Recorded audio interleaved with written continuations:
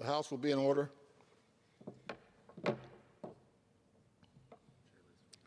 The chair lays before the House a communication from the Speaker.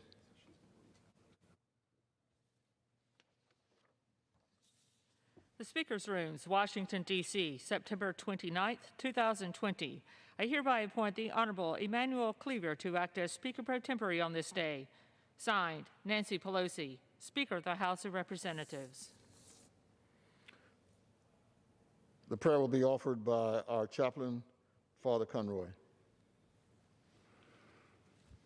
Let us pray.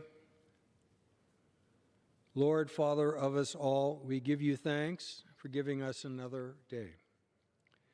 As the stresses of the pandemic and its economic and educational effects stubbornly continue, we ask you once again to send your spirit of peace and healing upon our nation. Bless those who labor to bring healing and teaching during these difficult times. Comfort all who are ill with coronavirus and those who mourn the loss of loved ones because of it. As the members return to the Capitol, keep them safe. Fill them with your spirit of wisdom and strengthen their resolve to remain faithful to their oath to promote the common welfare of our nation. During these trying times, may all that is done be for your greater honor and glory. Amen. Amen. The Pledge of Allegiance will be led by pursuant to Section 4A of the House of Representatives, Resolution 967, the Journal of the Last Day's Proceedings is approved. The Pledge of Allegiance will be led now by the gentleman from Pennsylvania, Mr. Thompson. To the flag of the United States of America, and to the republic for which it stands, one nation, under God, indivisible, with liberty and justice for all. The chair will entertain up to 15 requests for 1-minute speeches on each side of the aisle. For what purpose does the gentleman from California seek recognition? Mr. Speaker, I ask unanimous consent to address the House for 1 minute and to revise and extend my remarks. Without objection, the gentleman is recognized for 1 minute. Thank you, Mr. Speaker. Today, I rise to congratulate a constituent who is a dear friend of mine, Elliot Duchan, on a well-earned retirement from the Harupa Unified School District. Mr. Duchan has served as the superintendent of JUSD for 16 years and as a public school teacher for 43 years. He has dedicated his career to ensuring that our students receive a well-rounded, quality education. During Mr. Duchan's tenure, he oversaw the expansion of dual immersion programs to develop bilingualism and biliteracy in English and Spanish, the creation of makerspaces and innovation centers to introduce students to career technical education and STEM education, and the growth of the Harupa Adult School to open up learning and opportunities for all. Mr. Duchan once said his greatest dream is for each and every student to have an equal opportunity to pursue higher education. It's safe to say that JUSD schools are better positioned to deliver on that dream because of the inspiring leadership of Mr. Duchan. He is also an active community member and volunteer and a dedicated husband and father of 3. I feel fortunate to have known him, and I'm grateful for his commitment to our community. I'm wishing him a very happy retirement. Thank you, and I yield back, Mr. Speaker. For what purpose does the gentleman from Pennsylvania seek recognition? Mr. Speaker, request unanimous consent to address the House for 1 minute and to revise and extend my remarks. Without objection, the gentleman is recognized. Thank you, Mr. Speaker. Mr. Speaker, I rise today to urge all American citizens to complete the 2020 census. The census is an incredibly important tool that impacts our daily lives more than many people realize.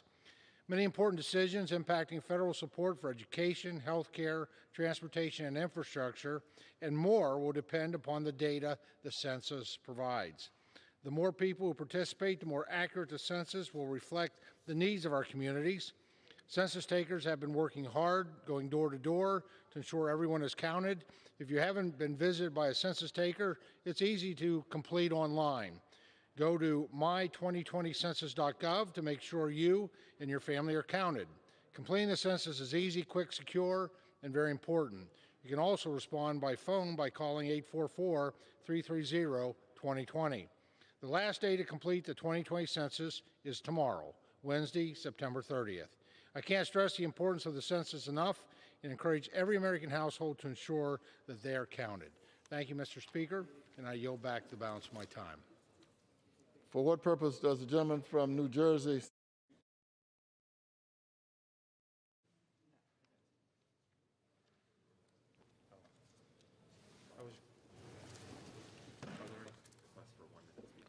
Are there further requests for 1-minute speeches?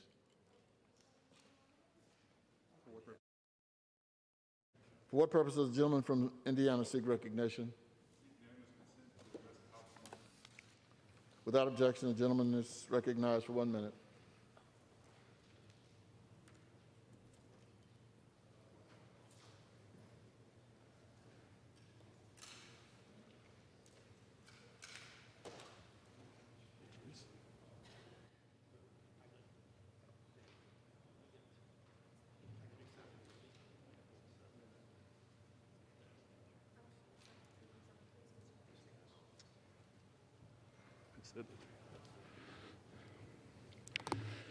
Mr. Speaker, I rise today to honor Zeta Phi Beta sorority on a century of nurturing leaders and improving communities.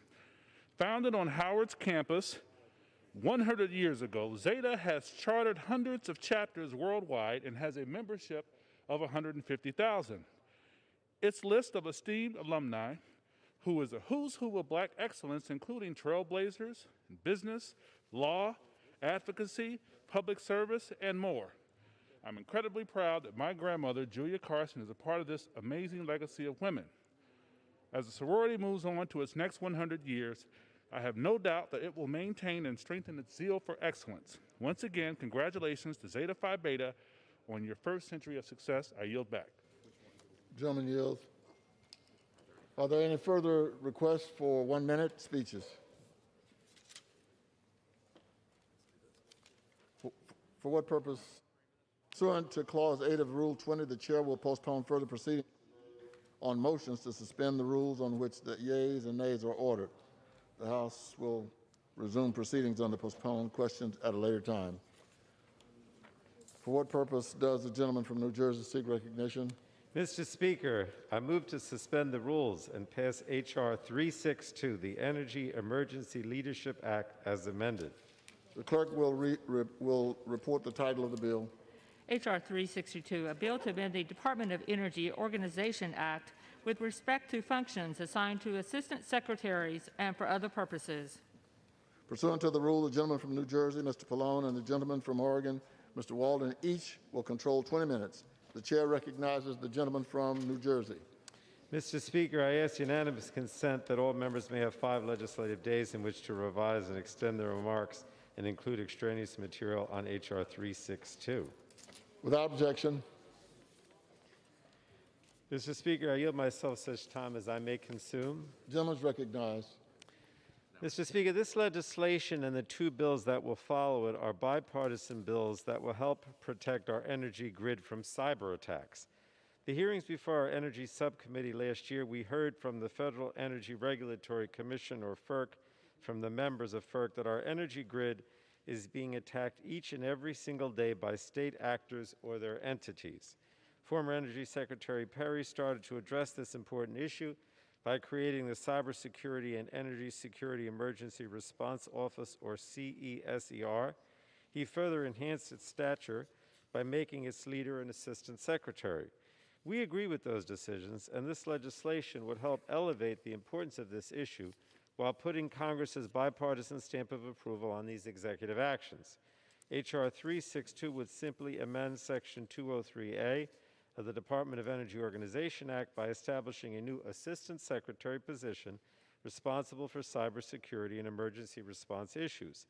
The Department of Energy is the lead agency for ensuring the cybersecurity of the electric grid, and the newly created Assistant Secretary would have jurisdiction over all energy emergency and security functions related to energy supply, infrastructure, and cybersecurity.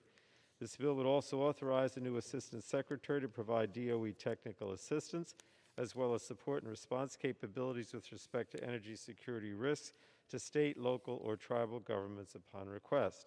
And the bill would also require the Assistant Secretary and the Department of Energy to coordinate with the Department of Homeland Security and other relevant federal agencies in carrying out the bill's provisions. This bill would go a long way, in my opinion, in helping to protect the nation's electric infrastructure from hackers who would attempt to disrupt our energy grid and cause untold harm to our economy, our daily lives, and to our overall national security. I want to commend Representatives Wahlberg and Energy Subcommittee Ranking Member Upton for their leadership and for working with Chairman Rush and me on the Energy Emergency Leadership Act.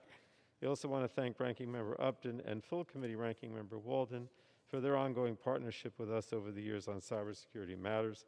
That partnership was essential in getting these three critical bills to the floor today. So, Mr. Speaker, I urge all my colleagues to support this bipartisan bill, and with that, I reserve the balance of my time. The gentleman reserves. The gentleman from Oregon, Mr. Walden, is now recognized. Thank you, Mr. Speaker. I yield myself such time as I may consume. Mr. Speaker, I too rise in support of H.R. 362, the Energy Emergency Leadership Act. Mr. Speaker, this legislation, sponsored by Representatives Rush and Wahlberg, strengthens the Department of Energy's important energy emergency mission. And it does so by requiring the well-established energy emergency and cybersecurity functions at DOE be organized under the leadership of an Assistant Secretary confirmed by the United States Senate. Just over 2.5 years ago, then Secretary the Department of Energy, Rick Perry, recognized the importance of elevating this mission within the department, and he established an Assistant Secretary-led office, the Office of Cybersecurity, Energy Security, and Emergency Response. This office has proven its worth in various situations over the past 2 years, Mr. Speaker, including assistance relating to hurricanes and wildfires. This bill would amend the Department of Energy Organization Act to establish in law and therefore maintain that a Senate-confirmed Assistant Secretary would lead the Department of Energy's emergency response and cybersecurity functions. This legislation will ensure the department has the focus and accountable leadership to more fully protect the public from fuel and electricity supply disruptions against all the hazards, natural or man-made, including emerging threats from our foreign adversaries to the nation's electric grid. The bill has been drafted to ensure the department carries out its responsibilities in coordination with other agencies by improving coordination across the department, ensuring more effective interagency collaborations, and increasing accountability to the Congress. A vote for H.R. 362 is a vote for ensuring high-level leadership over energy emergencies at the Department of Energy for the benefit of public safety and welfare and for stronger cybersecurity protections in the electricity systems. So, Mr. Speaker, I urge support of the legislation, and I reserve the balance of my time. The gentleman reserves. The gentleman from New Jersey is recognized. Mr. Speaker, I'd like to yield now to the chairman of the Committee on Homeland Security, Mr. Thompson, whatever time he may consume. The gentleman from Mississippi is recognized. Thank you, Mr. Speaker. Mr. Speaker, I rise for purposes of expressing my concerns with H.R. 362, 360, and H.R. 359 in their current forms. I'm concerned that without clarification, these bills risk significantly disrupting how the federal government has collaborated regarding cybersecurity for nearly 2 decades. Congress has repeatedly supported a framework that designates the Department of Homeland Security as the lead for ensuring that federal agencies work together and with the private sector to protect and secure critical infrastructure. This framework was developed in the wake of 9/11 terrorist attack to guard against repeating the mistakes of a disjointed, siloed approach to national security and is well understood and has been well litigated within this body. It has been reinforced repeatedly by numerous laws, presidential policy directives, and executive orders that have the support of Democrats and Republicans alike. The policy is clear. DHS serves as the lead agency responsible for coordinating federal efforts to protect critical infrastructure in the 16 diverse sectors. To carry out this mission, DHS, through the Cybersecurity and Infrastructure Security Agency, or CISA, is tasked with coordinating with other sector-specific agencies. The Department of Energy is the sector-specific agency for the energy sector and is well suited to do so. Its role as the facilitator of robust cybersecurity within the energy sector is important. However, the problem common to the three measures today is that in their current forms, they risk siloing cybersecurity efforts when it comes to protecting the energy sector, as none of them acknowledges DHS as the coordinating partner to DOE for cybersecurity. As a reminder, this is the same infrastructure that has been under sustained, sophisticated attacks from foreign adversaries, some of which have been successful. While cyber attacks against the energy sector have accelerated, the sector does not exist in a vacuum. Over the past few years, DHS and the FBI have been sounding the alarm about Russian-led attacks on energy infrastructure and coincide with and often mirror attacks in other sectors. In a 2018 technical alert issued to all infrastructure sectors, DHS and the FBI described a multi-stage intrusion campaign by the Kremlin. The alert explained that Russia used a similar playbook to target U.S. government entities as well as organizations in the energy, nuclear, commercial facilities, water, aviation, and commercial manufacturing sectors. In the face of these threats, the Cybersecurity Solarium Commission and others have called for a redoubling of efforts to strengthen DHS's role. I'd like to enter into a colloquy with the gentleman from New Jersey. Chairman Pallone, I remain concerned that the cyber bill before us, as well as the other cybersecurity bills being considered today, do not provide sufficient direction to the Secretary of Energy to coordinate his department's cybersecurity activities with the Department of Homeland Security.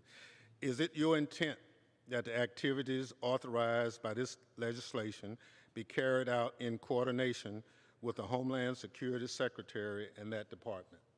Yes, Mr. Chairman, it is absolutely my intent and the intent of the Energy and Commerce Committee that these bills be implemented in coordination with the Secretary and the Department of Homeland Security.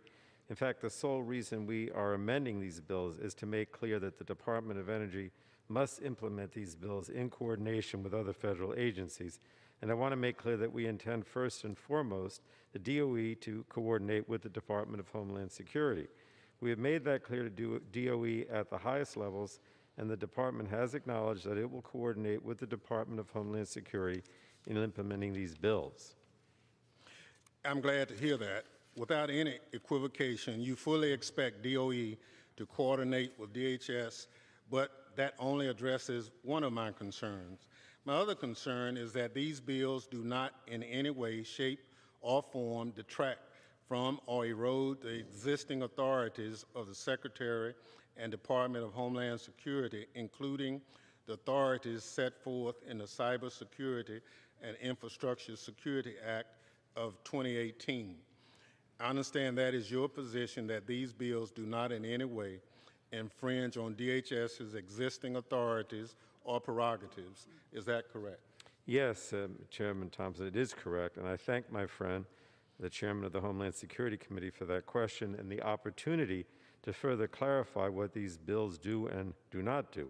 These bills completely confine themselves to codifying or further specifying authorities and obligations the Secretary of Energy already has as the sector-specific agency for electricity under the FAST Act, the Federal Power Act, and the Department of Energy Organization Act. So let me make this clear. Nothing in these bills is intended to infringe, curtail, or otherwise affect the authorities of the Department of Homeland Security as they exist at this moment. And I'll go even further to say that nothing in these bills actually affects in any way, shape, or form the existing authorities or prerogatives of the Department of Homeland Security or its secretary in any area. Any interpretation to the contrary is simply incorrect. I thank my friend from New Jersey To be clear, it is your intention that these measures do not affect DHS's authority under PPD 21, PPD 41, Executive Order 13691, and Executive Order 13636. That is correct, Mr. Chairman. Would you agree to work with me to communicate to the Senate and the administration that the intention behind these measures is to have the Secretary of Energy coordinate activities with DHS consistent with the existing cybersecurity framework? Yes, and I would be pleased to do so. Thank you, Mr. Pallone. While I still have concerns over these measures, I appreciate your willingness to put into the record these statements and look forward to working with you to clarify our expectations going forward. And I want to thank the gentleman and understand that he continues to have concerns. And I know I may not be able to address them all today, but I commit to working with my friend from Mississippi and my Republican colleagues to try to further address these concerns going forward. I thank the gentleman from New Jersey for his cooperation in clarifying these three pieces of legislation. And with that, Mr. Speaker, I yield back. The gentleman yields. Gentleman from Oregon. Thank you, Mr. Speaker. I have no other speakers on this measure, and I would just say that I hope my colleagues will join me and the Chairman of the Energy and Commerce Committee in supporting passage of this legislation and our efforts to ensure that our electric grid and our power supply sources are safe and secure. And with that, I would yield back the balance of my time. The gentleman yields. And with that, I would also urge support for the legislation and yield back the balance of my time, Mr. Speaker. The question is, will the House suspend the rules and pass the bill H.R. 362 as amended? Those in favor say aye. Those opposed, no. In the opinion of the chair, 2/3 being in the affirmative, the rules are suspended, the bill is passed, and without objection, a motion to reconsider is laid on the table.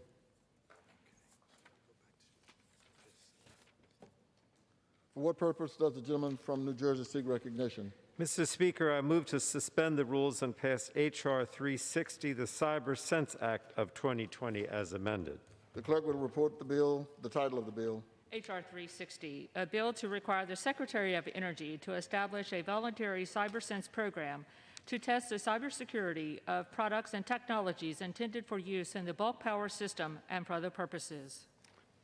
Pursuant to the rule, the gentleman from New Jersey, Mr. Pallone, and the gentleman from Oregon, Mr. Walden, each will control 20 minutes. The chair now recognizes the gentleman from New Jersey, Mr. Pallone. And Mr. Speaker, again, I ask unanimous consent that all members may have 5 legislative days in which to revise and extend their remarks and include extraneous material on H.R. 360. Without objection. And I yield myself such time as I may consume. The gentleman is recognized. Mr. Speaker, I rise in support of H.R. 360, the Cyber Sense Act of 2019. Grid security is a national security issue and one that's clearly and properly delegated under law to the Secretary of Energy to manage together with the industry. We must give the electric sector the tools and technologies necessary to protect our grid from malicious harm. Fortunately, there has not yet been a broad cyber attack that has taken down large parts of the grid in the United States, but we must not let our guard down. H.R. 360 gives the Department of Energy important and new authorities to facilitate more secure technologies and equipment in our nation's grid. It also now requires the Secretary to coordinate with the Department of Homeland Security and other relevant federal agencies in order to ensure smooth and seamless implementation across the federal government. This bill requires the Department of Energy to set up a voluntary Cyber Sense program to identify cyber-secure products that could be used in the bulk power system. This program would also provide technical assistance to electric utilities and product manufacturers to assist them in developing solutions to mitigate cyber vulnerabilities in the grid. So I want to thank my colleagues, Representative McNerney and also Representative Latta, for their hard work on this critical issue. Their partnership and bipartisan leadership on cybersecurity matters continues to benefit us all, and I urge my colleagues to support this important bill and reserve the balance of my time. The gentleman reserves. The gentleman from Oregon is now recognized. Thank you, Mr. Speaker. I yield myself such time as I may consume. Mr. Speaker, H.R. 360, the Cyber Sense Act, was authored and introduced by my Energy and Commerce colleague, Mr. Latta, and Mr. McNerney. The bill was reported unanimously from the Energy and Commerce Committee to improve the cybersecurity of the supply chains for the components of our nation's electricity infrastructure. To ensure the security of our nation's electricity grid means we must ensure bulk power system components and technologies are not vulnerable to cyber threats and attacks. This is especially important given the threats our nation-state adversaries pose to the bulk power and electric systems, as indicated by the President's May 1st, 2020 executive order, giving the Department of Energy authority to take action to protect the bulk power system. This bill would help that effort. H.R. 360 would establish a voluntary Department of Energy program that identifies and promotes cyber-secure products intended for use in the bulk power system, including products related to industrial control systems. The bill would authorize the Department of Energy to provide technical assistance to electric utilities, product manufacturers, and other electricity sector stakeholders to help mitigate identified cybersecurity vulnerabilities. The bill also was amended to make clear these efforts of Department of Energy would include, as appropriate, other relevant federal agencies like the Department of Homeland Security. A vote for H.R. 360 is a vote for providing an important new tool to electric utility supply chains from cybersecurity threats. So I urge support of the legislation, and I reserve the balance of my time. The gentleman reserves. Mr. Speaker, I'd like to yield such time as he may consume to the gentleman from California, Mr. McNerney. Mr. McNerney from California is now recognized.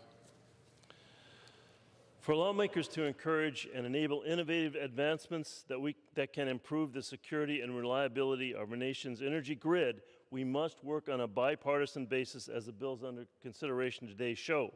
Fortunately, the modernization and innovation of our nation's energy infrastructure is already underway. What was once a one-way delivery system has evolved into a dynamic network where information and energy flow both ways.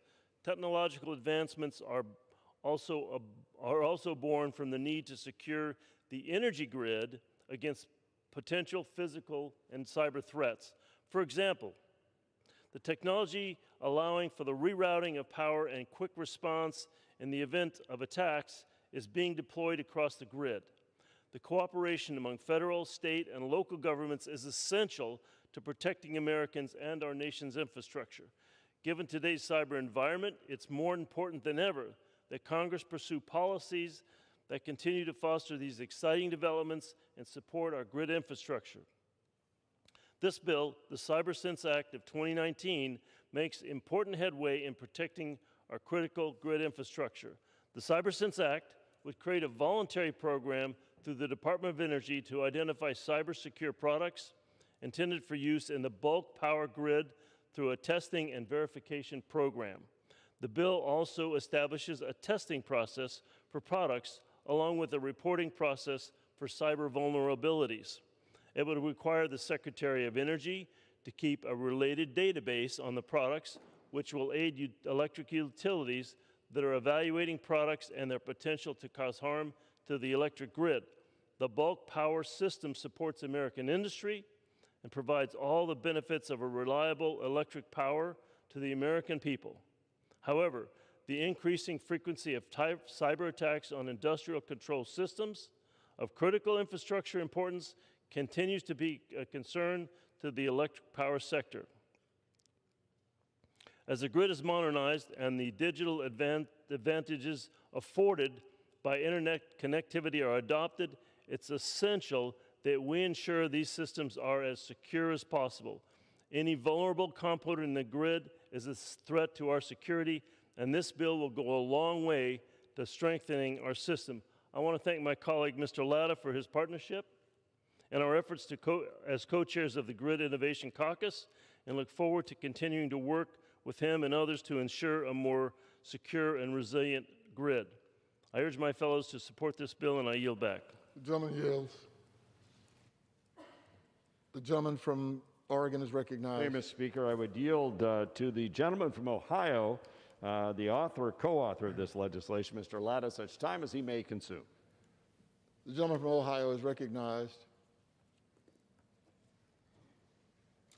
Well, thank you, Mr. Speaker, and I thank the gentleman, my friend, the ranking Republican member of the Energy and Commerce Committee, for yielding.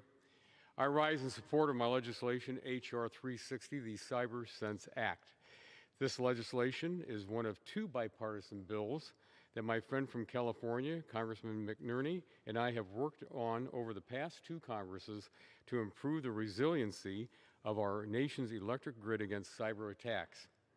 The second, H.R. 359, will be considered following this debate, and I urge my colleagues to also support it. Mr. Speaker, over the last quarter century, we have seen incredible changes on the way we communicate with the rest of the world and the way we engage in commerce. Along with these changes, we've also seen innovation in technologies that power society, resulting in a more efficient and streamlined electric grid.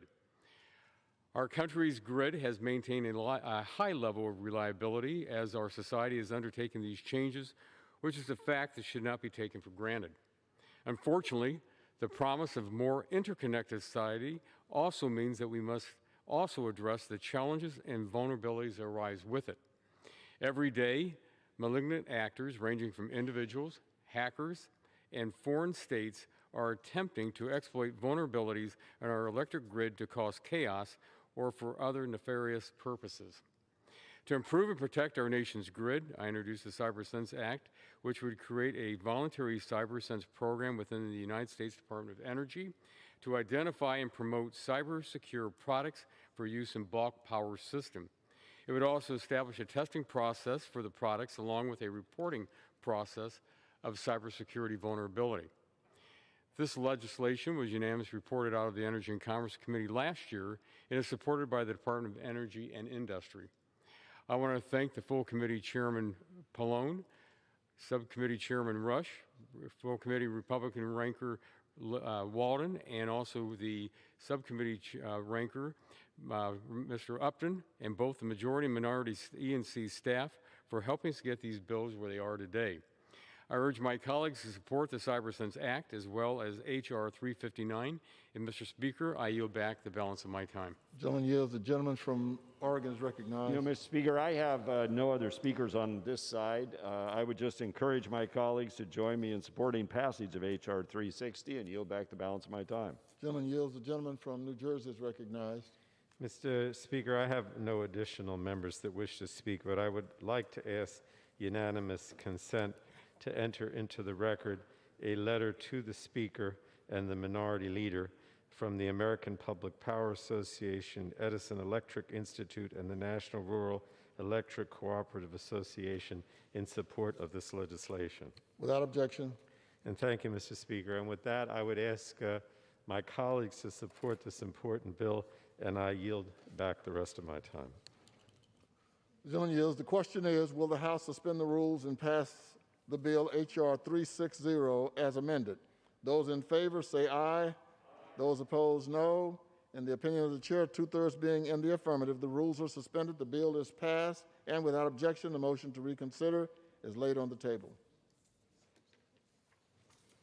For what purpose does the gentleman from New Jersey seek recognition?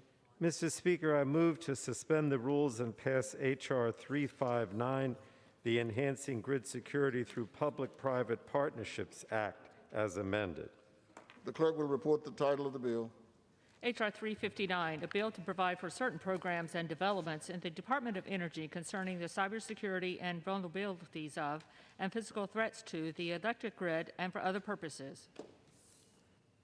Pursuant to the rule, the gentleman from New Jersey, Mr. Pallone, and the gentleman from Oregon, Mr. Walden, each will control 20 minutes. The chair recognizes the gentleman now from New Jersey. Mr. Speaker, I ask unanimous consent that all members may have 5 legislative days in which to revise and extend their remarks and include extraneous material on H.R. 359. Without objection. And I yield myself such time as I may consume. The gentleman is recognized. Mr. Speaker, I want to begin by acknowledging the leadership of 2 of my Energy and Commerce Committee colleagues, Representative McNerney of California and Representative Latta of Ohio, for introducing H.R. 359, the Enhancing Grid Security Through Public-Private Partnerships Act. This bill will go a long way in addressing both the physical and cyber security of the nation's utilities. H.R. 359 directs the Secretary of Energy, in consultation with the electric reliability organizations, states, and other federal agencies and industry stakeholders, to create and implement a program to enhance the physical and cyber security of electric utilities. Now, some of the critical provisions within this bill include the voluntary implementation of self-assessments, maturity modeling, and auditing. And this bill also includes cybersecurity training in order to help mitigate supply chain risks.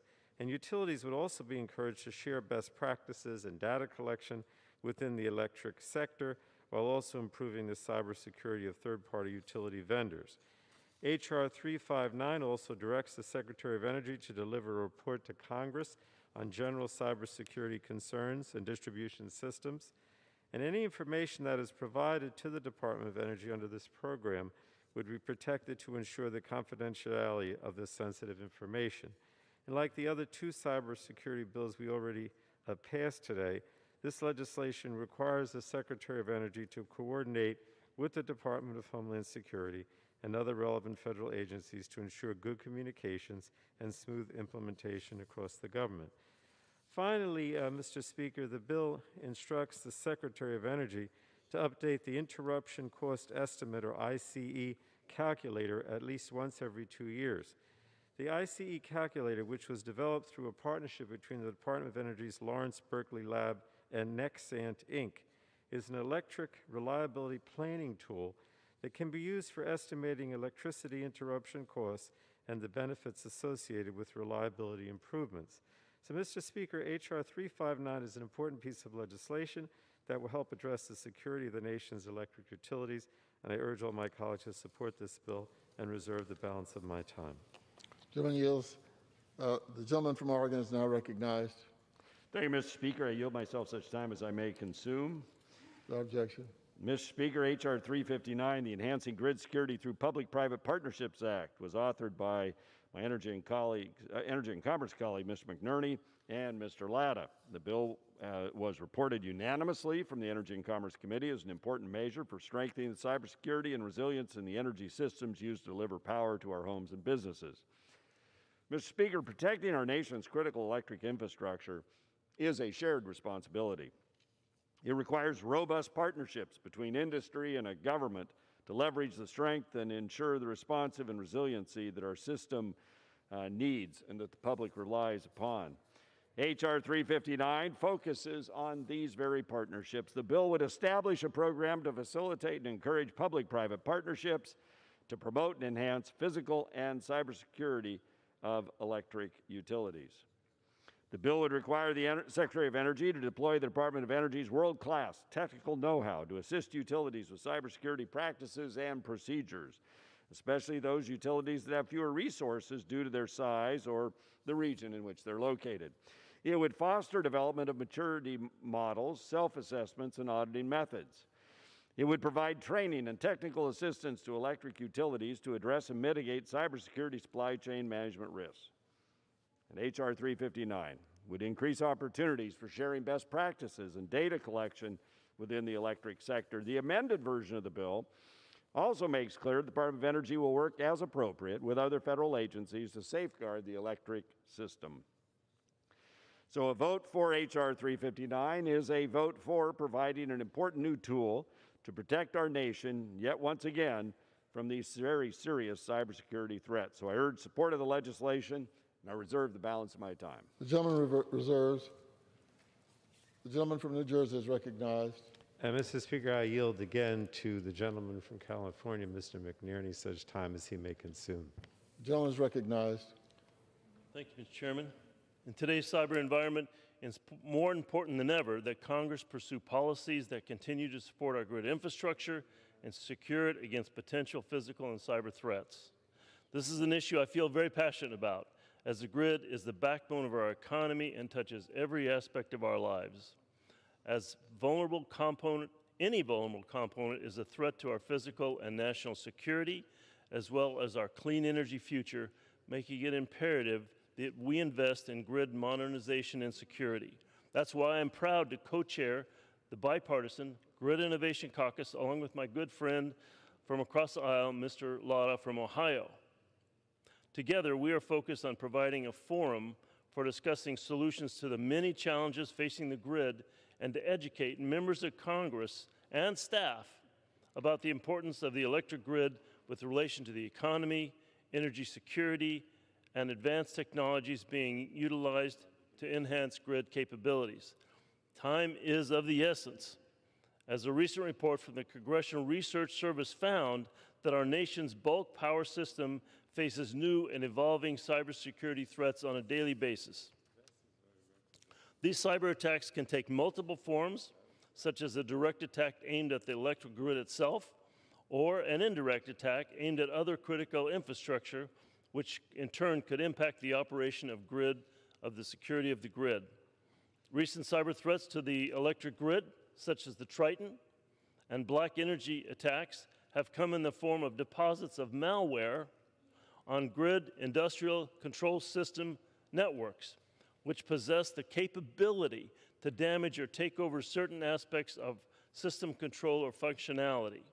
In addition to this, future cyber threats to the grid are expected to result from attacks directed via the Internet of Things, devices connected to networks.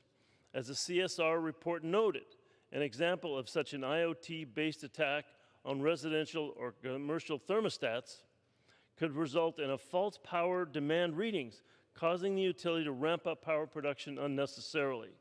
Without proactive management of cyber threats facing the grid, utilities across the nation will continue to be highly vulnerable to potential significant attacks. My bill, which I introduced along with Mr. Latta, assists us in this effort to bolster America's electrical infrastructure by encouraging coordination between the Department of Energy and electric utilities. It accomplishes this by creating a program to enhance the physical and cybersecurity of electric utilities through assessing security vulnerabilities, increasing cybersecurity training, and data collection. My bill would also require the Interrupt Cost Estimate Calculator, which is used to calculate the return on investments, on utility investments, to be updated at least every 2 years to ensure accurate calculations.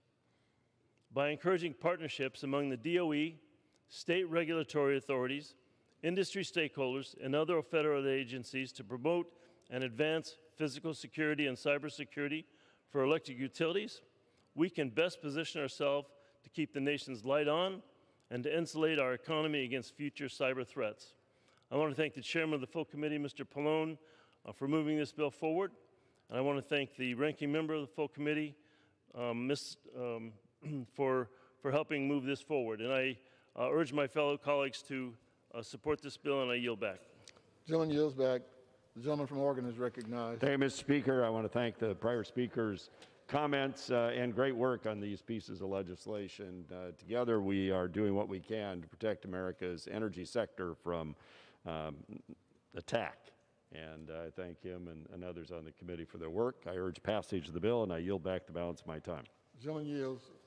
The gentleman from New Jersey is recognized. Mr. Speaker, I would also ask all members to support this legislation and yield back the balance of my time.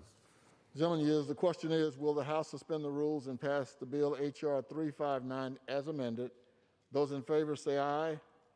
Those opposed? In the opinion of the chair, 2/3 being in the affirmative, the rules are suspended, the bill is passed, and without objection, the motion to reconsider is laid on the table. For what purpose does the gentleman from New Jersey seek recognition? Mr. Speaker, I move to suspend the rules and pass H.R. 1289, the Phone Act of 2020, as amended. The clerk will report the title of the bill. Union Calendar Number 441, H.R. 1289, a bill to amend the Communications Act of 1934 to provide for a moratorium on number reassignment after a disaster declaration and for other purposes. The gentleman from New Jersey is recognized. The native from Oregon, I'm sorry. Pursuant to the rule, the gentleman from New Jersey, Mr. Pallone, Oregon, Mr. Walden, each will control 20 minutes. The chair recognizes the gentleman from New Jersey, Mr. Pallone. Thank you, Mr. Speaker. Again, I ask unanimous consent that all members may have 5 legislative days in which to revise and extend their remarks and include extraneous material on H.R. 1289. Without objection. Mr. Speaker, I rise in strong support of Representative Thompson's legislation, H.R. 1289, the Preserving Home and Office Numbers and Emergencies Act of 2019, or the Phone Act, and I yield myself as much time as I may consume. The gentleman is recognized. So, Mr. Speaker, after the Atlas and Tubbs fires in October 2017 in Northern California, Representative Thompson's constituents returned to what was left of their homes. In the rebuilding process, many of them were frustrated to learn that their phone numbers, which they had had for years, had been given away by the phone company. It was as if their phone number, of all things, went up in smoke with the rest of their lifelong possessions. And this issue just continues to grow as natural disasters like fires and hurricanes have become all too common and more severe as a result of climate change. So just this past weekend, hundreds of homes in Napa and Sonoma counties had to be evacuated because of another fast-moving fire, and this bill aims to fix the problems that relate to phone numbers during these crises. First, if the president has issued a major disaster declaration and a governor has designated an area to the Federal Communications Commission under the Phone Act, the phone numbers in that designated area cannot be reassigned for 1 year. Second, if a consumer needs more time, this legislation allows them to get another year-long extension. And we know this is important because in some disasters, like Superstorm Sandy in my district, for example, the home rebuilding process took in some cases over 6 years. Third, the legislation would allow consumers whose homes are inaccessible or uninhabitable to cancel their service without a cancellation fee or resubscription fee when they get phone service somewhere else in the area during that covered period. Now, I'm glad we could reach an agreement with our Republican colleagues on this part of the bill to ensure this policy makes sense in practice. This was a compromise, and therefore I know there are some things that they would do differently, and at the same time there are a few things that we on this side of the aisle may have done differently. But with this compromise, this policy is simple yet, I believe, powerful. In the age of robocalls, dialing our friends and loved ones from phone numbers we've always had is how we get through. A lot of people simply will not pick up the phone if they don't recognize the phone number, and that's why this legislation is so important. The legal effect and intent of this bill is designed to purposely to be narrow, but it plugs a small gap in the law which will mean the world to the consumers who have one less thing to worry about as they face rebuilding in the aftermath of a devastating natural disaster.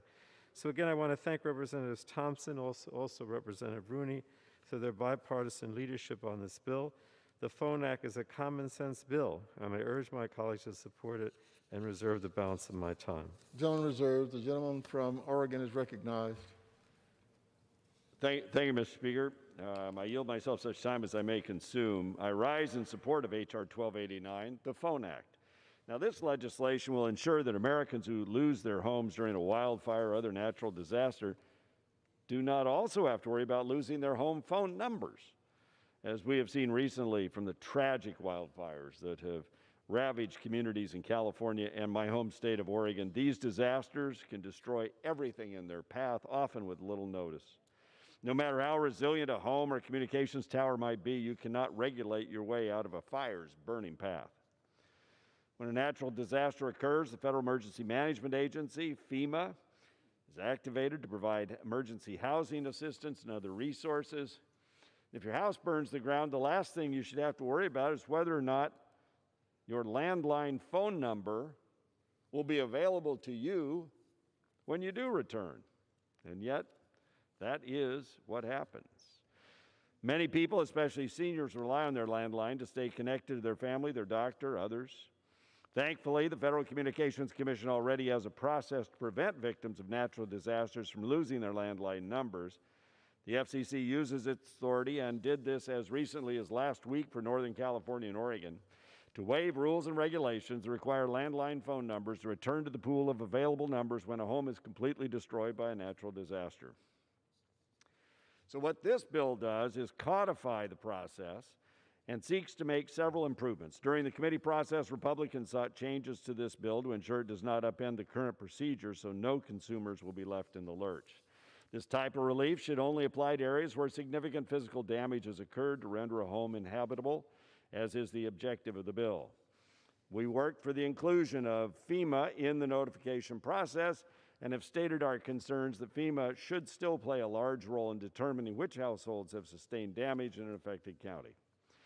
Now, this did receive some pushback from the majority, and we should defer to the assessment of FEMA, the experts on the ground, before these proceedings go into effect. And ultimately, the majority on the committee accepted many of our changes to make sure this legislation is beneficial to consumers, and the bill was passed unanimously by the committee.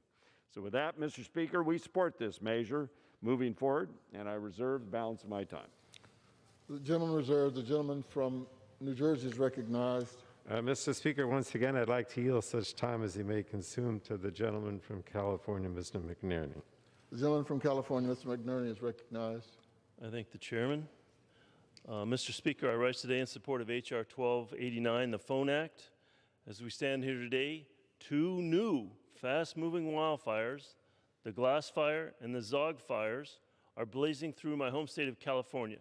Thousands of people had to evacuate their homes yesterday as a result of the fires, some of them in the middle of the night. Since the beginning of this year, there have been over 8,100 wildfires that have burned well over 3.7 million acres in California alone. Nearly every part of the state has been ravaged by wildfires this year, and we are now only starting to approach what has historically been the most deadly and destructive part of wildfire season.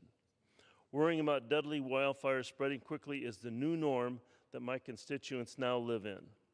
And worrying about whether they will have to evacuate their homes is part of this new norm.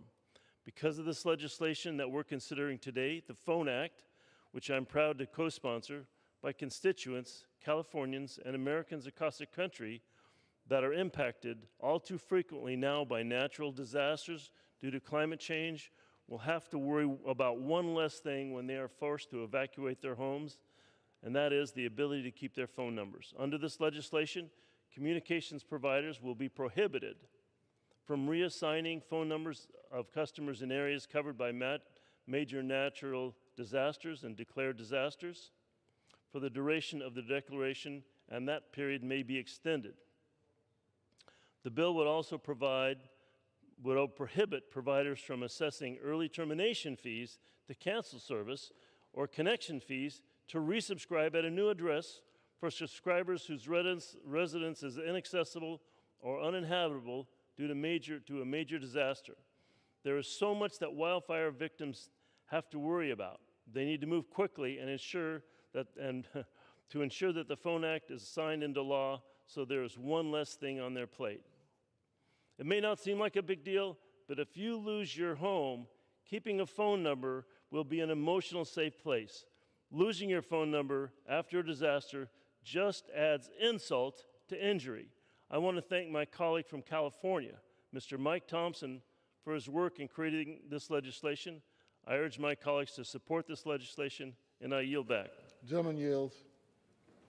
Gentleman from Oregon is recognized. Thank you, Mr. Speaker. I have no further speakers on this matter. I'd encourage my colleagues, both sides of the aisle, to support the Phone Act, and I yield back the balance of my time. Gentleman yields. The gentleman from New Jersey is recognized. Thank you, Mr. Speaker, and I will do the same, urge support of this legislation, and yield back the balance of my time. Gentleman yields. The question is, will the House suspend the rules and pass the bill H.R. 1289 as amended? Those in favor say aye. Those opposed, no. In the opinion of the chair, 2/3 being in the affirmative, the rules are suspended, the bill is passed, and without objection, the motion to reconsider is laid on the table. For what purpose does the gentleman from New Jersey seek recognition? Mr. Speaker, I move to suspend the rules and pass H.R. 1754, the Horse Racing Integrity and Safety Act of 2020 as amended. The clerk will report the title of the bill. H.R. 1754, a bill to improve the integrity and safety of horse racing by requiring a uniform anti-doping and medication control program to be developed and enforced by an independent horse racing anti-doping and medication control authority. Pursuant to the rule, the gentleman from New Jersey, Mr. Pallone, and the gentleman from Oregon, Mr. Walden, each will control 20 minutes. The chair now recognizes the gentleman from New Jersey, Mr. Pallone. Thank you, Mr. Speaker. I ask unanimous consent that all members may have 5 legislative days in which to revise and extend their remarks and include extraneous material on H.R. 1754. Without objection. And Mr. Speaker, I rise to speak in support of H.R. 1754 and yield myself such time as I may consume. The gentleman is recognized. Mr. Speaker, horse racing in the United States is more than just a sport, it's a tradition. But far too often, the joy of the races is marred by accidents that endanger both the horses and their riders. Last year, nearly 450 thoroughbred racehorses in the United States suffered fatal injuries. The fatality rate in the U.S. is between 2.5 to 5 times greater per race start than the fatality rates in Europe and Asia. And some of the key reasons for these higher fatality rates are our drug policies, training and race protocols, and racetrack standards. In the United States, racehorses are commonly administered pain medications to ease discomfort and reduce inflammation. These medications may mask relatively minor injuries, making pre-race detection of injuries more difficult. The stress and pressure generated by an 1,100-pound racehorse sprinting at speeds up to 40 miles per hour can cause minor injuries to become catastrophic breaks that ultimately lead to a horse's death. And that's why only a limited number of pain suppressors are permitted to be administered to racehorses internationally and in the U.S. While many permitted pain suppressors are banned from being administered several days or even weeks before an international horse race, many of those same medications are permitted to be administered to racehorses a day or two before most races start in the United States. Racehorses need appropriate time to recover after intense physical activity and should not train or race if suffering from soreness, swelling, or pains indicative of a more severe ailment. And racehorses should not race or train on unsuitable, treacherous tracks. So, Mr. Speaker, horse racing currently has no national governing body and is instead regulated independently by each of the 38 states in which the sport is legal. Therefore, implementing change to address these issues is difficult. The bill, the Horse Racing Integrity and Safety Act, addresses these challenges head-on. The bill establishes uniform standards for anti-doping and medication control and racetrack safety for thoroughbred horse racing. This will help ensure that we can maintain a safe, thriving horse racing industry. It also applies stronger safeguards and enforcement against performance-enhancing drugs, or PEDs. For a sport in which fans place billions of dollars of bets, trust in the authenticity of competition is crucial. The very legitimacy of the sport is undermined if the competitors and public cannot trust that all racehorses are competing on a level playing field.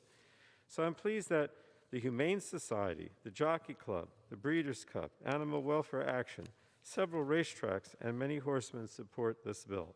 I want to thank Representatives Tonko and Consumer Protection and Commerce Subcommittee Chair Schakowsky for their tireless leadership on this issue. The bill is the first step towards a safer, fairer horse racing industry, and that's a bill I'm proud to support. And I reserve the balance of my time, Mr. Speaker. The gentleman reserves. The gentleman from Oregon, Mr. Walden, is recognized. Thank you, Mr. Speaker. I rise today. I yield myself such time as I may consume. I rise today in support of H.R. 1754, the Horse Racing Integrity and Safety Act of 2020. You know, from the Pacific Northwest to the renowned racetracks in Kentucky, New York, and New Jersey, horse racing holds a very special place in our culture and in our local community life. In my district alone, thousands of people a year travel to Pendleton, Oregon. Well, most years, other than COVID 2020, we didn't have the Pendleton Roundup. But they do on almost every other year to participate in the world-famous Pendleton Roundup. So I'm no stranger to the important role of horses in horse racing and what role that plays in our lives. Currently, horse racing is regulated on a state-by-state basis, as you heard. And despite the industry's best efforts, some inconsistencies still exist in the regulation of horses. This bill is designed to provide national uniformity on anti-doping and medication programs as well as racetrack safety standards, Mr. Speaker. H.R. 1754 would establish the Horse Racing Integrity and Safety Authority.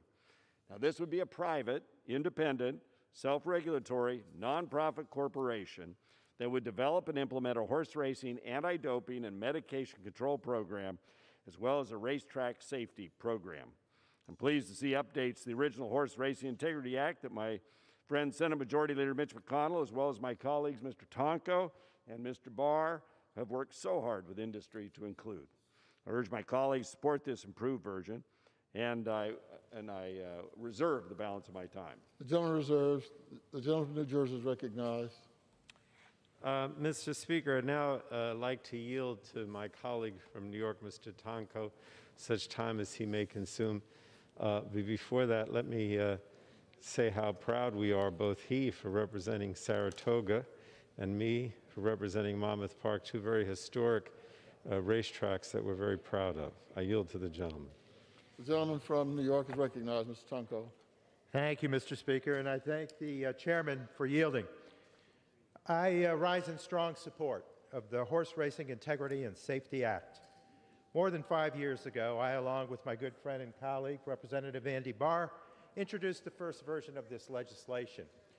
Representative Barr, it's been an honor to work for many years to get to this point, to speak to an industry that provides for many, many jobs and is a deeply rooted bit of history in these United States. Now we move forward with a very good bill. I offer my sincere thanks to Chairman Pallone and Ranking Member Walden for their support, and also echo my support and thanks to our subcommittee on Consumer Protection and Commerce Chair Jan Schakowsky and Ranking Member Representative Rogers for their support and guidance also through this process. Now, with the support and leadership of Majority Leader McConnell and Senator Kirsten Gillibrand in the Senate, we're finally poised to cross the finish line on this historic reform. I need to thank Jeff Morgan, our legislative director in my office, for the numerous hours that he has spent on making certain that as we move to the finish line on this process, that details were addressed and concerns were also equally responded to. Horse racing, as it has been said, has been long woven into the fabric of our American culture. Storied names like Secretariat, War Admiral, and Man of War stir the imagination of racing fans not only in this country, but all over the world. In addition to its cultural import, horse racing serves as an economic driver in many parts of the country. That's certainly true in my congressional district, home of the nation's oldest track, the fabled Saratoga Racecourse. The horse racing industry generates some $26.1 billion in direct economic impact nationwide, including $5 billion in my home state of New York.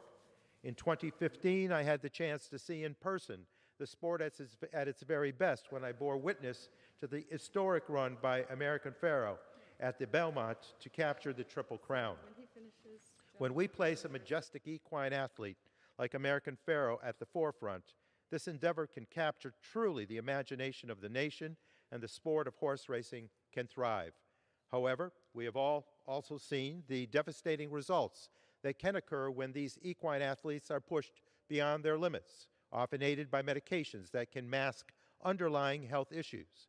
This same story has played out countless times across the country because the current medication reforms have been implemented unevenly, leaving a patchwork system in place that have created a wide disparity in the effectiveness of medication testing and enforcement and racetrack safety standards. That patchwork system simply doesn't work. This national approach brings great hope to the integrity of this great industry. If horse racing is to thrive as an industry and once again capture the public's imagination, we must do better. So I am indeed pleased that today, after many years of work, we'll take those first steps on the road to reform. Our legislation would recognize the Horse Racing Integrity and Safety Authority as a private, not-for-profit organization responsible for developing and implementing a horse racing anti-doping and medication control program and a racetrack safety program. This authority would partner with the U.S. anti-doping agency, USADA, to develop effective testing protocols, uniform standards and penalties, as well as proper lab accreditation. The board of the authority would also include voices representing a spectrum of perspectives within the horse racing industry, subject to strict conflict of interest rules, including owners, breeders, horsemen, racetracks, and veterinarians. The revised legislation would also require the creation of a national racetrack safety program, establishing safety standards for training and racing, racetrack surfaces, injury-related data analyses, safety violation investigations, hearings, and sanctions. Adding a racetrack safety component to the bill will help make the sport significantly safer for our equine athletes and jockeys. While no legislation is perfect, the agreement represented in this bill has the support of the overwhelming majority of not only the horse racing industry, including all 3 tracks that host Triple Crown races, the Jockey Club and the Breeders' Cup, but also major animal welfare groups like the Humane Society, Animal Wellness Action, and the grassroots Water, Hay, Oats Alliance. This is truly a win-win-win for the industry, sports fans, and our equine athletes. It puts the equine athlete at the epicenter of this legislation and concern, and it is safer as an outcome for our jockeys, important in that sport.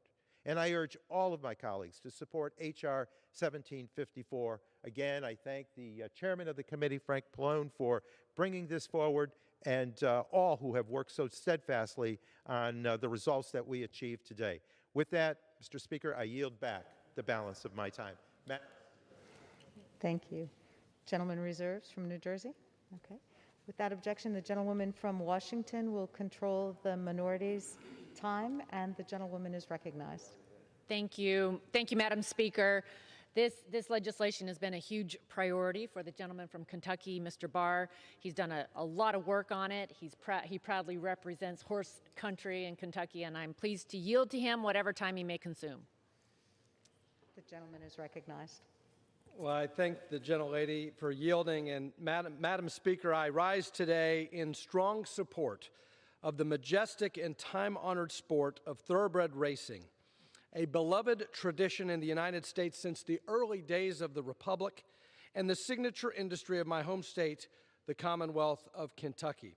Sometimes referred to as the sport of kings, Americans, and I would dare to say especially Kentuckians, have made this the sport of all Americans through the inspiring stories of amazing athletes with names like Sir Barton, Man o' War, War Admiral, Secretariat, Seattle Slew, Affirmed, and American Pharaoh and Justify in recent years. To that end, I further rise in favor of H.R. 1754, the Horse Racing Integrity and Safety Act, bipartisan legislation that I introduced in one form or another during the last 3 terms of Congress with my colleague and good friend, the gentleman from New York, Paul Tonko. And I thank Paul for his partnership in this long, tireless effort. After many years of negotiation and deliberation, today I stand proud to finally bring this legislation to the House floor for a vote. Throughout my time in Congress, I have worked diligently to enact policies that will promote economic growth and investment in this key Kentucky industry. My district, Kentucky's 6th Congressional District, well known as the horse capital of the world, is home to more than 400 horse farms and the world-famous Keeneland Racecourse in Lexington, Kentucky, which not only serves as the global leader in breeding stock sales, but also hosts many notable races, including the graded Toyota Bluegrass Stakes and the Breeders' Cup, which will be once again held at the racetrack this November. Many of my constituents have a close connection to and an affinity for both Keeneland and thoroughbred racing. My own grandfather, J.B. Falconer, was Keeneland's first publicist and later the vice president of the Thoroughbred Racing Associations in New York, where he was credited with naming the Eclipse Awards. Several years ago, as I reviewed the minutes of the Jockey Club roundtable meetings, when my grandfather was active in the industry, I noticed that even then, 4 and 5 decades ago, leaders in the industry lamented the lack of unity among the various constituencies within the industry. They regretted the fact that there wasn't uniformity in the rules of racing, and particularly in medication rules. And thoroughbred racing is not just about our culture and heritage. There has always been immense pride in the enormous contributions of this great sport to American culture. But it is also a major source of jobs and economic opportunity for our people. In fact, the industry is responsible for 44,100 direct jobs and over 16,000 indirect jobs in Kentucky alone.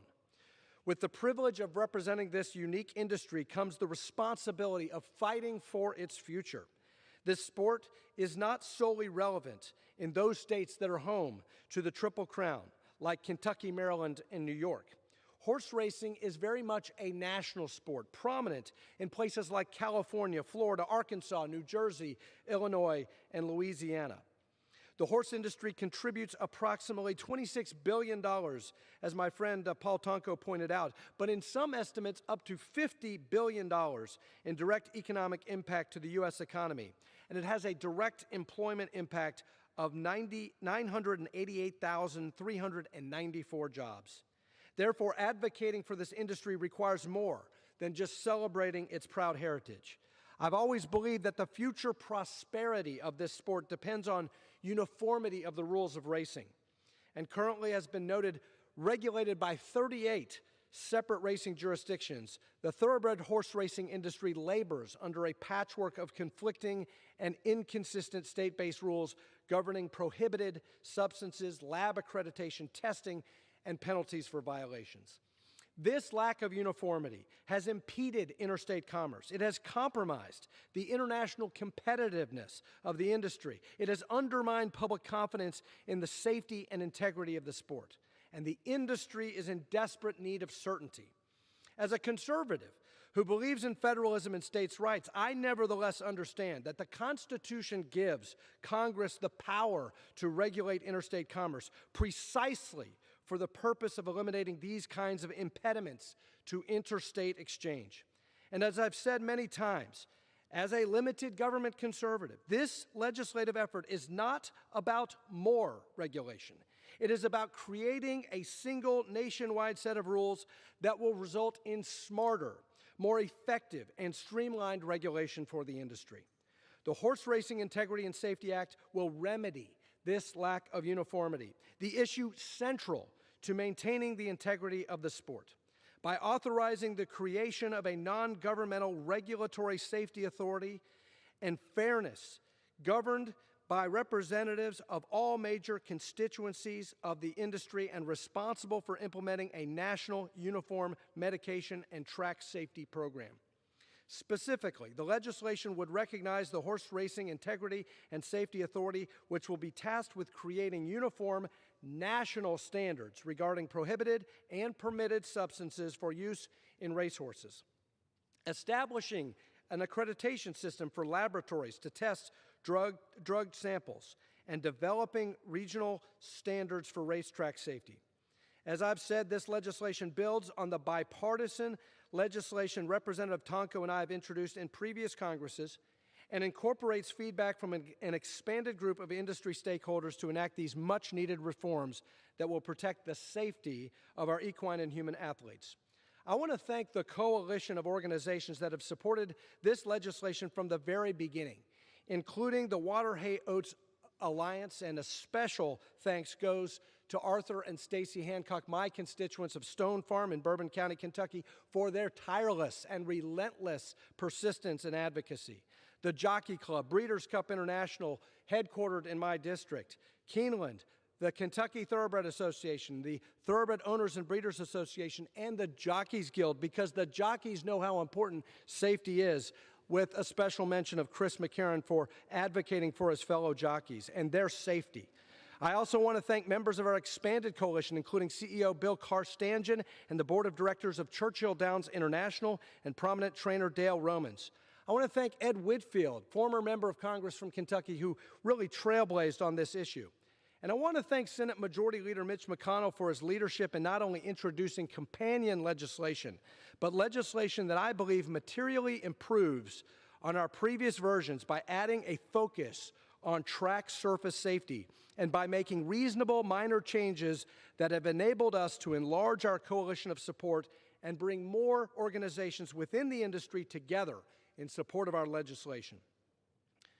Madam Speaker, the Horse Racing Integrity and Safety Act was developed through a highly deliberative and bipartisan process and takes into consideration a diversity of perspectives from all parts of the industry. I appreciate the willingness of all constituencies within the industry to compromise and to forge a consensus product. This was not easy, but it was necessary to get us to this day, this historic day for this great sport. The result is support from the majority of members of this House and Senator McConnell's bipartisan companion legislation in the Senate. Today's vote is a vitally important step in advancing reforms to protect our equine athletes and jockeys, to ensure confidence in the safety and integrity of the sport within the majority of the wagering public, and enable the industry to attract a new generation of fans and investors, to strengthen the thoroughbred breed. And because this is truly an international sport and industry, this bill will make American thoroughbred racing and breeding stronger and more internationally competitive. And it will also secure the thousands of both direct and indirect jobs in the 6th Congressional District and beyond that depend on a thriving thoroughbred horse racing and breeding industry. I want to thank Chairman Pallone for his leadership on this issue, Ranking Member Walden for joining to help shepherd this legislation through the process, and especially, again, my good friend Paul Tonko, who represents a great American race course in Saratoga Springs. And I really appreciate, in this time of admitted partisanship and polarization, an opportunity for this country to come together and unite behind a great cause. And with that, I urge my colleagues to support the Horse Racing Integrity and Safety Act, and I yield the balance of my time. The gentleman yields. I yield back. Gentlewoman yields back. Gentleman from New Jersey is recognized. Madam Speaker, I'd like to yield now to the chairwoman of our Consumer Protection and Commerce Subcommittee, the gentlewoman from Illinois, Ms. Schakowsky, who has been a tireless leader on this issue, and in particular for protection of animals. Thank you.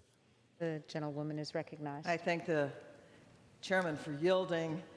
I thank you, Madam Speaker, and I rise today in strong support of H.R. 1754, the Horse Racing Integrity Act, and the really amazing, relentless work that my colleague Paul Tonko, Mr. Barr, have exerted all session this year, last year, the year before, to make this a reality. Compromise is often hard to find, and the number of stakeholders that have been involved has made it even more complicated, but finally successful. This legislation is the result of that compromise. The amendment includes such important improvements in the safety, establishing safety not only for the equine athletes, our horses, but also for the jockeys. You've heard a lot from both of the chief sponsors on this legislation. But I just want to say that this bill will help achieve our overarching goal to protect the health and welfare of racehorses and jockeys while strengthening the integrity of the sport itself, which is so important. I wanted to just emphasize something that Mr. Tonko was talking about, because let's not forget why we're here.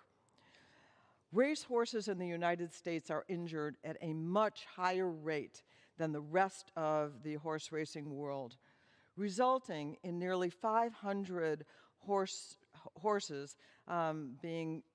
dying every year. One of the keys to stopping injuries and deaths is establishing strong drug policies, training, and racing protocols, and racetrack standards. Standards like pre-race detection and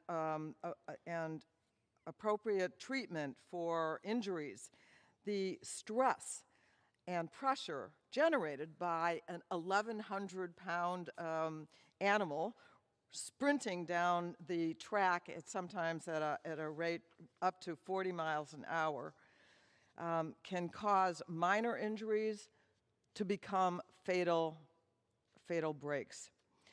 I wanted to just say where I come from on this. As a former horse owner myself, and my horse came from the track, not among the names that Mr. Barr listed. Actually, he was probably thrown off the track. He wasn't very good. and came to the barn that I would go to, and I had the pleasure of having some years of the rest of his life to be my horse, B.J. Sullivan. And he would take me down the paths in the forest preserve, and he also helped me learn how to jump over fences. Not too high, but pretty well. And I think sometimes until this piece of legislation, maybe he was kind of lucky not to be one of the winners and not to be one of the ones who would be drugged and not protected. As the stand-in jockey, I was pretty safe on the back of B.J. Sullivan. He was very honest when it came to jumping over fences. So I am very, very proud today.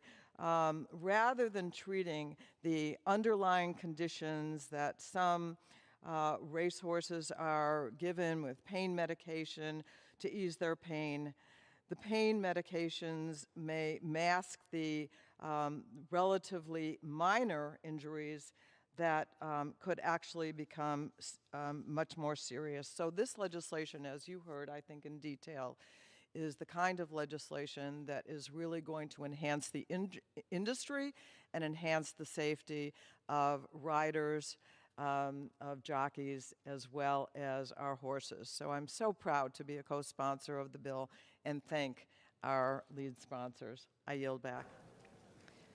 Gentlewoman yields back. Gentleman from New Jersey is recognized. Madam Speaker, if I could yield myself such time as I may consume. I want to thank everyone who spoke. I know that Ms. Schakowsky is such a champion for animals, horses, and other animals. And of course, Mr. Tonko has worked so hard and, aggressively, I guess is the best way to put it, on this legislation. But I also want to say, when I listened to Mr. Barr, my colleague from Kentucky, talk about Kentucky and the racetracks, I could just as easily have substituted Monmouth Park, which is my thoroughbred track, for almost everything you said. Monmouth Park is about even less than a mile from my district office in my hometown. My father, my uncle, so many people in my family would either worked there or bet there or enjoyed the horses there. But particularly when you talked about the industry, in my home county, which is Monmouth County, it's not only a question of jobs, which there's so many that depend on the track, but also open space. I mean, we're as you know, New Jersey is the most densely populated state, and we're a part of the state that still has a lot of farms, but most of them are horse farms. And without those horse farms, the very character of Monmouth County would not be the same. So whether it's the economics, whether it's open space, or it's just a tradition, this bill makes it possible, in my opinion, for that to continue, and hopefully, as you said, Mr. Barr, open up to new fans as well. So this is a very important piece of legislation, and I would urge my colleagues to support it. I yield back. Okay. The question is, will the House suspend the rules and pass the bill, H.R. 1754, as amended? Those in favor say aye. Those opposed, no. In the opinion of the chair, 2/3 being in the affirmative, the rules are suspended. The bill is passed. Without objection, the motion to reconsider is laid on the table. For what purpose does the gentleman from New Jersey seek recognition? Madam Speaker, I move to suspend the rules and pass H.R. 8134, the Consumer Product Safety Inspection Enhancement Act, as amended. The clerk will report the title of the bill. H.R. 8134, a bill to support the Consumer Product Safety Commission's capability to protect consumers from unsafe consumer products and for other purposes. Pursuant to the rule, the gentleman from New Jersey, Mr. Pallone, and the gentlewoman from Washington, Ms. McMorris-Rogers, each will control 20 minutes. The chair recognizes the gentleman from New Jersey. Madam Speaker, I ask unanimous consent that all members may have 5 legislative days in which to revise and extend their remarks and include extraneous material on H.R. 8134. Without objection. And Madam Speaker, I rise to speak in support of H.R. 8134, the Consumer Product Safety Inspection Enhancement Act, and yield myself as much time as I may consume. The gentleman is recognized. Madam Speaker, this bipartisan legislation was introduced by Consumer Protection and Commerce Subcommittee Chair Jan Schakowsky and Representative Jeff Duncan and advanced out of the Energy and Commerce Committee on September 9th by voice vote. This important legislation will empower the Consumer Product Safety Commission with the data it needs to protect Americans from the flood of unsafe products entering our nation from overseas, especially e-commerce shipments entering under the de minimis value exemption. It will also help ensure the Commission has adequate staffing to support these efforts. E-commerce, Madam Speaker, e-commerce spending has risen steeply during the COVID-19 pandemic as Americans turn to online shopping to safely get needed goods or to find scarce supplies. Even before the pandemic, however, the CPSC was projecting that the number of e-commerce shipments to the United States would soon reach 60 million per year and represent well over 50% of the total volume of imports under the agency's jurisdiction. Despite the rapid growth in e-commerce, these shipments entering the U.S. from overseas continue to face little scrutiny at our ports and often contain fake or dangerous products. Currently, CPSC inspectors are present at only 6% of U.S. ports and concentrated only at seaports that receive large, high-value shipping containers. The agency has virtually no presence at the kinds of ports where millions of e-commerce shipments enter the United States, such as express courier facilities, international mail facilities, and airports. We need CPSC inspectors stationed in all these types of places to prevent unsafe products from entering the U.S. and harming Americans. CPSC will also need more data and more advanced IT infrastructure in order to properly assess risk and target potentially unsafe e-commerce shipments. So H.R. 8134 addresses all these issues. It expands the CPSC's presence at ports to include the types of ports where e-commerce shipments enter. It also empowers the CPSC to collect the data it needs to identify and block e-commerce shipments that disregard our consumer product safety laws and standards. This bill will protect American consumers from unsafe consumer products. At the same time, an expanded and enhanced import surveillance program will also protect manufacturers and retailers from having to carry out costly recalls. So again, I want to commend our chairwoman, Schakowsky, Representative Duncan, for introducing this bill. I also want to thank Ranking Member Walden, Subcommittee Ranking Member Rogers, for working with us to move this bill through the Energy and Commerce Committee on a bipartisan basis. So, and I call my colleagues to support this measure, and I reserve the balance of my time, Madam Speaker. The gentleman reserves. The gentlewoman from Washington is recognized. Thank you, Madam Speaker. I rise today in support of H.R. 8134, the Consumer Product Safety Inspection Enhancement Act. This bill will give the Consumer Product Safety Commission important tools to crack down on unsafe and counterfeit products at our nation's ports. As dangerous items and products that infringe on our company's intellectual property flow into the country from China and other countries, it's essential that we empower the CPSC to find these products before they enter the country. I applaud Mr. Duncan and Chair Schakowsky for their leadership, and I reserve the balance of my time. The gentlewoman reserves. The gentleman from New Jersey is recognized. I would now yield, Madam Chair, to the chairwoman of the subcommittee, Ms. Schakowsky, such time as she may consume. The gentlewoman from Illinois is recognized.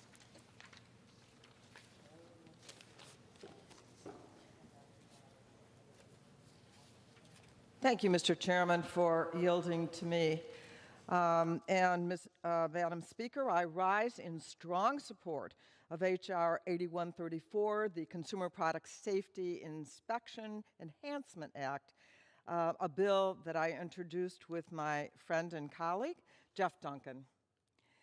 E-commerce spending is surging right now during the COVID-19 pandemic as Americans turn to online shopping for household essentials, personal protective equipment, back-to-school supplies, and more.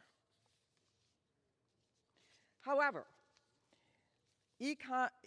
e-commerce shipments entering the United States from overseas face little scrutiny and often contain fake or dangerous products.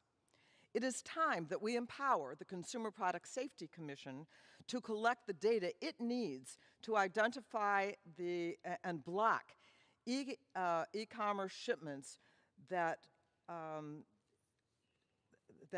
can harm consumers and that don't offer the protection and safety that they need. This legislation would give the CPSC the data that it needs to protect Americans from the flood of unsafe products that are coming in. This legislation is a critical first step to restoring confidence in e-commerce sites. But this bill is not a silver bullet. Much more needs to happen. Earlier this month, CNN reported that products sold on Amazon had burst into flames, causing significant body harm and property damage as well.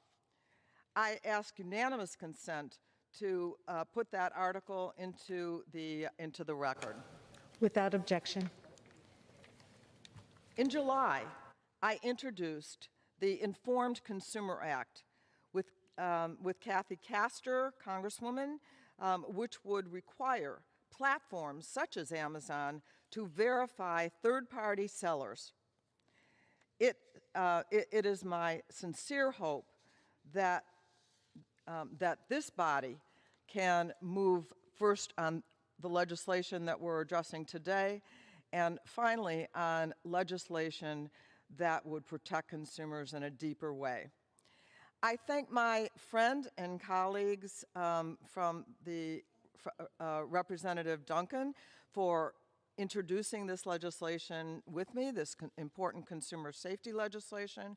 And I would also like to take a moment to recognize both majority and minority committee staff who worked hard on this and each of the other bills that are before us today that moved through the subcommittee. And I have the privilege of the subcommittee that I have the privilege of chairing: Lisa Goldman, Ann Yu, Daniel Green, Chloe Rodriguez, Alex Hone, Alex Home, Surik? Okay. Tina, I should have practiced this before. So grateful to the staff. Tina Kurth and Vajan Kumariania. Hard to get there. Okay. I urge my colleagues to support this important legislation, and I yield back the balance of my time. The gentlewoman yields back. Gentleman from New Jersey reserves. Gentlewoman from Washington is recognized. Thank you, Madam Speaker. At this time, I'm pleased to yield to the Republican leader, the former chairman of the House Energy and Commerce Committee. So appreciate the leadership of Mr. Walden from Oregon. Gentleman is recognized. Well, thank you, Madam Speaker, and I thank the leaders of the Energy and Commerce Committee on both sides of the aisle for moving forward with H.R. 8134, the Consumer Product Safety Inspection Enhancement Act. Especially want to thank Chair Schakowsky, who has worked so hard on this, and Representative Jeff Duncan, who has also led on this bill. This bill will improve coordination with the U.S. Customs and Border Protection Agency, the CBP, to target and prevent consumer products that violate American laws from entering the United States. Importantly, this effort prioritizes shipments from China, where we know the overwhelming majority of counterfeit goods originate. By prioritizing inspection of shipments from China, H.R. 8134 will help the CPSC and the CBP identify trends and better position us to prevent goods that violate our laws, and by the way, hurt our small businesses, to keep those from entering our country. The COVID-19 pandemic underscored the importance of addressing supply chain threats. This bill is an important step in making that happen. So I urge my colleagues to support this legislation, and I yield back the balance of my time. The gentleman yields. Madam Speaker, this time we yield back. I yield back. The Gentlewoman yields back. Gentleman from New Jersey is recognized. Madam Speaker, I have no additional speakers, and so I would ask my colleagues to support this legislation, and I yield back. Okay. The question is, will the House suspend the rules and pass the bill, H.R. 8134, as amended? Those in favor say aye. Aye. Those opposed, no. In the opinion of the chair, 2/3 being in the affirmative, the rules are suspended. The bill is passed, and without objection, the motion to reconsider is laid on the table. Purpose does the gentleman from New Jersey seek recognition? Madam Speaker, I move to suspend the rules and pass H.R. 8128, the Consumer Safety Technology Act, as amended. The clerk will report the title of the bill. H.R. 8128, a bill to direct the Consumer Product Safety Commission to establish a pilot program to explore the use of artificial intelligence in support of the consumer product safety mission of the Commission. Pursuant to the rule, the gentleman from New Jersey, Mr. Pallone, and the gentlewoman from Washington, Ms. McMorris-Rogers, each will control 20 minutes. The chair recognizes the gentleman from New Jersey. Madam Speaker, I ask unanimous consent that all members may have 5 legislative days in which to revise and extend their remarks and include extraneous material on H.R. 8128. Without objection. And Madam Speaker, I rise to speak in support of H.R. 8128 and yield myself such time as I may consume. The gentleman is recognized. I want to begin by thanking Representatives McNerney and Burgess for their leadership on H.R. 8128, the Consumer Safety Technology Act. This bill advanced out of the Energy and Commerce Committee earlier this month on September 9th by voice vote. The legislation will help modernize our consumer protection agencies and encourage the use of advanced technologies like artificial intelligence and blockchain in support of product safety and consumer protection.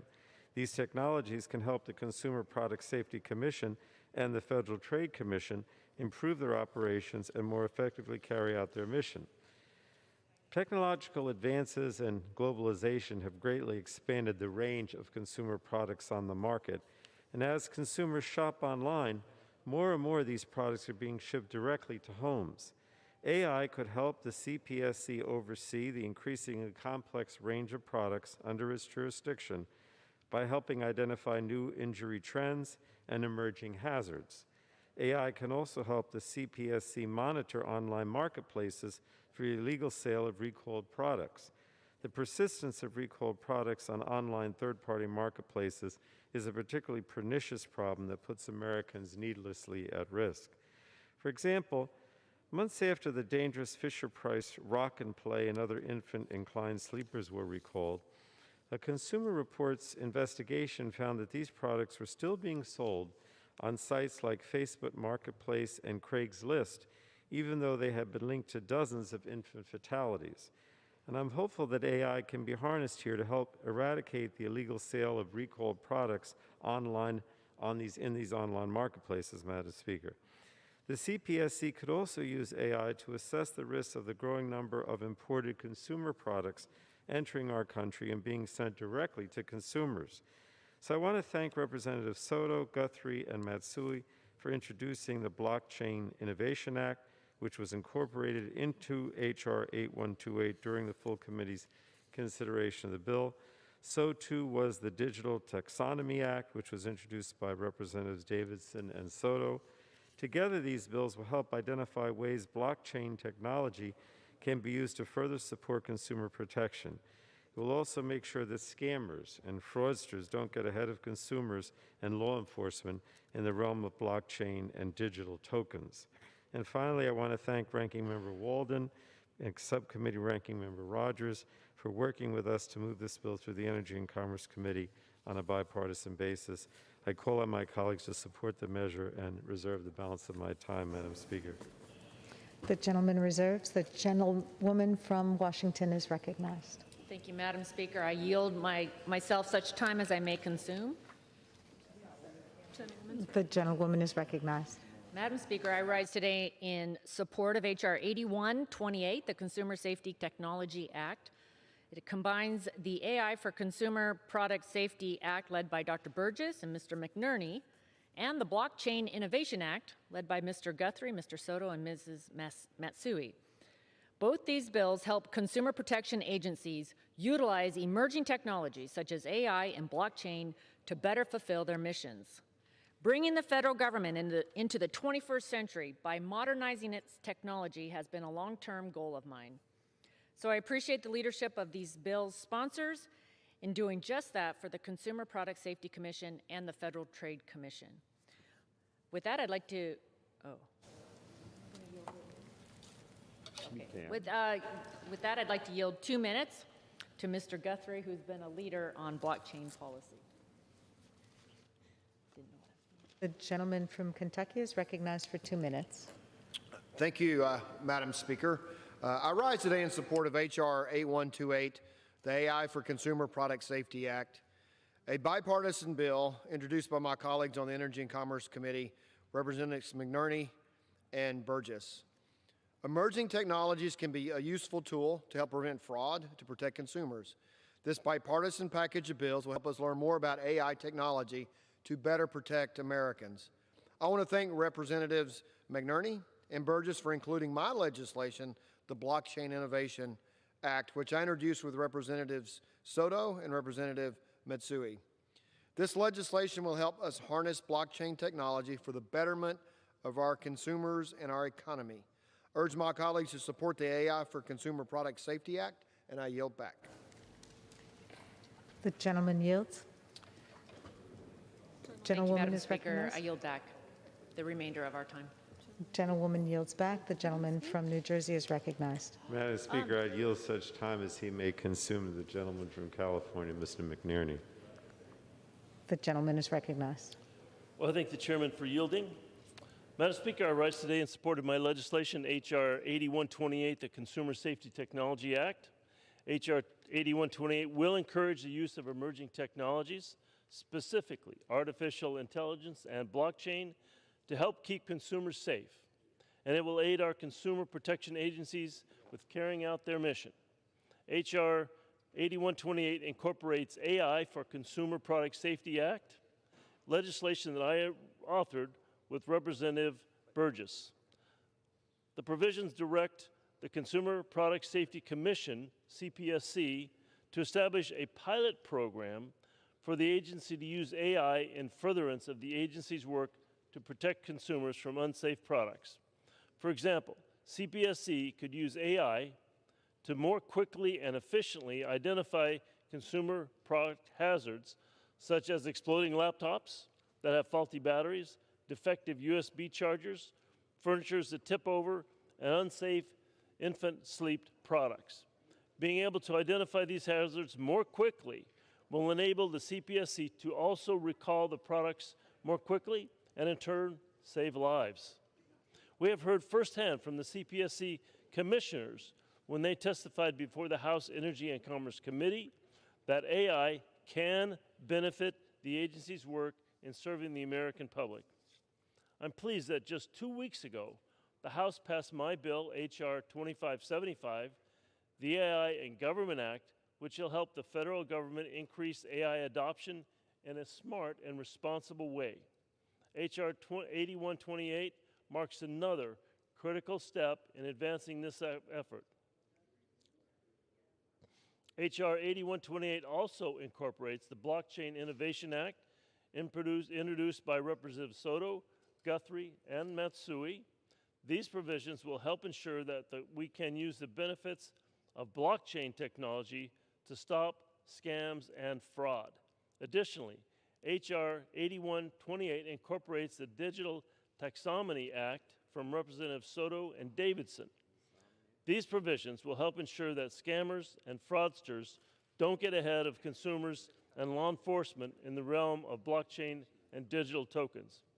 Again, I want to thank Representatives Burgess, Soto, Guthrie, Matsui, and Davidson for their work on H.R. 8128, Chairman Pallone and Ranking Member Walden for moving this legislation through the committee. I urge my colleagues to support it, and I yield back. The gentleman yields back. The gentleman from New Jersey is recognized. I'd also like to yield at this time, such time as she may consume, to the chairwoman of the subcommittee, Ms. Schakowsky. The gentlewoman from Illinois is recognized. Thank you, Madam Speaker, and thank you, Chairman Pallone, for yielding to me. I also would like to thank the authors of this legislation, Representative McNerney, Burgess, Soto, Matsui, and Davidson. This legislation would direct the Consumer Product Safety Commission to establish a pilot program that uses artificial intelligence technology to protect consumers from unsafe products. CPSC would have to use AI technology to track trends related to injuries from consumer products, monitor the sale of recalled products, or identify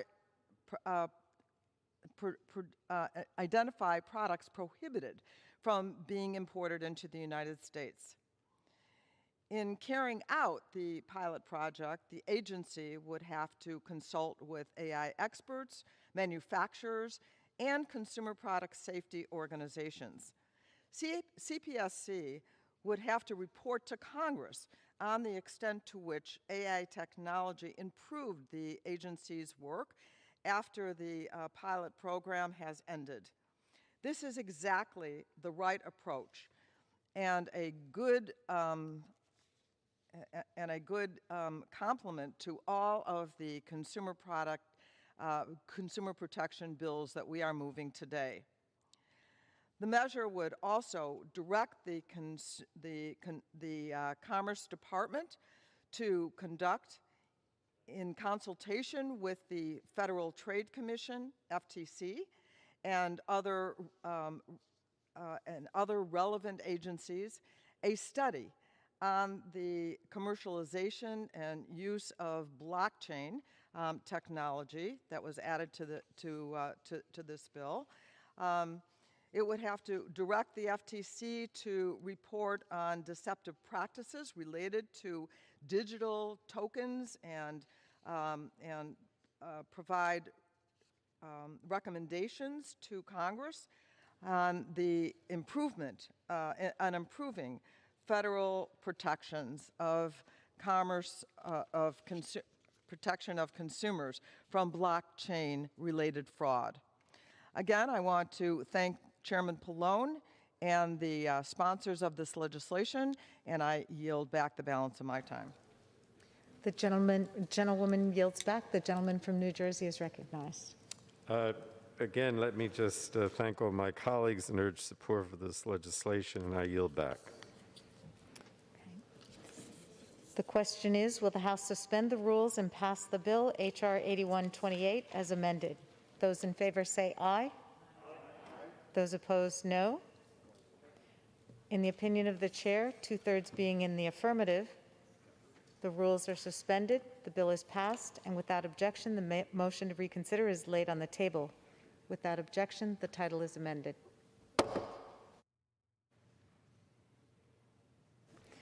For what purpose does the gentleman from New Jersey seek recognition? Madam Speaker, I move to suspend the rules and pass H.R. 8132, the American Compete Act, as amended. The clerk will report the title of the bill. H.R. 8132, a bill to require the Federal Trade Commission and the Secretary of Commerce to conduct studies and submit reports on the impact of artificial intelligence and other technologies on United States businesses conducted interstate commerce and for other purposes. Pursuant to the rule, the gentleman from New Jersey, Mr. Pallone, and the gentlewoman from Washington, Ms. McMorris-Rogers, each will control 20 minutes. The chair recognizes the gentleman from New Jersey. Madam Speaker, I ask unanimous consent that all members may have 5 legislative days in which to provide and extend their remarks and include extraneous material on H.R. 8132. Without objection. And Madam Speaker, I rise to speak in support of H.R. 8132 and yield myself such time as I may consume. The gentleman is recognized. Madam Speaker, this bipartisan legislation was introduced by the ranking member of the Consumer Protection and Commerce Subcommittee, Kathy Rogers, and Representative Bobby Rush. I thank them for drafting this measure to help the U.S. thrive and stay competitive in this global economy. It advanced out of the Energy and Commerce Committee on September 9th by voice vote. The bill calls on relevant federal agencies to examine the state of various industries in the U.S., helping protect America's leadership with respect to emerging technology. For small business, this legislation will help them take advantage of different kinds of emerging technologies like quantum computing and 3D printing. The bill will also protect Americans, ensuring that we have a full understanding of the effect unmanned delivery services will have on road safety, traffic congestion, and labor, including how any negative effects can be mitigated. I'm also pleased that this bill requires the Federal Trade Commission to examine how artificial intelligence can be used to combat online harms. With disinformation proliferating on the internet and foreign meddling in our elections picking up once again, we need to be using all the tools at our disposal to put a stop to harmful online abuses that endanger Americans and undermine our democracy. So I call on my colleagues to support the measure, and I reserve the balance of my time. The gentleman reserves. The gentlewoman from Washington is recognized. Madam Speaker, I yield myself such time as I may consume. The gentlewoman is recognized.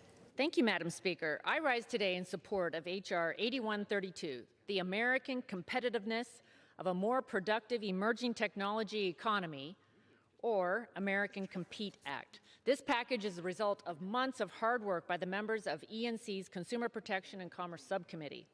In May, we unveiled a package of 15 Republican bills for America to win the future in emerging technologies.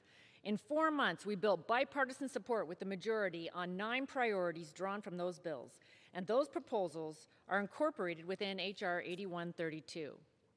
Since the beginning of this Congress, Republicans on our subcommittee have focused on America's competitive edge and beating China in emerging technologies such as AI, quantum computing, blockchain, IoT, and autonomous vehicles, among others. I appreciate the willingness of Chairman Pallone and Chairwoman Schierkowski for working with us on this package and ensuring policymakers have the information and tools necessary to craft future legislation that will unleash American innovation and drive economic success. I'd especially like to thank Mr. Rush, Ms. Kelly, and Mr. Soto for introducing the American Compete Act to make it bipartisan. A big thank you also to Tim Kurth and BJ Kumari from the ENC minority staff, and Michael Taggart from my personal office, as well as Alex Honsarik and Lisa Goldman from the majority staff for all their hard work in preparing these bills for passage. It's important to note that this passed our committee with unanimous support. Finally, I'd like to thank our Republican leader, Greg Walden, for his leadership on these issues and his years of leadership on the Energy and Commerce Committee. He has led for years in shaping American policy on tech and telecommunications that have helped us lead the world. He will be sorely missed next year. From the telegraph to the internet, the locomotive to the automobile, the light bulb to nuclear energy, the United States has led the world in innovations that have raised the standard of living and improved the lives of billions of people. Today, the stakes for our global leadership could not be higher. To lead a new era of innovation, the American Compete Act is an important first step that incentivizes free market ingenuity by reducing barriers for the deployment of tech like artificial intelligence, quantum computing, and blockchain.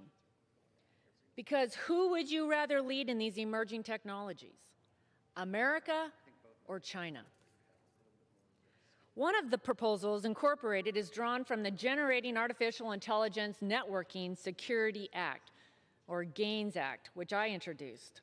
It would direct the Department of Commerce to look at adoption barriers and spur deployment of AI here in America. It also includes an assessment of vulnerabilities in AI supply chain and recommendations to address identified risk, especially from China. Remember, the Chinese Communist Party is using this technology today to suppress minorities, track its own citizens, expand its surveillance state, and empower other authoritarian regimes. Unlike the CCP, who uses this tech for evil, we can use this technology as a force for good and save people's lives by upholding our American values for human dignity, human rights, and freedom.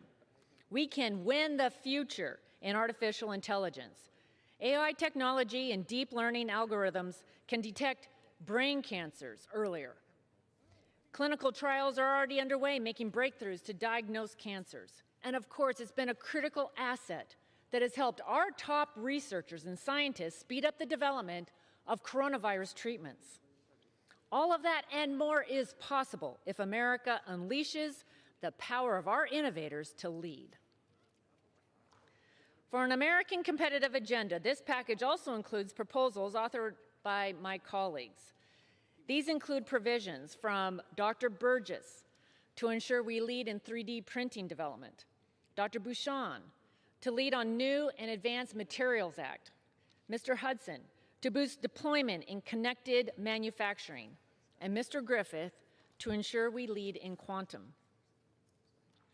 Thank you again to all the members and staff who worked so hard to put this package together. I look forward to continuing to work with my colleagues on ENC on both sides of the aisle to make sure America wins the future and encourages the world to follow our leadership too. These are not Republican or Democrat solutions. They are American. I urge support for the American Compete Act and reserve the balance of my time. Gentlewoman reserves. The gentleman from New Jersey is recognized. Madam Speaker, I yield such time as she may consume to the chairwoman of the subcommittee, Ms. Schakowsky. Gentlewoman, the gentleman, gentlewoman Thank you, Madam from Speaker. Illinois, yes, is recognized. Thank you, Madam Speaker. And again, thank you, Chairman Pallone, Ranking Member Walden, for your leadership, and of course, to the leadership of my ranking member on the Subcommittee of Consumer Protection and Commerce, Representative Rogers, for her innovative work on the Compete Act. And I am so proud to support that and urge all my colleagues, along with Representative Rogers and from the Democratic side, Mr. Rush, as a co-sponsor of that legislation. I think all of us would agree with the importance, and I love the phrase, about winning the future. And I think this legislation does lay a kind of blueprint of the direction that we can go in and the kinds of technologies that are really at hand if we put our energy and our mind to it and making it happen. So I thank you very much. But I also just want to take this opportunity to say a special thank you at this moment and recognize the service of the ranking member of the full committee, Mr. Walden. There are so many things that you can now attribute your service to, the legislation that is passed, but I think even more than that, I just wanted to thank you for the kind of tone that you have set, both as the chairman and as the ranking member of the committee. I think we can be so proud of the Energy and Commerce Committee. We have passed so many bills. We really are a legislative powerhouse. But we've also done it with the kind of integrity that I think shines so well on the Congress of the United States. And I just want to acknowledge what a great colleague you've been. I consider you a friend, and I wish you absolutely the best of luck. You will definitely be missed. Thank you so much.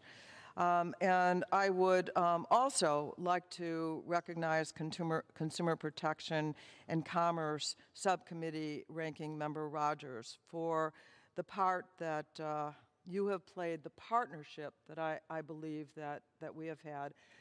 Of course, we've sometimes wanted to move it at a different pace or had different ideas, but again, I just want to thank you for the tone that you helped set at our hearings and at our efforts to pass legislation. I congratulate you, Ranking Member Rogers, on your hard work to move this bill, and urge my colleagues to support this legislation. And with gratitude, I yield back my time. Madam Speaker. Does the gentleman from New Jersey reserve, or? Madam Speaker, I was going to ask unanimous consent to include in the record an exchange of letters between myself and the chairwoman of the Committee on Science, Space, and Technology, Ms. Eddie Bernice Johnson, on the bill, H.R. 8132. Without objection. Thank you. So moved. The gentleman continues to reserve. I have no additional speakers. Okay. The gentlewoman from Washington is recognized.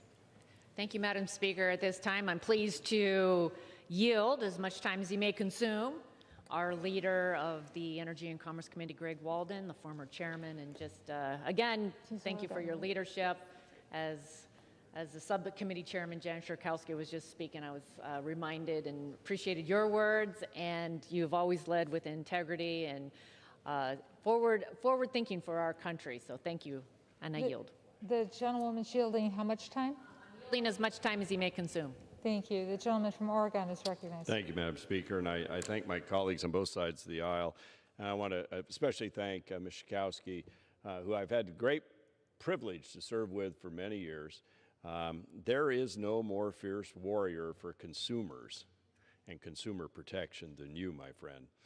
The gentlelady from Illinois, I have to go through the speaker, I have to remember these things. And it has been a delight to serve with you and work with the gentlelady from Illinois on many causes. And while we haven't always agreed, we've always tried to be agreeable with each other. And I think that, Madam Speaker, is what is often missed outside of this institution is we come here representing different people, different philosophies, and then we also come here with a common goal to solve problems. We have different approaches to that from time to time, but we generally come together and move a lot of good legislation, especially in the Energy and Commerce Committee. I think I can brag on that committee, having been a member of it for 20 years, rose to not only chair a subcommittee, but chair the full committee, and now, as I kiddingly say, I'm chairman in exile, in permanent exile, but it's been a great run, and I'm not one of those members that's cranky or grumpy about leaving either. It's a fine institution. Democracy was built to be messy and loud, and some days it's a little louder and messier than any of us would like. But we do come together, as we are in this legislation, and on other things. And so I thank the gentlelady for very, very kind comments. And I rise today in support of this legislation, H.R. 8132, the COMPETE Act. And I want to thank her, and I want to thank Ms. Morris-Rogers. You two have worked really well together on these and many other issues. And I asked committee members earlier in the year to prioritize our leadership on emerging technologies, and the importance of that was emphasized by the COVID-19 pandemic. We cannot let other countries, especially China or any other adversary, advance past us on emerging technologies while our economy recovers.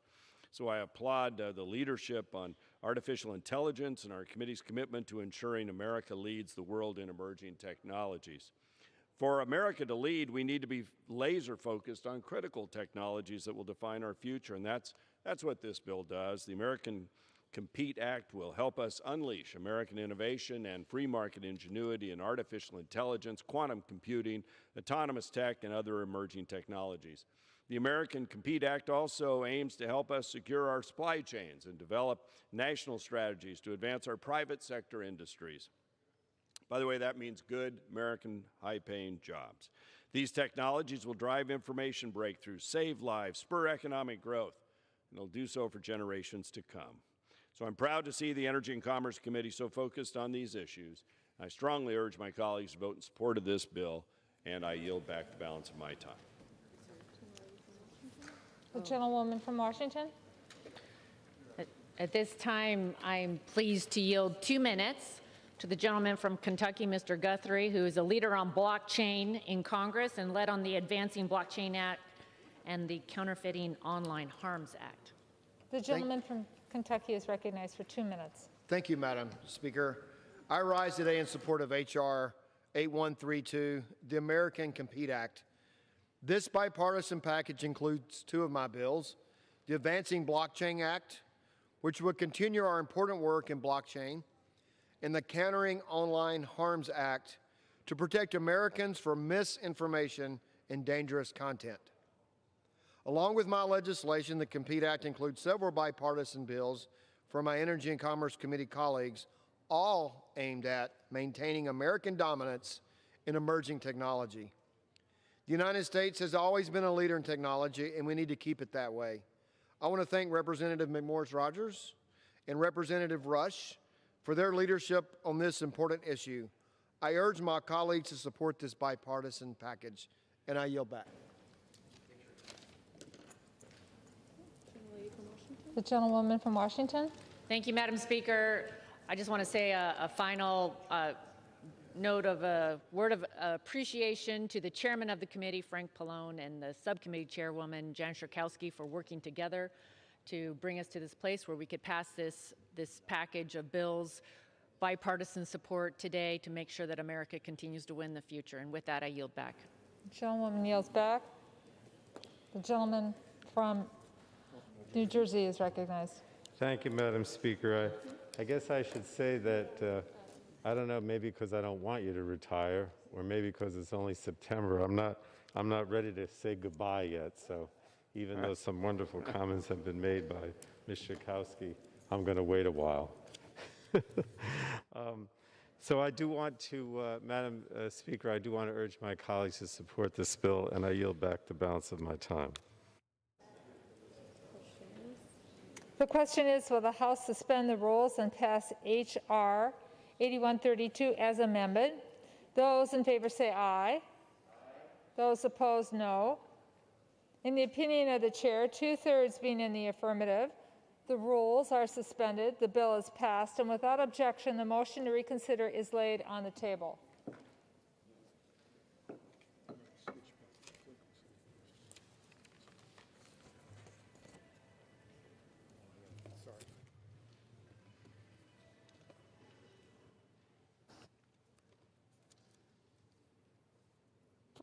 Does the gentleman from New Jersey seek recognition?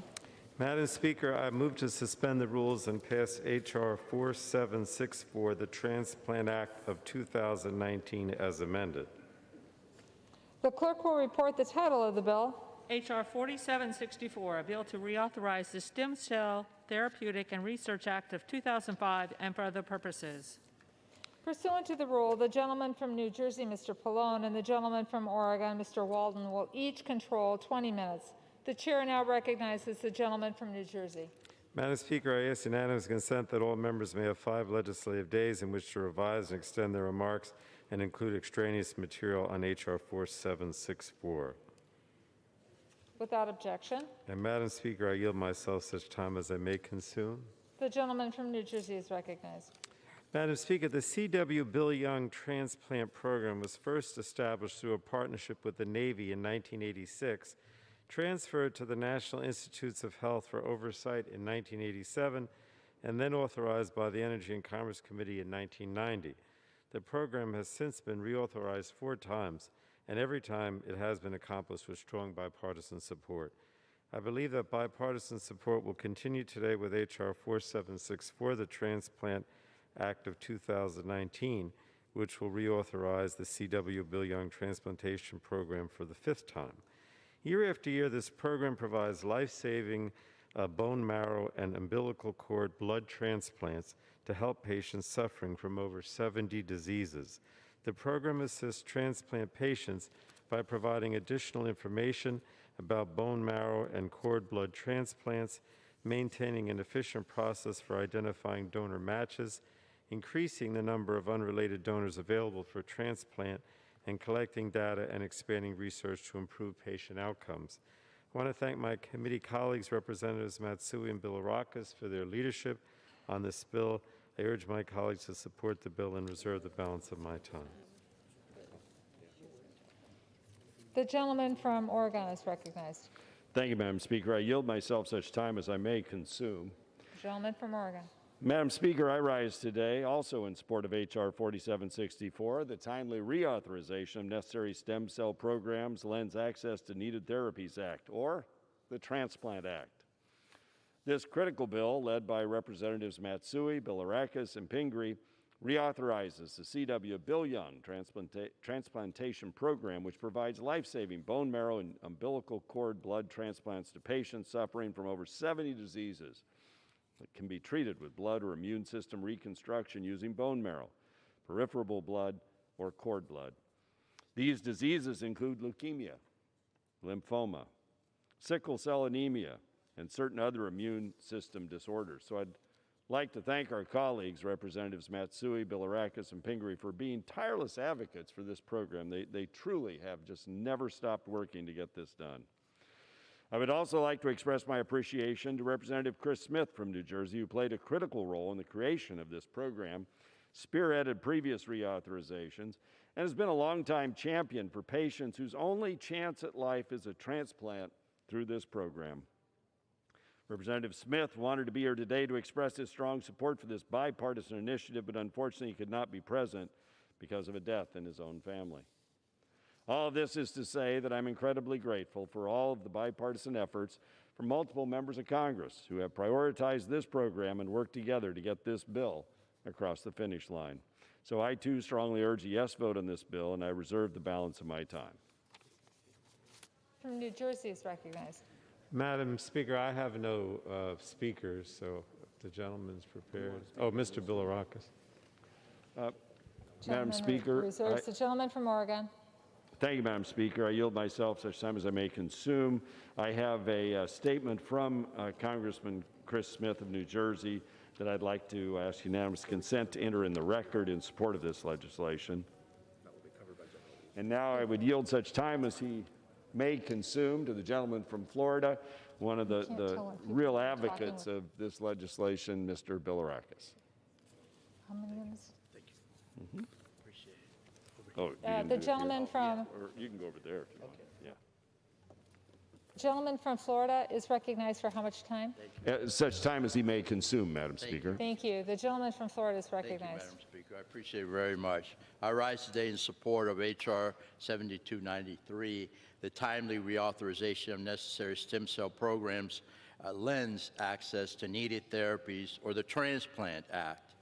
As co-chair of the Blood Cancers Caucus, I urge my colleagues to support the Transplant Act. This bill is about providing hope to those who are struggling with life-threatening illnesses. The Transplant Act reauthorizes the CW billion cell transplantation program in addition to the National Cord Blood Inventory. And I know that this was a priority for Congressman Young, and it was an honor to serve with him and help him pass this bill initially.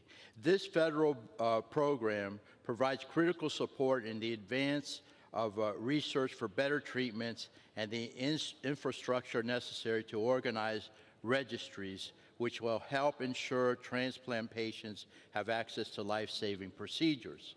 Simply put, its continued reauthorization is vital for patients with diseases like blood disorder, blood cancer, sickle cell anemia, and inherited metabolic or immune system disorders. I sincerely appreciate the work of my friend, colleague, and fellow Blood Cancers Caucus co-chair, Congresswoman Matsui, in addition to the legacy of bipartisan leadership and support of these programs by members like Congressman Chris Smith and, of course, our good chairman and ranking member. Additionally, I appreciate the critical daily work of the National Marrow Donor Program, operating the Be the Match National Registry, connecting patients in search of a cure with life-saving bone marrow donors, even in the midst of this historic pandemic. I also would like to take a moment to recognize the great work of Dr. Joanne Kurtzberg, the president of the Cord Blood Association. She also serves in multiple roles at Duke University, including director of the Carolinas Cord Blood Bank. Dr. Kurtzberg has dedicated her professional career to cord blood research, banking, and transplantation, and is an internationally recognized umbilical cord blood transplanter. She advised Congress on the creation of the cord blood banking program, which was part of the Stem Cell Therapeutic and Research Act of 2005, and I believe that was led by Representative Chris Smith. Dr. Kurtzberg continues to be a trusted advisor to Congress on this important program. Again, I urge my colleagues to join us in expediting the passage of this life-saving bipartisan bill, and it's a very crucial bill for a lot of people, Madam Speaker, and I appreciate it very much, and I yield back. The gentleman from Oregon. Madam Speaker, we have no other speakers on our side of the aisle. I would encourage my colleagues to support this legislation. I yield back the balance of my time. The gentleman from New Jersey is recognized.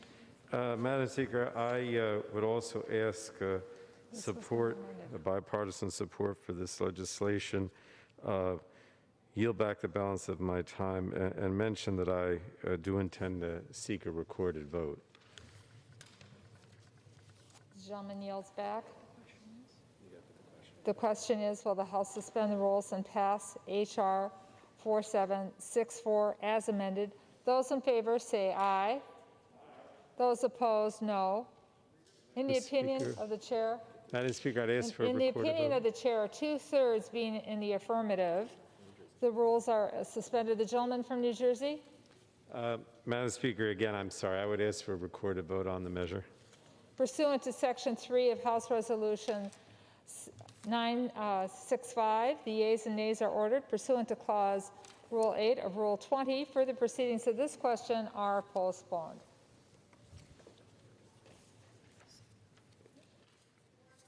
Does the gentleman from New Jersey seek recognition? Madam Speaker, I move to suspend the rules and pass H.R. 5373, the United States Anti-Doping Agency Reauthorization Act of 2020, as amended. The clerk will report the title of the bill. H.R. 5373, a bill to reauthorize the United States Anti-Doping Agency and for other purposes. Pursuant to the rule, the gentleman from New Jersey, Mr. Pallone, and the gentleman from Oregon, Mr. Walden, will each control 20 minutes. The chair now recognizes the gentleman from New Jersey. And Madam Speaker, I ask unanimous consent that all members may have 5 legislative days in which to revise and extend their remarks and include extraneous material on H.R. 5373. Without objection, And Madam Speaker, I yield myself such time as I may consume. the gentleman from New Jersey is recognized. I rise today in support of H.R. 5373, the United States Anti-Doping Agency Reauthorization Act of 2020. For 2 decades, Madam Speaker, the United States Anti-Doping Agency, or USADA, has worked to ensure integrity in our American Olympic and Paralympic sporting activities. In the 1990s, countries around the world viewed American athletes as dirty and only winning because they were doping. In an effort to bring credibility back to the United States, an Olympic Committee task force recommended that an independent organization be created to conduct a comprehensive anti-doping program.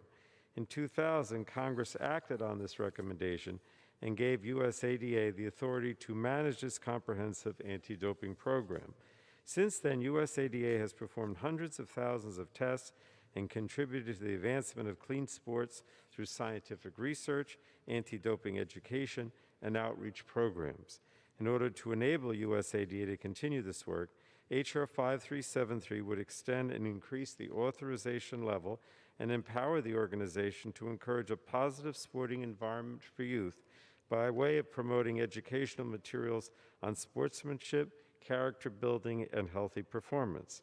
By advancing this bill, we will send a strong message to young athletes about the importance of integrity, respect, and responsibility in sports.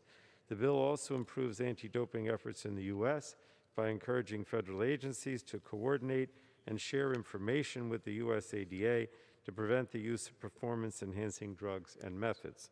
Taken together, these actions will make positive improvements to the good work USADA is already doing, and passage takes an additional importance as USADA gears up for 2028 Summer Olympic and Paralympic Games in Los Angeles. But before I conclude, Madam Speaker, I'd like to thank my colleagues, Representatives Mike Thompson, Bill Johnson, Diana DeGette, for leading this important legislation. I also want to thank our ranking member Walden and all the members and staff of our committees for their efforts to move this legislation forward in a bipartisan manner. And so, Madam Speaker, I urge my colleagues to support this bill, and I reserve the balance of my time. The gentleman from Oregon is recognized. Thank you, Madam Speaker. I yield myself such time as I may consume. Gentleman from Oregon. Thank you, Madam Speaker.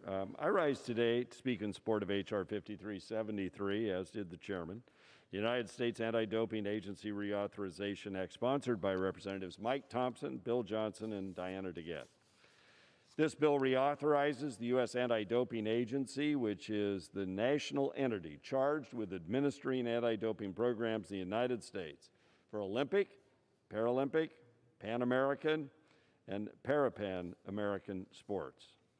The U.S. Anti-Doping Agency handles in-competition and out-of-competition testing, results, management processes, drug reference resources, and athlete education for all of our United States Olympic and Paralympic Committee-recognized sport national governing bodies, their athletes, and their events.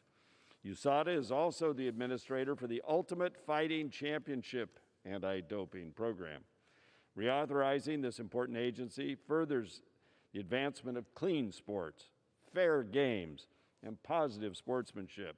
So I urge support of the legislation, and I don't believe I have any speakers on my side of the aisle, Madam Speaker, so I would yield back the balance of my time. The gentleman yields back the balance of his time. The gentleman from New Jersey is recognized. And Madam Speaker, I would also urge support for the legislation and yield back the balance of my time. The question is, will the House suspend the rules and pass H.R. 5373 as amended? Those in favor say aye. Those opposed, no. In the opinion of the chair, 2/3 being in the affirmative, the rules are suspended. The bill is passed, and without objection, the motion to reconsider is laid on the table. For what purpose does the gentleman from New Jersey seek recognition? Madam Speaker, I move to suspend the rules and pass H.R. 4078, the Early Act Reauthorization of 2019 as amended. The clerk will report the title of the bill. H.R. 4078, a bill to reauthorize the Young Women's Breast Health Education and Awareness Requires Learning Young Act of 2009. Pursuant to the rule, the gentleman from New Jersey, Mr. Pallone, and the gentleman from Oregon, Mr. Walden, will each control 20 minutes. The chair recognizes the gentleman from New Jersey. And Madam Speaker, I ask unanimous consent that all members may have 5 legislative days in which to revise and extend their remarks and include extraneous material on H.R. 4078. Without objection. And Madam Speaker, I yield myself such time as I may consume. The gentleman from New Jersey is recognized. Madam Speaker, tragically, 1 in 8 women in the United States will be diagnosed with breast cancer over their lifetime. Breast cancer is the most common form of cancer in women and the second leading cause of cancer death in women. From 2013 to 2017, breast cancer death rates in older women declined. However, breast cancer death rates have remained steady in younger women. We know that breast health education, awareness, and screening saves lives. The bill we're considering today, H.R. 4078, the Early Act Reauthorization, reauthorizes initiatives at the Centers for Disease Control and Prevention to increase knowledge of breast cancer and risks of breast cancer among young women. The bill nearly doubles the investment Congress is making in this program because we believe it is crucial that we stop losing young moms, daughters, sisters, and friends to breast cancer. The program is critically important, and I want to thank Representatives Wasserman Schultz and Brooks for their bipartisan leadership on this program. And with that, I urge colleagues to support H.R. 4078 and reserve the balance of my time. The gentleman reserves the balance of his time. The gentleman from Oregon is recognized. Thank you, Madam Speaker.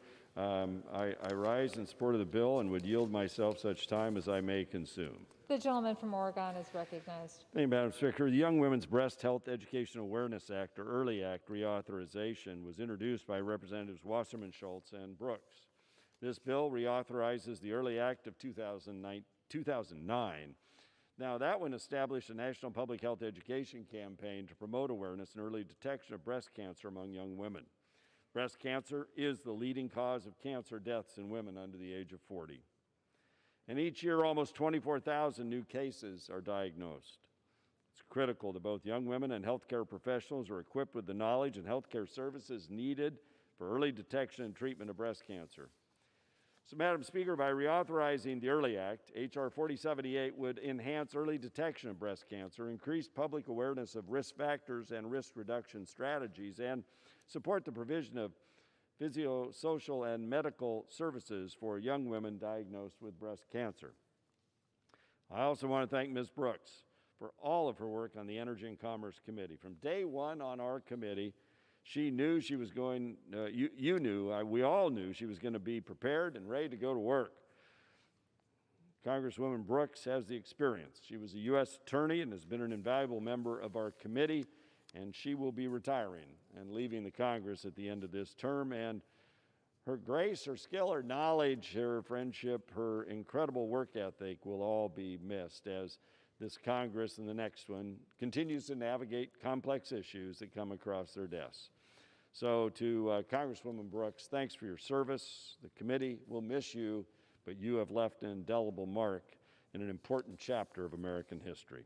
With that, Madam Speaker, I reserve the balance of my time. Gentleman from Oregon reserves. The gentleman from New Jersey is recognized. Madam Speaker, the sponsor of the legislation is here. I would like to yield such time as she may consume to the gentlewoman from Florida, Ms. Debbie Wasserman Schultz. The gentlewoman from Florida is recognized. Thank you, Madam Speaker, and I thank the gentleman for yielding. I rise today to support my bill, the Breast Cancer Education and Awareness Requires Learning Young Act reauthorization, or the EARLY Act. I do want to start by thanking Chairman Pallone and Ranking Member Walden, as well as my Republican co-lead, Congresswoman Susan Brooks. I deeply appreciate your advocacy and assistance shepherding this bill through the Energy and Commerce Committee, and I also want to thank Senators Klobuchar and Crapo for sponsoring the Senate version of this important bipartisan reauthorization bill. The EARLY Act, which I first introduced in 2009, became law in 2010 as part of the Affordable Care Act. The inspiration for this bill was born from my own battle against breast cancer at the age of 41. That was 13 years ago. It's hard to believe. I was a young woman at high risk, but I didn't know it. I was aware enough to know the right questions to ask and to understand the steps that were necessary in my treatment. But many young women, Madam Speaker, are not aware that they possess genetic or other factors that expose them to higher risk of getting breast cancer. And when it strikes them, they and even their doctors are often unprepared to deal with this terrible diagnosis. But knowledge is power, and it can also be life-saving too. The earlier that breast cancer cases are identified, the better the chances are of survival. That is exactly why, after surviving 15 months of surgeries and treatment, I introduced the EARLY Act, in order to fill this major gap in our healthcare system. We could not then and cannot now afford to be silent about these specific risks and how they impact certain communities, not when so many lives are on the line.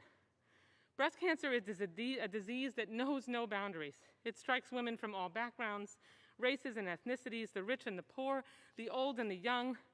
About 1 in 8 women, as the ranking member and the chairman have said, will get breast cancer in their lifetime. About 11% of all new cases of breast cancer in the United States are found in women younger than 45 years of age. Breast cancer is the leading cause of cancer deaths in women under 40, and breast cancer in younger women tends to be more aggressive. Each year, approximately 70,000 women aged 15 to 39 are diagnosed with cancer in the United States. Breast cancer is the most common cancer for women in this age group. Nearly 80% of young women diagnosed with breast cancer find their breast abnormality themselves. Additionally, certain ethnic groups, including Ashkenazi Jews, my ethnic origin, and African American young women, have an increased risk of breast cancer.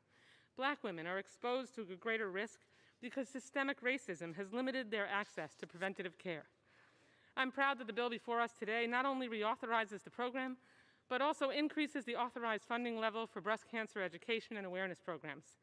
The bill allows the Centers for Disease Control and Prevention to continue administering its crucial education and outreach campaign that highlights breast cancer risks facing young women, including campaigns specifically for African American and Jewish women.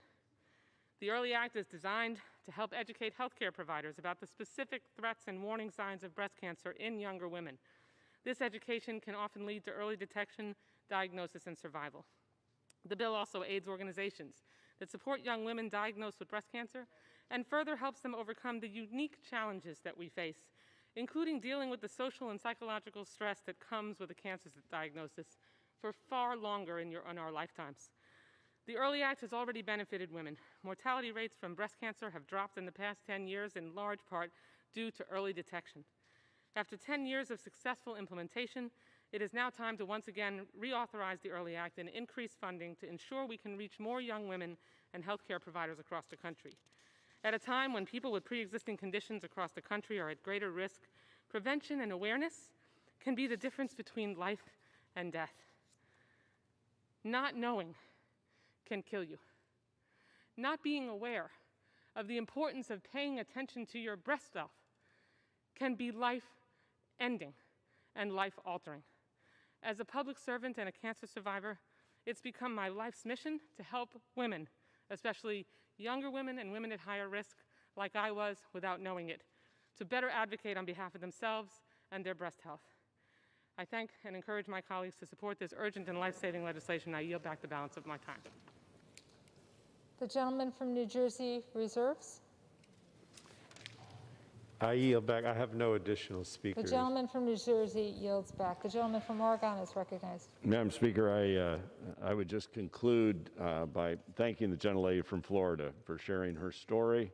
I know it has been a rugged journey that she has endured on, but this legislation will save lives. It is so important that we do this work today. I had a dear friend who was diagnosed at an early age, and after birth, they had it pretty much under control. And then after the birth of their second child, it came back with a vengeance and claimed her young life. This is a vicious, vicious attack on the body. And I know we've all joined together to invest in research, and someday we hope we will overcome this and save all lives. But in the meantime, reauthorizing this important body of work that you've led on is critical. And so I would encourage our colleagues to join us in passing this legislation, and I yield back the balance of my life. The gentleman yields back the balance of the time. The question is, will the House suspend the rules and pass H.R. 4078 as amended? Those in favor say aye. Those opposed, no. In the opinion of the chair, 2/3 being in the affirmative, the rules are suspended. The bill is passed, and without objection, the motion to reconsider is laid on the table.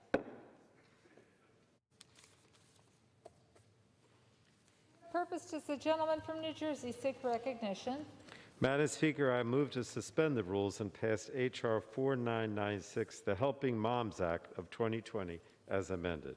The clerk will report the title of the bill. H.R. 4996, a bill to amend Title 19 of the Social Security Act to provide for a state option under the Medicaid program to provide for and extend continuous coverage for certain individuals and for other purposes. Pursuant to the rule, the gentleman from New Jersey, Mr. Pallone, and the gentleman from Oregon, Mr. Walden, will each control 20 minutes. The chair recognizes the gentleman from New Jersey. And Madam Speaker, I ask unanimous consent that all members may have 5 legislative days in which to revise and extend their remarks and include extraneous material on H.R. 4996. Without objection, the gentleman from New Jersey. Madam Speaker, I yield myself such time as I may consume. The gentleman from New Jersey is recognized. I rise today in strong support of H.R. 4996, the Helping Medicaid Offer Maternity Services, or Helping Moms Act of 2020. The U.S. has some of the world's leading healthcare providers. We have cutting-edge researchers and first-class facilities for those who can afford it. At the same time, women are more likely to die from complications from childbirth here in the U.S. than in other nations in the developed world. Maternal mortality especially affects women of color. Black women and American Indian and Alaskan Native women are 3 times more likely than white women to die from pregnancy-related causes. Even more tragically, most of these deaths are preventable. And these statistics are unacceptable. They're an indictment of our healthcare system, Madam Speaker, and I believe we can do better. Ensuring that women have access to health insurance for the first year postpartum is an obvious first step that we can take to ensure that all women, regardless of income, have access to the care they need for the critical first year after giving birth. Currently, Medicaid covers pregnant women for 60 days postpartum. After that, many women lose eligibility and go without a consistent source of care. The Helping Moms Act would build on this coverage by giving states the option to extend Medicaid coverage to women to a full year postpartum. And this bill is endorsed by the American College of Obstetrics and Gynecologists, the Association of Maternal and Child Health Programs, the National Birth Equity Collaborative, the March of Dimes, and many more organizations. I want to commend Representative Robin Kelly for her passionate commitment to this bill and to improving the lives of new mothers. I also want to thank and recognize Representatives Michael Burgess, the ranking member of the Health Subcommittee for his steadfast leadership on the Republican side. And finally, I want to recognize the efforts of Representative Lauren Underwood, Kathy Rogers, Ayanna Pressley, and Buddy Carter for their leadership on this issue and their commitment to bipartisan solutions. Too many children in this country, Madam Speaker, grow up knowing their mothers only as a fading picture on the wall, or as someone whose name brings a bittersweet smile and a tear to friends and loved ones. And it doesn't have to be this way. This bill will not single-handedly fix the maternal health crisis in this country, but it will mean that more of these children will have a mother to take after them, tuck them in at night, comfort them in moments of need, and to share in their moments of joy and sorrow. So I urge my colleagues to support this bill for these children and their mothers, and I reserve the balance of my time, Madam Speaker. The gentleman reserves the balance of his time. The gentleman from Oregon is recognized. Thank you, Madam Speaker, and I yield myself such time as I may consume. The gentleman of Oregon is recognized. Thank you, Madam Speaker.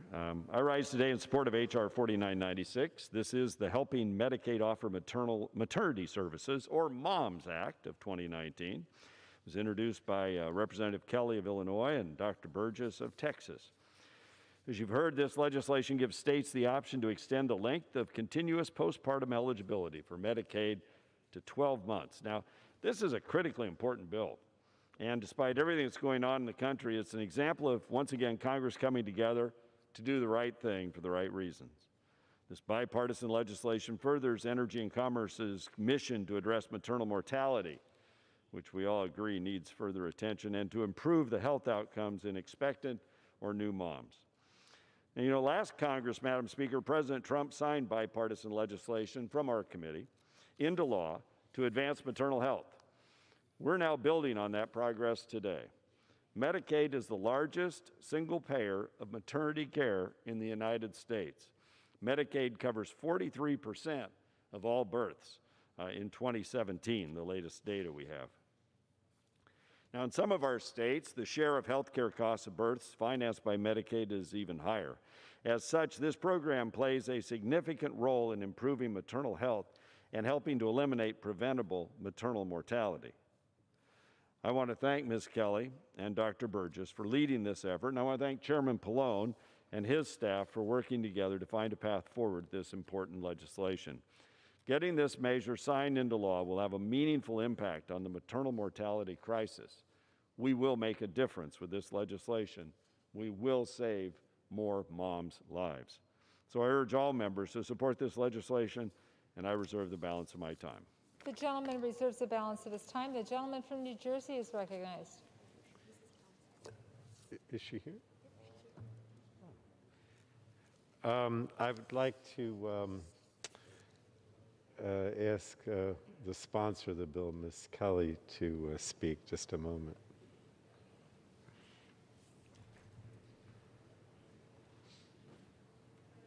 From New Jersey is yielding how much time to the gentlewoman Such from time Illinois? as the gentlewoman from Illinois may The choose. gentlewoman from Illinois is recognized.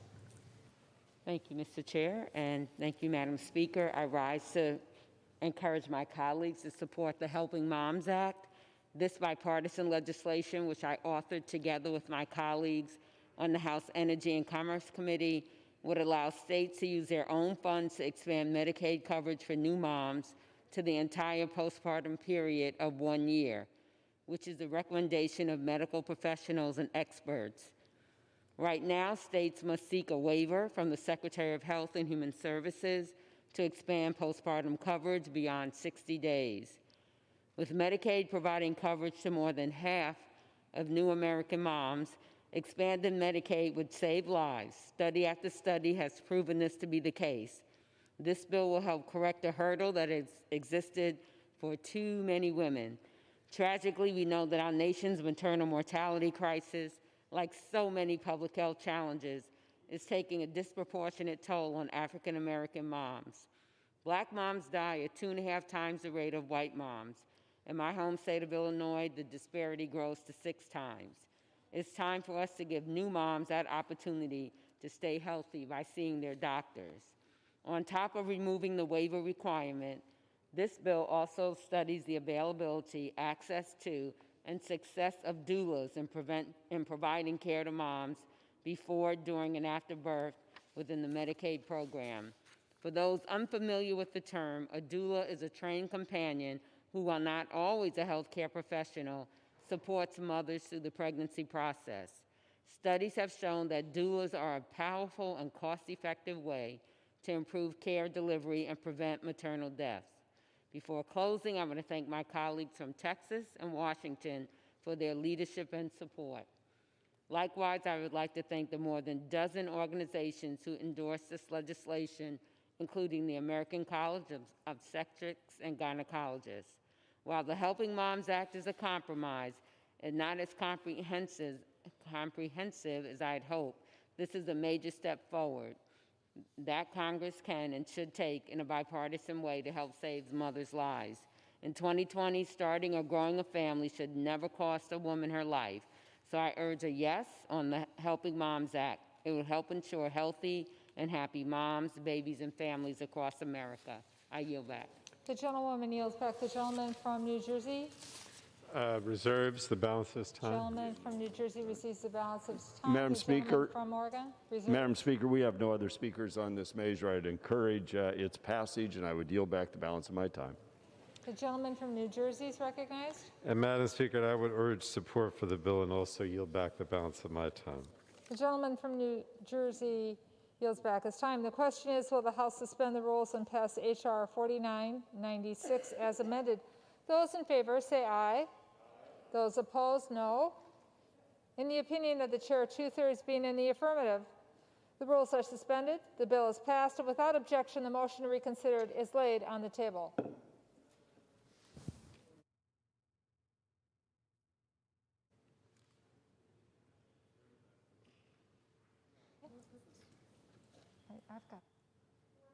The gentleman from New Jersey seek recognition. Madam Speaker, I move to suspend the rules and pass H.R. 3131, the South Asian Heart Health Awareness and Research Act, as amended. The clerk will report the title of the bill.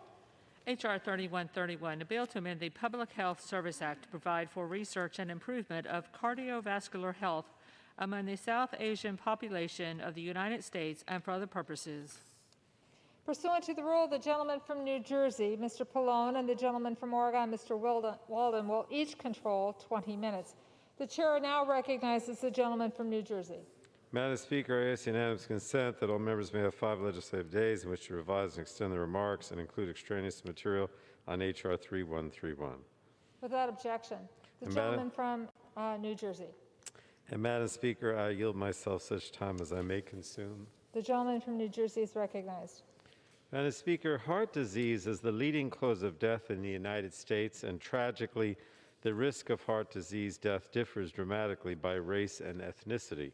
Overall, racial and ethnic minorities have an elevated risk of morbidity and mortality due to heart disease. Racial and ethnic minorities confront more barriers to heart health care than white Americans, including higher comorbidity rates, less culturally competent care, and fewer proactive heart health interventions. This bill, the South Asian Heart Health Awareness and Research Act of 2020, directs the Department of Health and Human Services to build on current heart disease programs to further improve heart health awareness, education, training, and research for groups disproportionately affected by heart disease. In November 2019, the American Heart Association and other medical groups issued updated cholesterol guidelines that for the first time urged doctors to consider ethnicity when determining a patient's cardiovascular risk and treatment options. This bill builds upon the work of determined medical partners like the American Heart Association to provide more resources for states who wish to expand their heart health programs. The bill would not be on the floor today without the determined effort of Congresswoman Jayapal, and I commend her for her leadership on this. And I urge my colleagues to support H.R. 3131 and reserve the balance of my time. The gentleman from New Jersey reserves. The gentleman from Oregon is recognized. Madam Speaker, I yield myself such time as I may consume. The gentleman is recognized.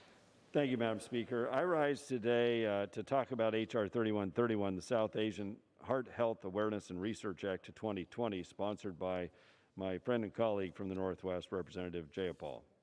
This bill authorizes initiatives that will help improve our understanding of cardiovascular disease in South Asians living in the United States, a laudable goal. The intent of this bill is laudable, as South Asians are a population disproportionately impacted by diabetes and heart disease. In fact, according to the American College of Cardiology, South Asians represent approximately 25% of the world's population, yet they account for 60% of the world's heart disease patients. And while I support initiatives to improve the health in ethnic and minority communities, I do have some concerns with this bill itself. In providing technical feedback on the legislation, the Centers for Disease Control and Prevention, the CDC, expressed concerns that the grants authorized under the legislation would be duplicative to their current efforts to address cardiovascular disease in disproportionately impacted communities. These efforts include those under the CDC's Division of Nutrition, Physical Activity, and Obesity, in addition to the health promotion grants to states and the Wise Woman program, which stands for Well Integrated Screening and Evaluation for Women across the nation. In addition, the CDC expressed concerns that it would not be able to provide the data that the bill is mandating the agency report upon. Broadly, the agency does have data on minority and disproportionately impacted groups with regard to cardiovascular disease. That's true. However, they do not have enough data on the specific subgroup of the South Asian population in order to put together a complete and meaningful report that would be useful for Congress in making future policy decisions. While unfortunate, it is because CDC does not yet have the data collection technology nor the capabilities to obtain that kind of granular data. Therefore, before mandating such a report, Congress should instead pass H.R. 5321. Now, that's the Public Health Infrastructure Modernization Act led by Representatives Carter and McBath, bipartisan legislation which would modernize CDC's data infrastructure and improve the collection of more granular information on communities disproportionately impacted by cardiovascular disease, such as South Asian communities. So it'd be nice if we had that bill moving through, because that, I think, would provide the data CDC, or the ability for CDC to get the data that this bill before us today requires. So I appreciate the gentlelady from Washington for bringing needed attention to this issue.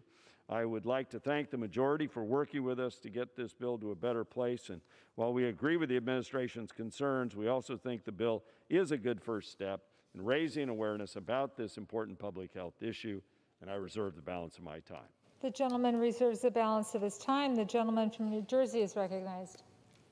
I'd like to yield such time as she may consume to the gentlewoman from Washington, the sponsor of the bill. The gentlewoman from Washington is recognized. Thank you, Madam Speaker, and thank you so much, Mr. Chairman, for your leadership, and to the ranking member for your excellent comments. I understand the concerns, and I would just say that as the first South Asian American woman ever elected to the U.S. House of Representatives, I'm so proud to see this important bill come to the floor, and I want to thank my colleague, Representative Joe Wilson, for his help and support of this important bipartisan bill. South Asians are the second fastest growing minority group in the United States, and yet this group is 4 times more at risk of developing heart disease than the general population and have the highest prevalence of type 2 diabetes. The research and understanding of why we are so prone to heart disease is limited, while the devastating impact on our families is only increasing. In fact, the story of this bill, as much legislation happens, began when my former Deputy Chief of Staff, Ven Narala, unexpectedly lost his mother to heart disease. Wanting to understand why this happened, we found that this was not just an isolated incident, but an alarming trend that had received far too little attention. The South Asian Heart Health Bill will fund the creation of culturally appropriate materials, engagement with community groups working to promote South Asian heart health, and create an information clearinghouse about South Asian heart health. The bill also funds grants for the CDC and NIH to conduct research on the impact of heart disease on South Asians in the United States. The bill has been endorsed by an incredible number of medical organizations, including the American College of Cardiology, the American Heart Association, Women Heart, South Asian Public Health Association, and many, many more. COVID-19 has taught us the value of preventing underlying health conditions and addressing health inequities afflicting communities of color. The South Asian Heart Health Bill is a significant step in raising the alarm, reversing the trend of heart disease in our communities, and saying to South Asian American communities across the country, we see you here in Congress and we are ready to help. Thank you, Madam Speaker. I yield back. The gentleman from New Jersey is recognized. I reserve the balance of my time, but I have no additional speakers. Madam The Speaker, gentleman from Oregon is recognized. we have no additional speakers on our side of the aisle, and I would yield back the balance of my The time. gentleman from Oregon yields back the time. The gentleman from New Jersey. I would urge support for the bill and yield back my time, Madam Speaker. The gentleman from New Jersey yields back the time. The question is, will the House suspend the rules and pass H.R. 3131 as amended? Those in favor say aye. Those opposed, no. In the opinion of the chair, 2/3 being in the affirmative, the rules are suspended. The bill is passed, and without objection, the motion to reconsider is laid on the table.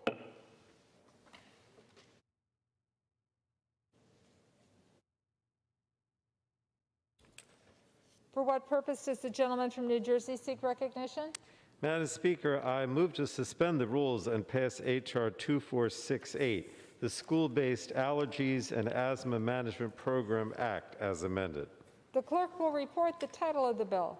Union Calendar Number 430, H.R. 2468, a bill to amend the Public Health Service Act to increase the preference given in awarding certain allergies and asthma-related grants to states that require certain public schools to have allergies and asthma management programs and for other purposes.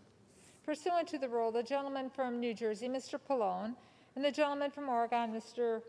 Walden, will each control 20 minutes. The chair recognizes the gentleman from New Jersey.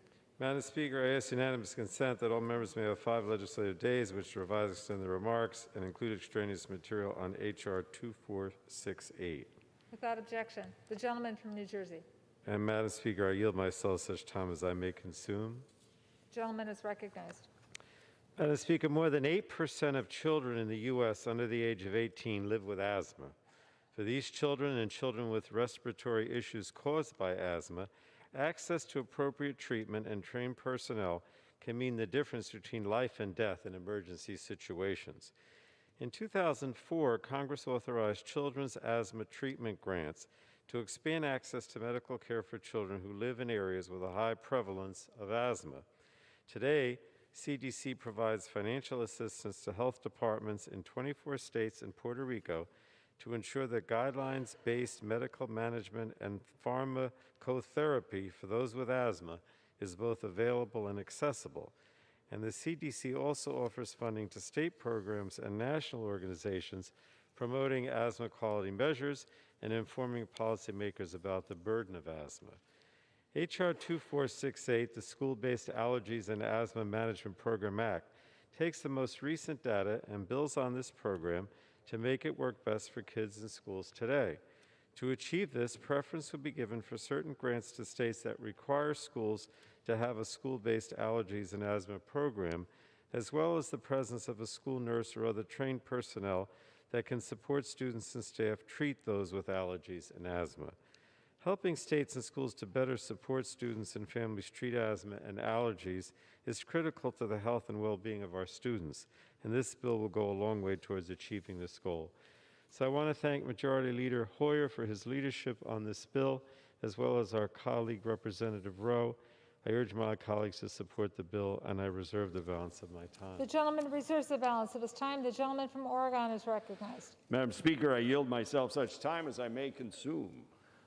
The gentleman is recognized. Thank you, Madam Speaker. I rise today in support of H.R. 2468, the School-Based Allergies and Asthma Management Program Act, introduced by Representatives Rowe and Hoyer. This important legislation would direct the Secretary of Health and Human Services in making asthma-related grants to give preference to states that require schools to implement policies that improve the care of children with allergies and asthma. These policies included having plans in place for managing students with allergies and asthma that have tested and having at least one person trained to administer rescue medication on the premises during operating hours. By incentivizing states to have comprehensive school-based asthma and allergy management programs in place, this bill will help ensure that school nurses, staff, and administrators are prepared to help students with allergies and asthma excel at school and do so in a safe environment. I want to thank Dr. Rowe and Leader Hoyer. They have championed the cause of ensuring children at school have access to needed medicine for many, many years. I also want to thank Dr. Rowe for his years of service to this institution. And like some of the rest of us, he too will be retiring at the end of this year. But as a veteran, as a doctor, as a leader, and by the way, as a great musician, not that he'll be able to perform that here on the House floor, he has done so much for veterans, for improving health care, and for the people of the district he represents. He's left his mark. He doesn't have to worry about whether he made a difference, because he has. So I urge my colleagues to support this legislation, and I reserve the balance of my time. The gentleman from Oregon reserves. The gentleman from New Jersey is recognized.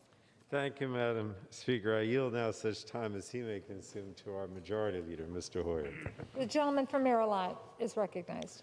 I thank my friend, the chairman of the Energy and Commerce Committee, and Mr. Weldon, the ranking member of the Energy and Commerce Committee, for bringing this bill to the floor. But most of all, I want to thank my friend, Phil Rowe, Dr. Rowe from Tennessee, a medical doctor. He and I, as Mr. Weldon pointed out, for many, many years have been focused on making sure that those children with asthma are safer in the school than they otherwise would be if the schools were not prepared to deal with an asthmatic or allergic attack.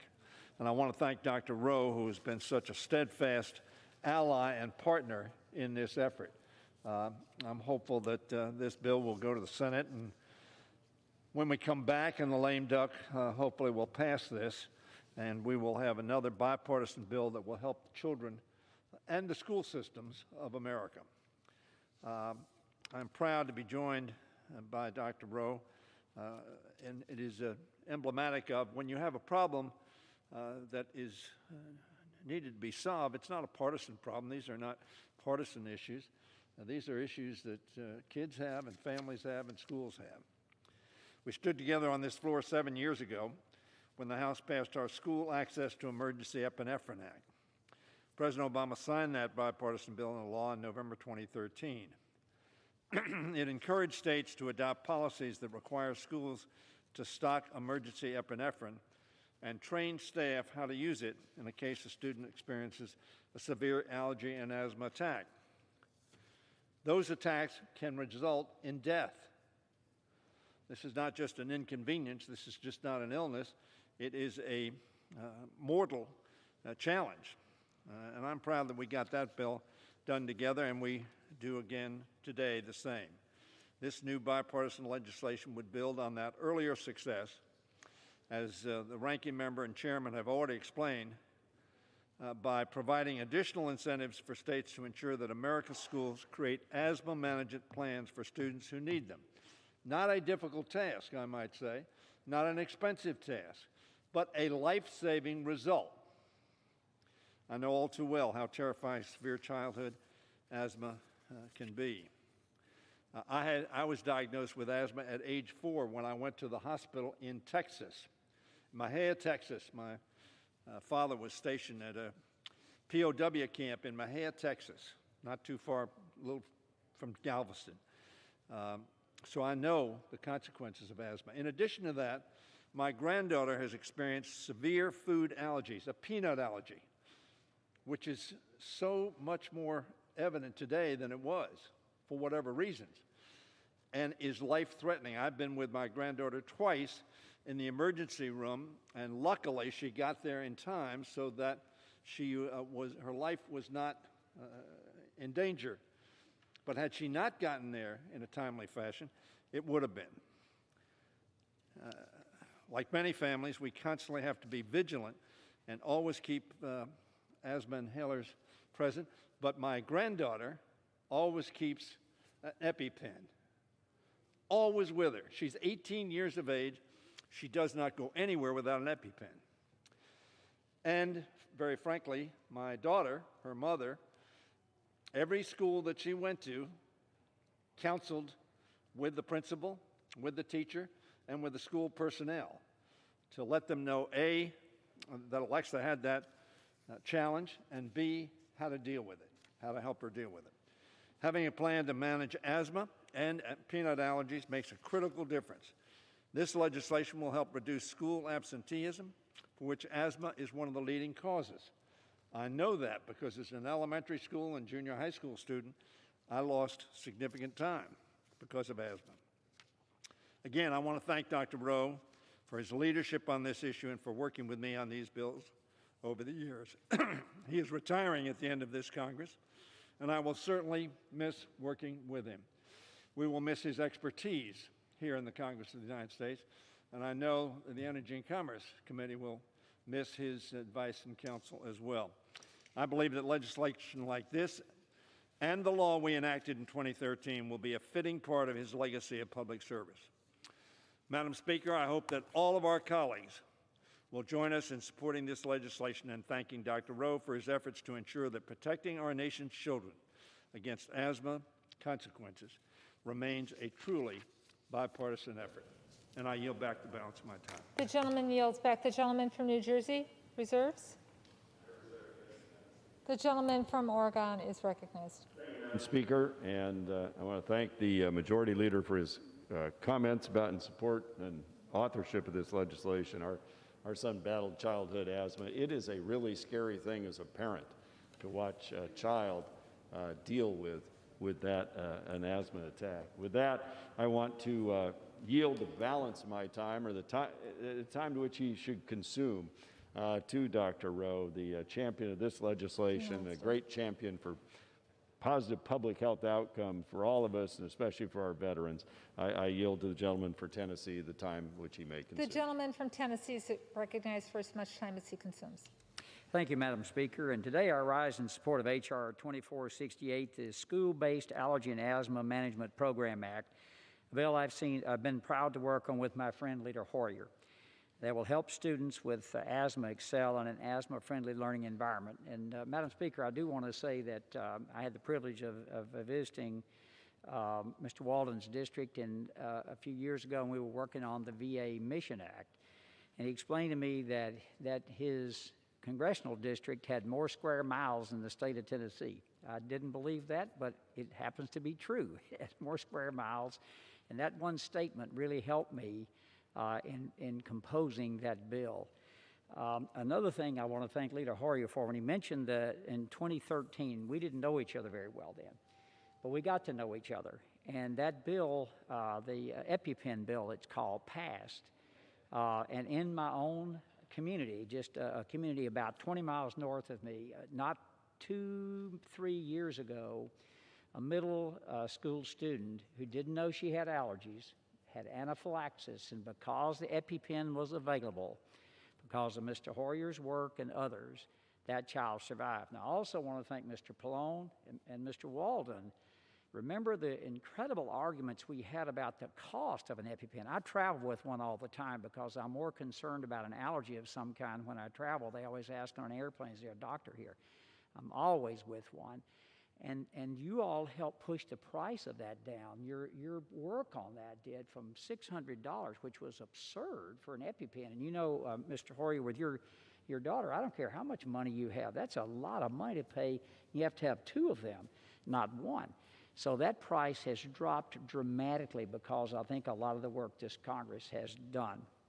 And last week marked the beginning of fall, as we all know. And for many of us, cooler weather means return to football and a new school year, different school year, but back. For millions of other Americans living with asthma, seasonal allergies, and other respiratory diseases, these changes of temperature mean difficulty breathing. There are roughly 6 million school-aged children in the U.S. currently living with asthma. This is one of the leading causes of absenteeism. In fact, according to the National Asthma Education and Prevention Program, parents have reported that students collectively miss 14 million days of school every year due to asthma alone. While asthma poses a serious health risk, it can be effectively managed with proper education, planning, and treatment, and does not have to negatively impact a child's access to education. The Department of Education and the Department of Health and Human Services both recommend that schools have comprehensive management programs in place to support children with lower airway disorders like asthma and keep these disorders under control while they're at school. Unfortunately, most schools do not have such programs in place. And that's why our bill, the School-Based Allergy and Asthma Management Program, uses a proven model to encourage states to ensure schools are prepared to help children suffering from asthma. The two most important strategies for preparing schools are implementing management plans and ensuring that school staff members are prepared to assist children experiencing an attack. Our bill encourages states to do just that. This type of preparation and management in schools will not only improve child's health, but will also ensure that students are able to focus on learning. No student should be at risk in a school because of a failure for them to manage their respiratory disorders. The good news is that together we can fix this. The start of the new school year serves as a valuable reminder of the work that still needs to be done, and I look forward to passing this bipartisan legislation today and getting one step closer to the President's desk so that students with asthma and allergies can focus on their education. And I do thank my colleagues on both sides of the aisle for their very, very kind comments. I encourage support of this bill. With that, I yield back the balance of my time. The gentleman's time has been yielded back. The gentleman from New Jersey is recognized. I have no additional speakers, but I'd reserve. Madam Speaker, I would yield back the balance of my time and urge support of the legislation. And Madam Speaker, I also yield back and urge support of the legislation. All time having been yielded back, the question is, will the House suspend the rules and pass H.R. 2468 as amended? Those in favor say aye. Those opposed, no. In the opinion of the chair, 2/3 being in the affirmative, the rules are suspended, the bill is passed, and without objection, the motion to reconsider is laid on the table.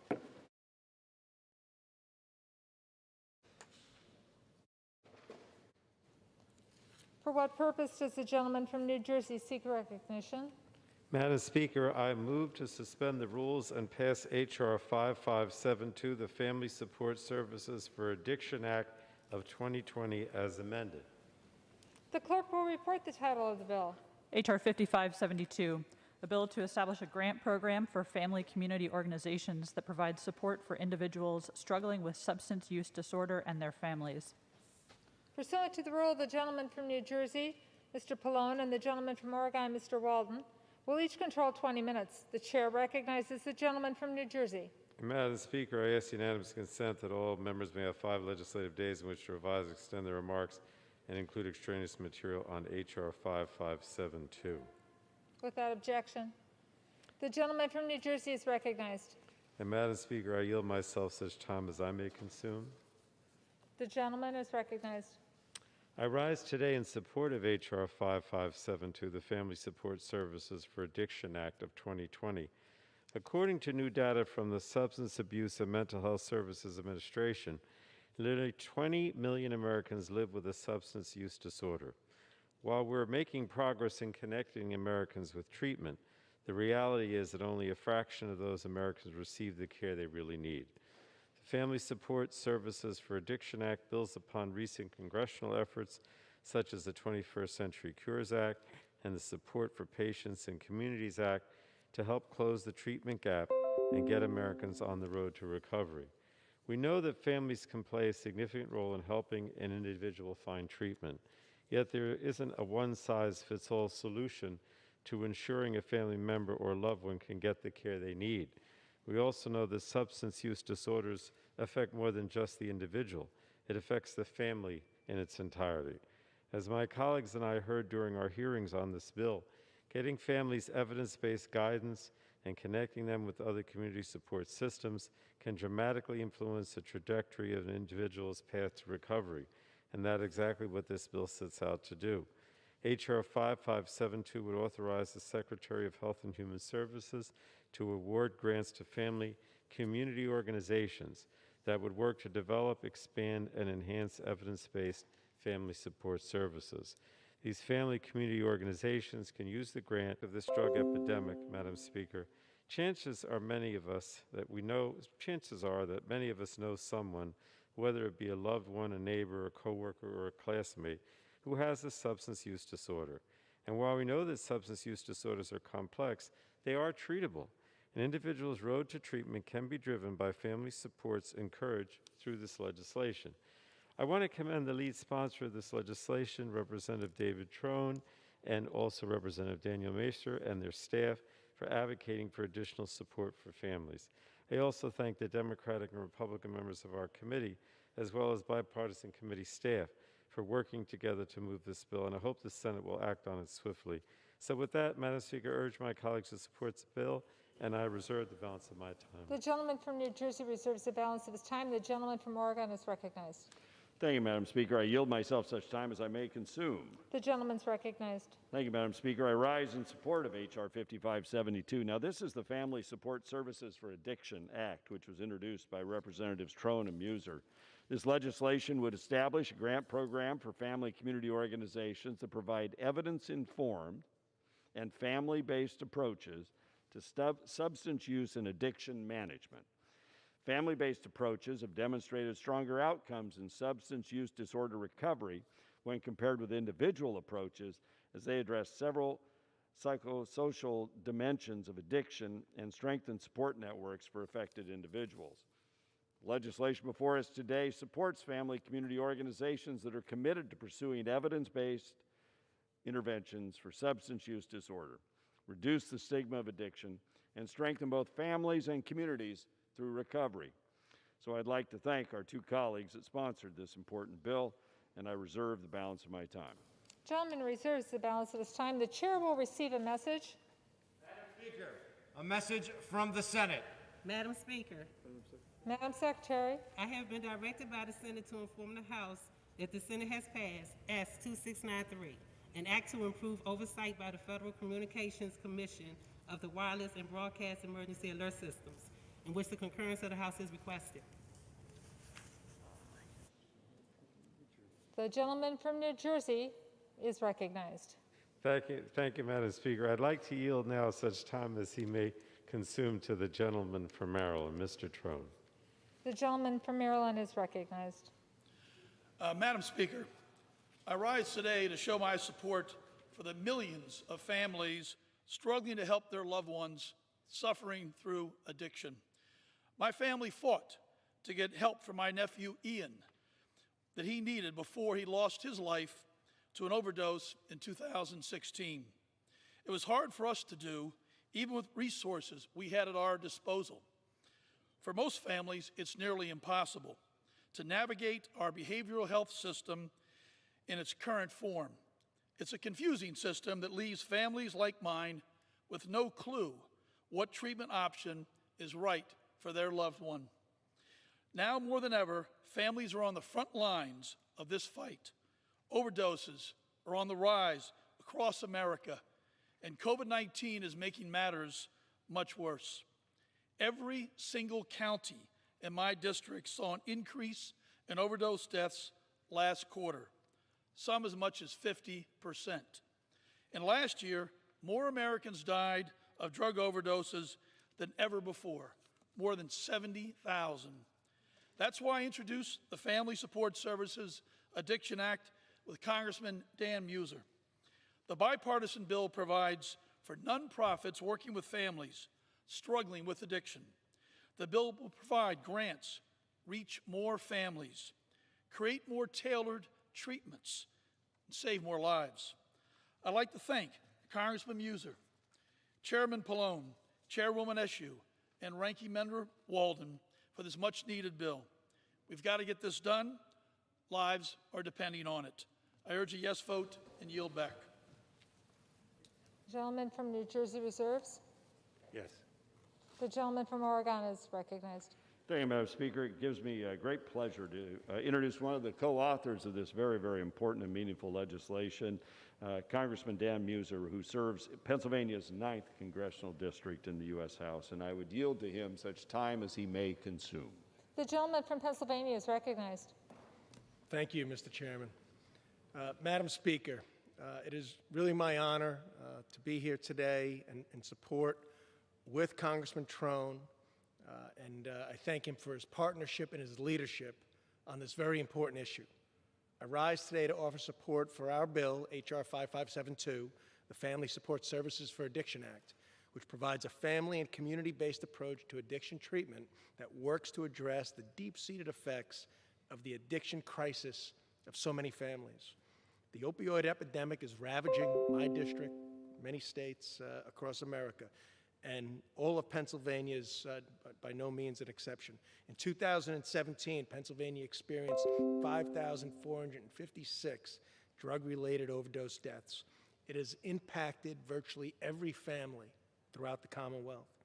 Far too many families struggling with substance use disorder feel like they have nowhere to turn for the resources and the very important information. This bill would establish a grant program for family community organizations that provide support for families of individuals struggling with substance use disorder. These services can include information and referral sources, support groups, system navigation to assist the family in finding resources, parent training and education, specialized crisis support, and really much, much more, again, where they currently don't know where to turn. As a member of the Freshman Working Group on Addiction, I am very proud to be the Republican lead on a bill that takes critical steps to help families feel empowered and equipped to support their loved ones struggling with substance use disorder. I again want to very, very sincerely congratulate and thank Congressman David Trone for his hard work, his dedication, his great care in helping those suffering from drug addiction. I encourage my colleagues to support this bill, and I urge its swift passage. Thank you, David Trone. Thank you, Madam Speaker. Gentleman from Oregon Reserves. Madam Speaker, with that powerful conclusion, we have no other speakers. I urge my colleagues to support this legislation. I yield back the balance of my time. The gentleman from Oregon yields back the balance of his time. The gentleman from New Jersey is recognized.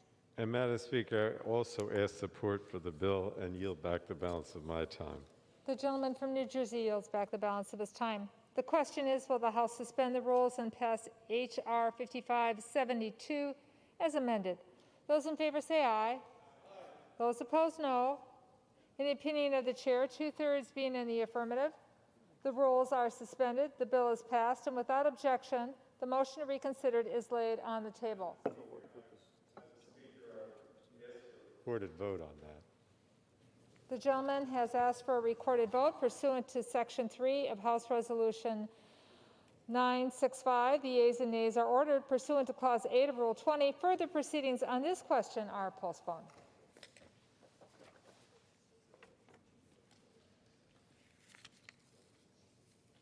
For what purpose does the gentleman from New Jersey seek recognition? Madam Speaker, I move to suspend the rules and pass H.R. 2075, the School-Based Health Centers Reauthorization Act of 2019 as amended. The clerk will report the title of the bill. H.R. 2075, a bill to amend the Public Health Service Act to reauthorize school-based health centers and for other purposes. Pursuant to the rule, the gentleman from New Jersey, Mr. Pallone, and the gentleman from Oregon, Mr. Walden, will each control 20 minutes. The chair now recognizes the gentleman from New Jersey. Madam Speaker, I ask unanimous consent that all members may have 5 legislative days in which to revise and extend their remarks and include extraneous material on H.R. 2075. Without objection. And Madam Speaker, I yield myself such time as I may consume. The gentleman is recognized. Madam Speaker, I rise in support of H.R. 2075, the School-Based Health Centers Reauthorization Act, which reauthorizes school-based health centers. These centers serve as critical access points that provide comprehensive care to children and adolescents in their school, a location that is safe, convenient, and accessible. They provide this care through partnerships with community health providers, such as federally qualified health centers, public health departments, hospitals, schools, and other community institutions. School-based health centers serve primarily low-income and medically underserved population of children and adolescents. Now, these centers, Madam Speaker, are a powerful tool for achieving health equity among children and adolescents who unjustly experience disparities in health outcomes because of ethnicity, race, or family income. While many communities struggle with ways to keep students healthy, school-based health centers are more important than ever. And H.R. 2075 would reauthorize school-based health centers through fiscal year 2024, ensuring continued access to these centers for the children and families who need them most. I want to thank Representatives Sarbanes-Tonko, Upton, and Stefanik for their bipartisan leadership on this legislation. I urge my colleagues to support the bill, and I reserve the balance of my time. The gentleman reserves the balance of his time. The gentleman from Oregon is recognized. Thank you, Madam Speaker. I yield myself such time as I may consume. The gentleman is recognized. Thank you, Madam Speaker. I rise today in support of H.R. 2075. Now, this is the School-Based Health Centers Reauthorization Act of 2019. It was introduced by Representative Sarbanes, who I know we're going to hear from in a moment, Congressman Upton, former chairman of the Energy and Commerce Committee, and Representatives Stefanik and Tonko.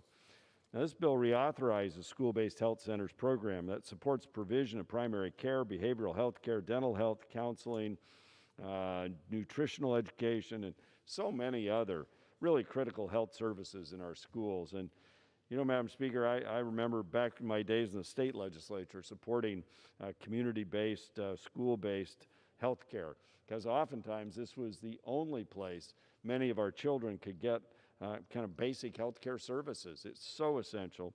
And I know during the pandemic, we're getting reports from our doctors and others that say this loss of access to these kinds of services is taking its toll, especially in mental health services. These health centers usually operate as a partnership between the school and a community health organization, so the services provided by the health center best meets the needs of the community and the local school district. As I said, in the midst of the COVID-19 pandemic, the need for basic health care has not gone away just because students are learning from home. School-based health centers will continue to help in keeping students healthy and ready to learn, and we should reauthorize them as we do in this act. And so I urge support of this measure, and I reserve the balance of my time.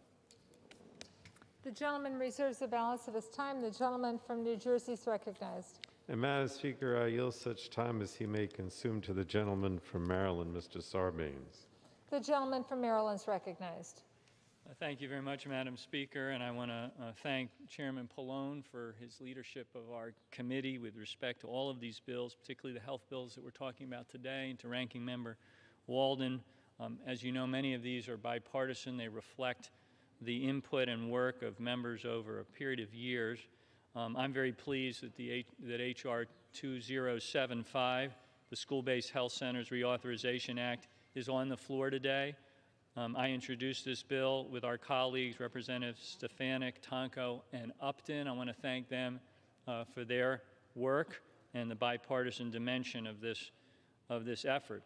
This would reauthorize, as was indicated, federal support for school-based health centers through 2024.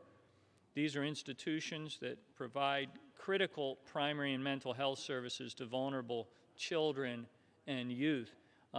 Institutions may not be the best word. Teams of professionals, I think, is how you describe these school-based health centers across the country.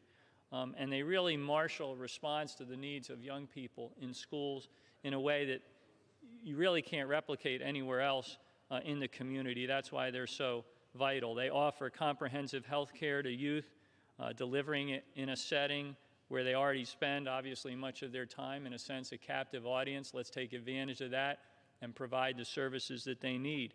There are 80 school-based health centers in the state of Maryland. I'm familiar with many of them, having visited a number, and over 2,500 of them nationwide that serve 6.3 million students.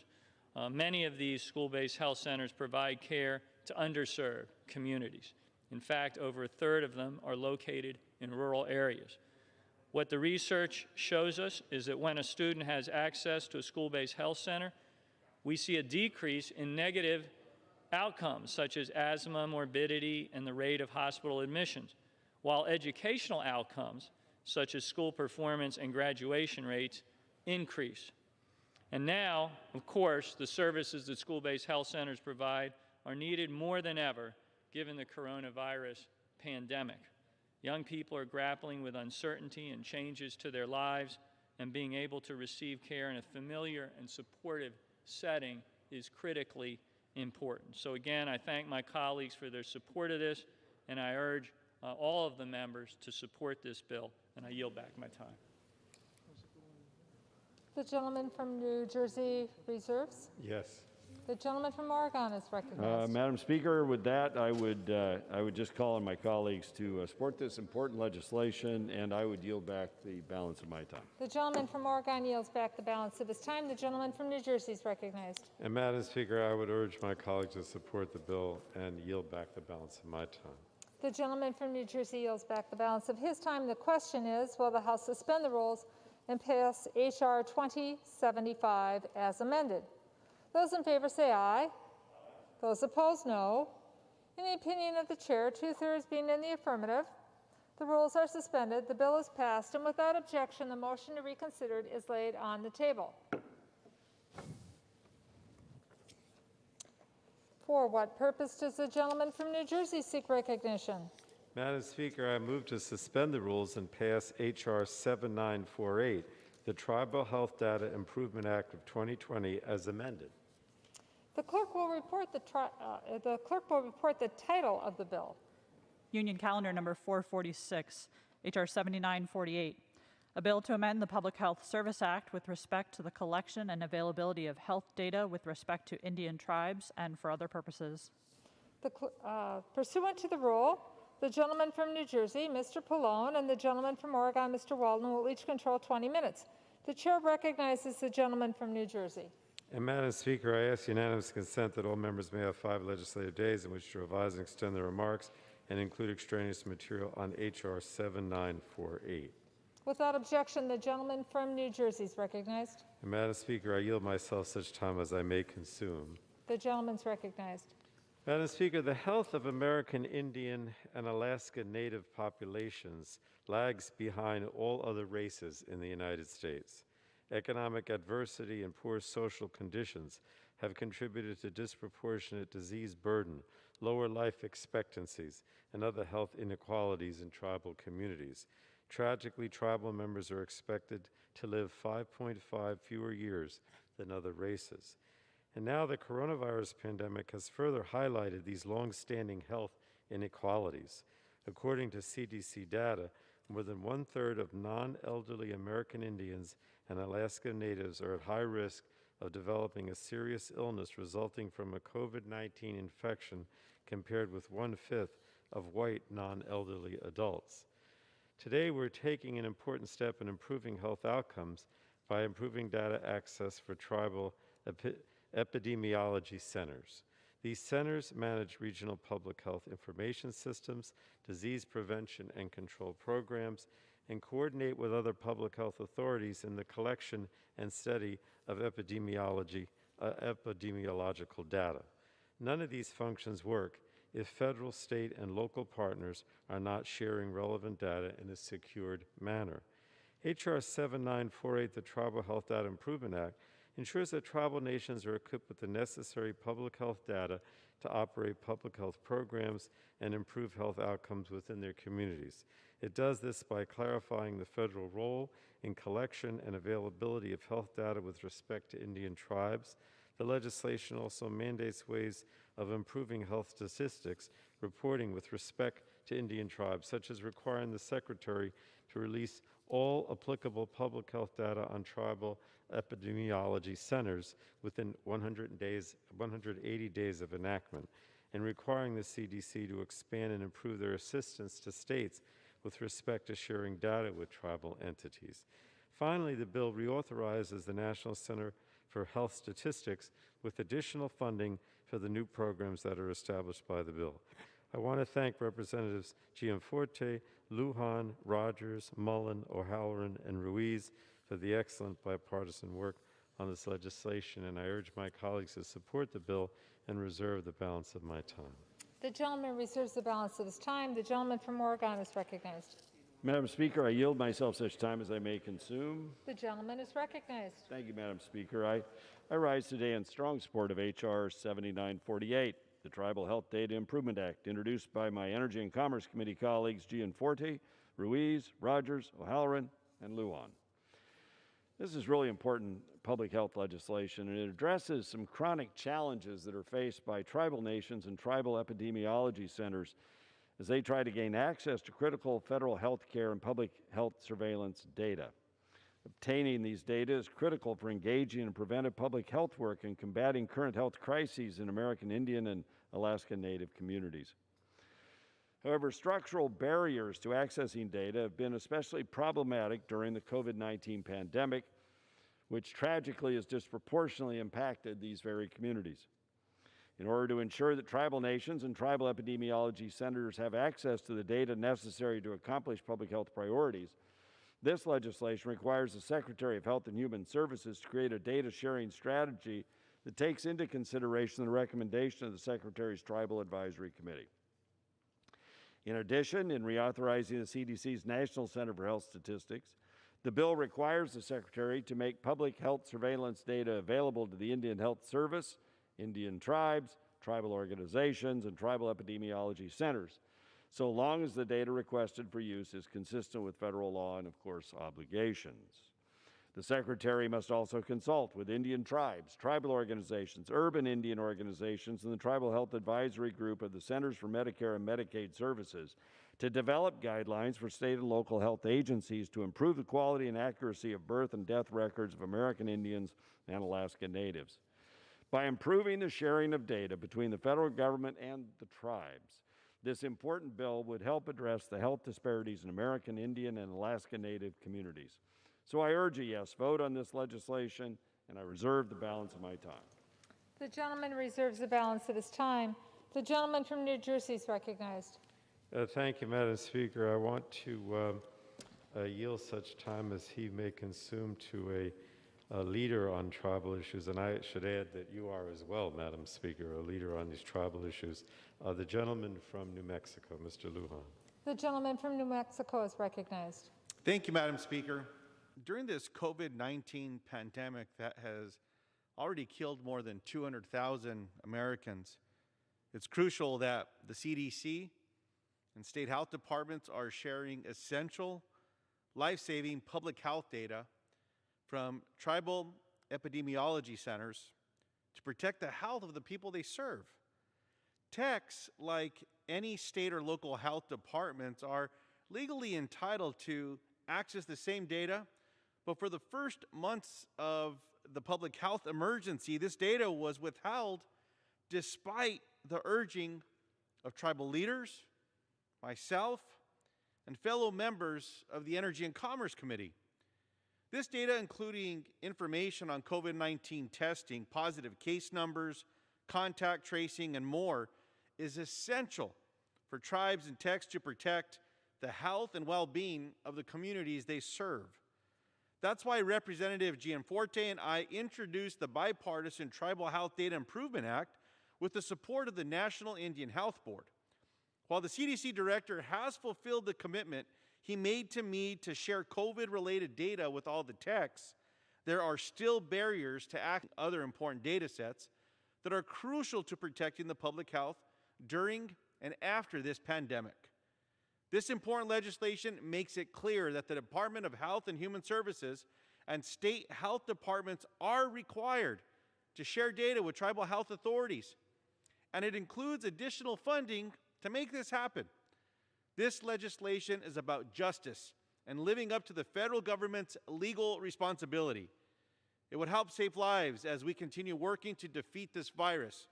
Tribes and techs are working hard to protect public health in their communities, and it is their right to access the CDC data to do so. I look forward to seeing the House pass this legislation, and I'll urge my colleagues in the Senate to act with the same urgency. I yield back. Gentleman yields back. The gentleman from New Jersey reserves the balance of his time. No, I reserve at this time. The gentleman from Oregon is recognized. Madam Speaker, I want to thank my colleagues, especially my friend from New Mexico, for his leadership on this legislation. I would just say they've all worked very hard on this. It's extraordinarily important to pass this, and with that, I would yield back the balance of my time. The gentleman from Oregon yields back the balance of his time. The gentleman from New Jersey I also urge support of the bill and yield back the balance of my time. The gentleman from New Jersey yields back the balance of his time. The question is, will the House suspend the rules and pass H.R. 7948 as amended? Those in favor say aye. Those opposed, no. In the opinion of the chair, 2/3 being in the affirmative, the rules are suspended, the bill is passed, and without objection, the motion to reconsider is laid on the table. For what purpose does the gentleman from New Jersey seek recognition? Madam Speaker, I move to suspend the rules and pass H.R. 5469, the Pursuing Equity in Mental Health Act, as amended. The clerk will report the title of the bill. H.R. 5469, a bill to address mental health issues for youth, particularly youth of color, and for other purposes. Pursuant to the rule, the gentleman from New Jersey, Mr. Pallone, and the gentleman from Oregon, Mr. Walden, will each control 20 minutes. The chair recognizes the gentleman from New Jersey. And Madam Speaker, I ask unanimous consent that all members may have 5 legislative days in which to revise and extend their remarks and include extraneous material on H.R. 5469. Without objection. Madam Speaker, I yield myself such time as I may consume. The gentleman from New Jersey is recognized. Madam Speaker, I rise today in support of H.R. 5469, the Pursuing Equity in Mental Health Act. We have long known that people of color experience inequities in health care in the United States. While we've made progress to close these gaps in recent years, including with the passage of the Affordable Care Act, people of color in America continue to experience inequities in care and worse health outcomes compared to white Americans. These long-term trends are rooted in several social determinants that are often driven by structural discrimination and institutionalized racism, which has created systematic health inequity. The tragic results of these long-term trends is that people of color are more likely to suffer from underlying health conditions, have a much harder time gaining access to care, and when they do, they are far more likely to experience bias, discrimination, and poor health outcomes. The Congressional Black Caucus's Emergency Task Force on Black Youth Suicide and Mental Health reiterated these points in a report last year that raised concerns about the increasing rates of suicide and mental health trends among Black children. The need to address these increased suicide rates has been recognized by public health experts, including the National Institutes of Mental Health Director, Dr. Joshua Gordon. He recently wrote about mental health inequities, saying that these gaps, and I quote, lead to worse mental health outcomes in underserved and minority communities, unquote. Now, in testimony before our committee, American Psychological Association President Dr. Arthur Evans also underscored the need to diversify our mental health workforce if we're to improve care for communities of color. The bill before us today, H.R. 5469, is aimed specifically at addressing equity in mental health. The bill would invest resources into better understanding racial and ethnic minority mental health disparities, improve outreach and support for racial and ethnic minorities, and expand provider support for students of color entering the mental health workforce. I'm hopeful, Madam Speaker, that this bill will help reduce the inequities in mental health. Before I conclude, I wanted to thank my colleague from New Jersey, Representative Bonnie Watson-Coleman, and her staff for leading this important bill. I also thank Ranking Member Walden and his staff for working with us in a bipartisan manner to move this bill forward. I urge my colleagues to support the bill, and I reserve the balance of my time. Serves the balance of his time. The gentleman from Oregon is recognized. Thank you, Madam Speaker. I yield myself such time as I may consume. The gentleman is recognized. Madam Speaker, I rise today in support of H.R. 5469. Now, this is the Pursuing Equity in Mental Health Act, and it is sponsored by Representative Watson-Coleman. It helps address suicide and mental illness in youth from minority and underserved communities. Despite improvements in health equity, disparities in mental health care persist. The Agency for Healthcare Research and Quality has reported that racial and ethnic minority groups in the United States are less likely to have access to mental health services, less likely to use community mental health services, but more likely to use emergency departments and more likely to receive lower quality care. Poor mental health care access and quality ultimately contribute to poorer outcomes, including suicide among these populations, and these issues are especially acute in minority youth populations. H.R. 5469 would help address these disparities. It authorizes grants targeted at high-poverty communities for culturally and linguistically appropriate mental health services. It supports mental health disparities research and require the studying of the impact of smartphones and social media on adolescents, and authorizes the Minority Fellowship Program to support more students of color entering the mental health workforce. I'd like to thank the majority for taking the time to work with us to get this bill in a really good place. It's an important initiative, and I'm pleased to see it gain a vote on the House floor today, Madam Speaker. So I urge support of the legislation, and I reserve the balance of my time. The gentleman reserves the balance of his time. The gentleman from New Jersey is recognized. Madam Speaker, I have no additional speakers. I reserve, and the gentleman Madam close. Speaker, I would urge our colleagues to join both the chairman of the committee and myself in supporting this legislation. I yield back the balance of my time. The gentleman from Oregon yields back the balance of his time. The gentleman from New Jersey. I also urge support for the bill, Madam Speaker, and yield back. The gentleman from New Jersey yields back the remainder of his time. The question is, will the House suspend the rules and pass H.R. 5469 as amended? Those in favor say aye. Those opposed, no. In the opinion of the chair, 2/3 being in the affirmative, the rules are suspended. The bill is passed. Without objection, the motion to reconsider is laid on the table. For what purpose does the gentleman from New Jersey seek recognition? Madam Speaker, I move to suspend the rules and pass H.R. 1109, the Mental Health Services for Students Act of 2020 as amended. The clerk will report the title of the bill. H.R. 1109, a bill to amend the Public Health Service Act to revise and extend projects relating to children and to provide access to school-based comprehensive mental health programs. Pursuant to the rule, the gentleman from New Jersey, Mr. Pallone, and the gentleman from Oregon, Mr. Walden, will each control 20 minutes. The chair recognizes the gentleman from New Jersey. And Madam Speaker, I ask unanimous consent that all members may have 5 legislative days in which to revise and extend their remarks and include extraneous material on H.R. 1109. Without objection, the gentleman from New Jersey is recognized. Madam Speaker, I yield myself such time as I may consume. Gentleman from New Jersey. I rise today in support of H.R. 1109, the Mental Health Services for Students Act of 2020. Research, Madam Speaker, shows that half of all lifetime mental illness begins by the age of 14. According to the Centers of Disease Control and Prevention, about 3 in 4 children between the ages of 3 and 17 suffer from depression and anxiety, and nearly half have behavioral problems. In fact, recent data from Mental Health America shows that youth between the ages of 11 and 17 are now at higher risk of moderate to severe anxiety and depression. For many students, schools are a critical place to get mental health support. Now, with added public health concerns, economic pressures, online learning, and the social isolation that comes with these things, experts worry about the added repercussions we'll be seeing on the well-being of students across the country. The data and effect of the pandemic make clear that we must do more to invest in preventative mental health services and training in schools to give our kids and teens a brighter future.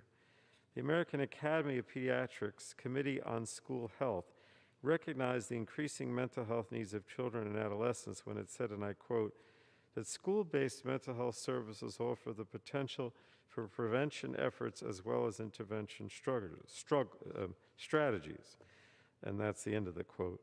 H.R. 1109 does just that. It would support comprehensive mental health programs at schools across the nation by encouraging partnerships between state and local educational agencies and mental health providers.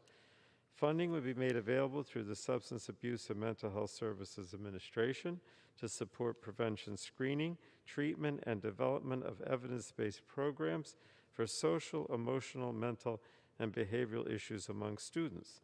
And this bill would also help us better understand the student, family, and educational outcomes of services provided to students. I want to thank the lead sponsor of this bill, Representatives Grace Napolitano, John Katko, for their leadership and their work. I also thank, of course, Ranking Member Walden and the members of our committee for their bipartisan support for this bill.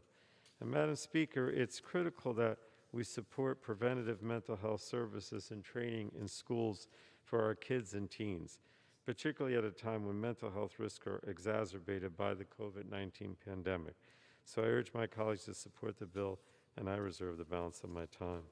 The gentleman reserves the balance of his time. The gentleman from Oregon is recognized. Well, thank you, Madam Speaker. I yield myself such time as I may consume. Gentleman is recognized. And I rise in support today of H.R. 1109. This is the Mental Health Services for Students Act, and it's sponsored by Representatives Napolitano and Katko. The bill authorizes the Substance Abuse and Mental Health Services Administration's Project Aware grants.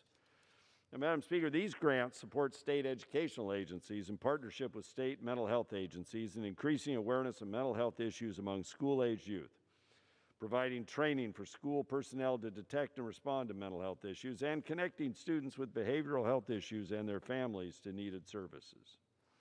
By supporting partnerships between the state and local systems to promote the healthy development of students, these grants increase access to mental health services for school-aged youth, ultimately reducing youth violence, substance use disorder, and even suicide. So I'm glad we're addressing mental health services for children.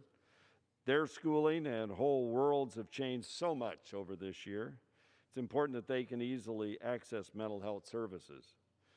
I urge my colleagues to support this legislation, and I don't believe we have any other speakers, Mr. Chairman, so I would yield back the balance of my time. The gentleman from Oregon yields back the balance of his time. The gentleman from New Jersey is recognized. I urge support for the bill and also yield back my time. The gentleman from New Jersey yields back the balance of his time. The question is, will the House suspend the rules and pass H.R. 1109 as amended? All those in favor say aye.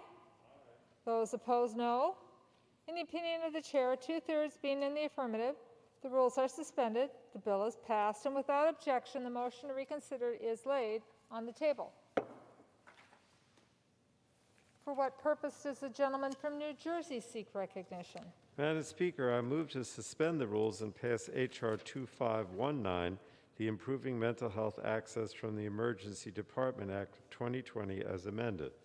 The clerk will report the title of the bill. Union Calendar Number 444, H.R. 2519, a bill to authorize the Secretary of Health and Human Services, acting through the Director of the Center for Mental Health Services of the Substance Abuse and Mental Health Services Administration, to award grants to implement innovative approaches to securing prompt access to appropriate follow-on care for individuals who experience an acute mental health episode and present for care in an emergency department and for other purposes.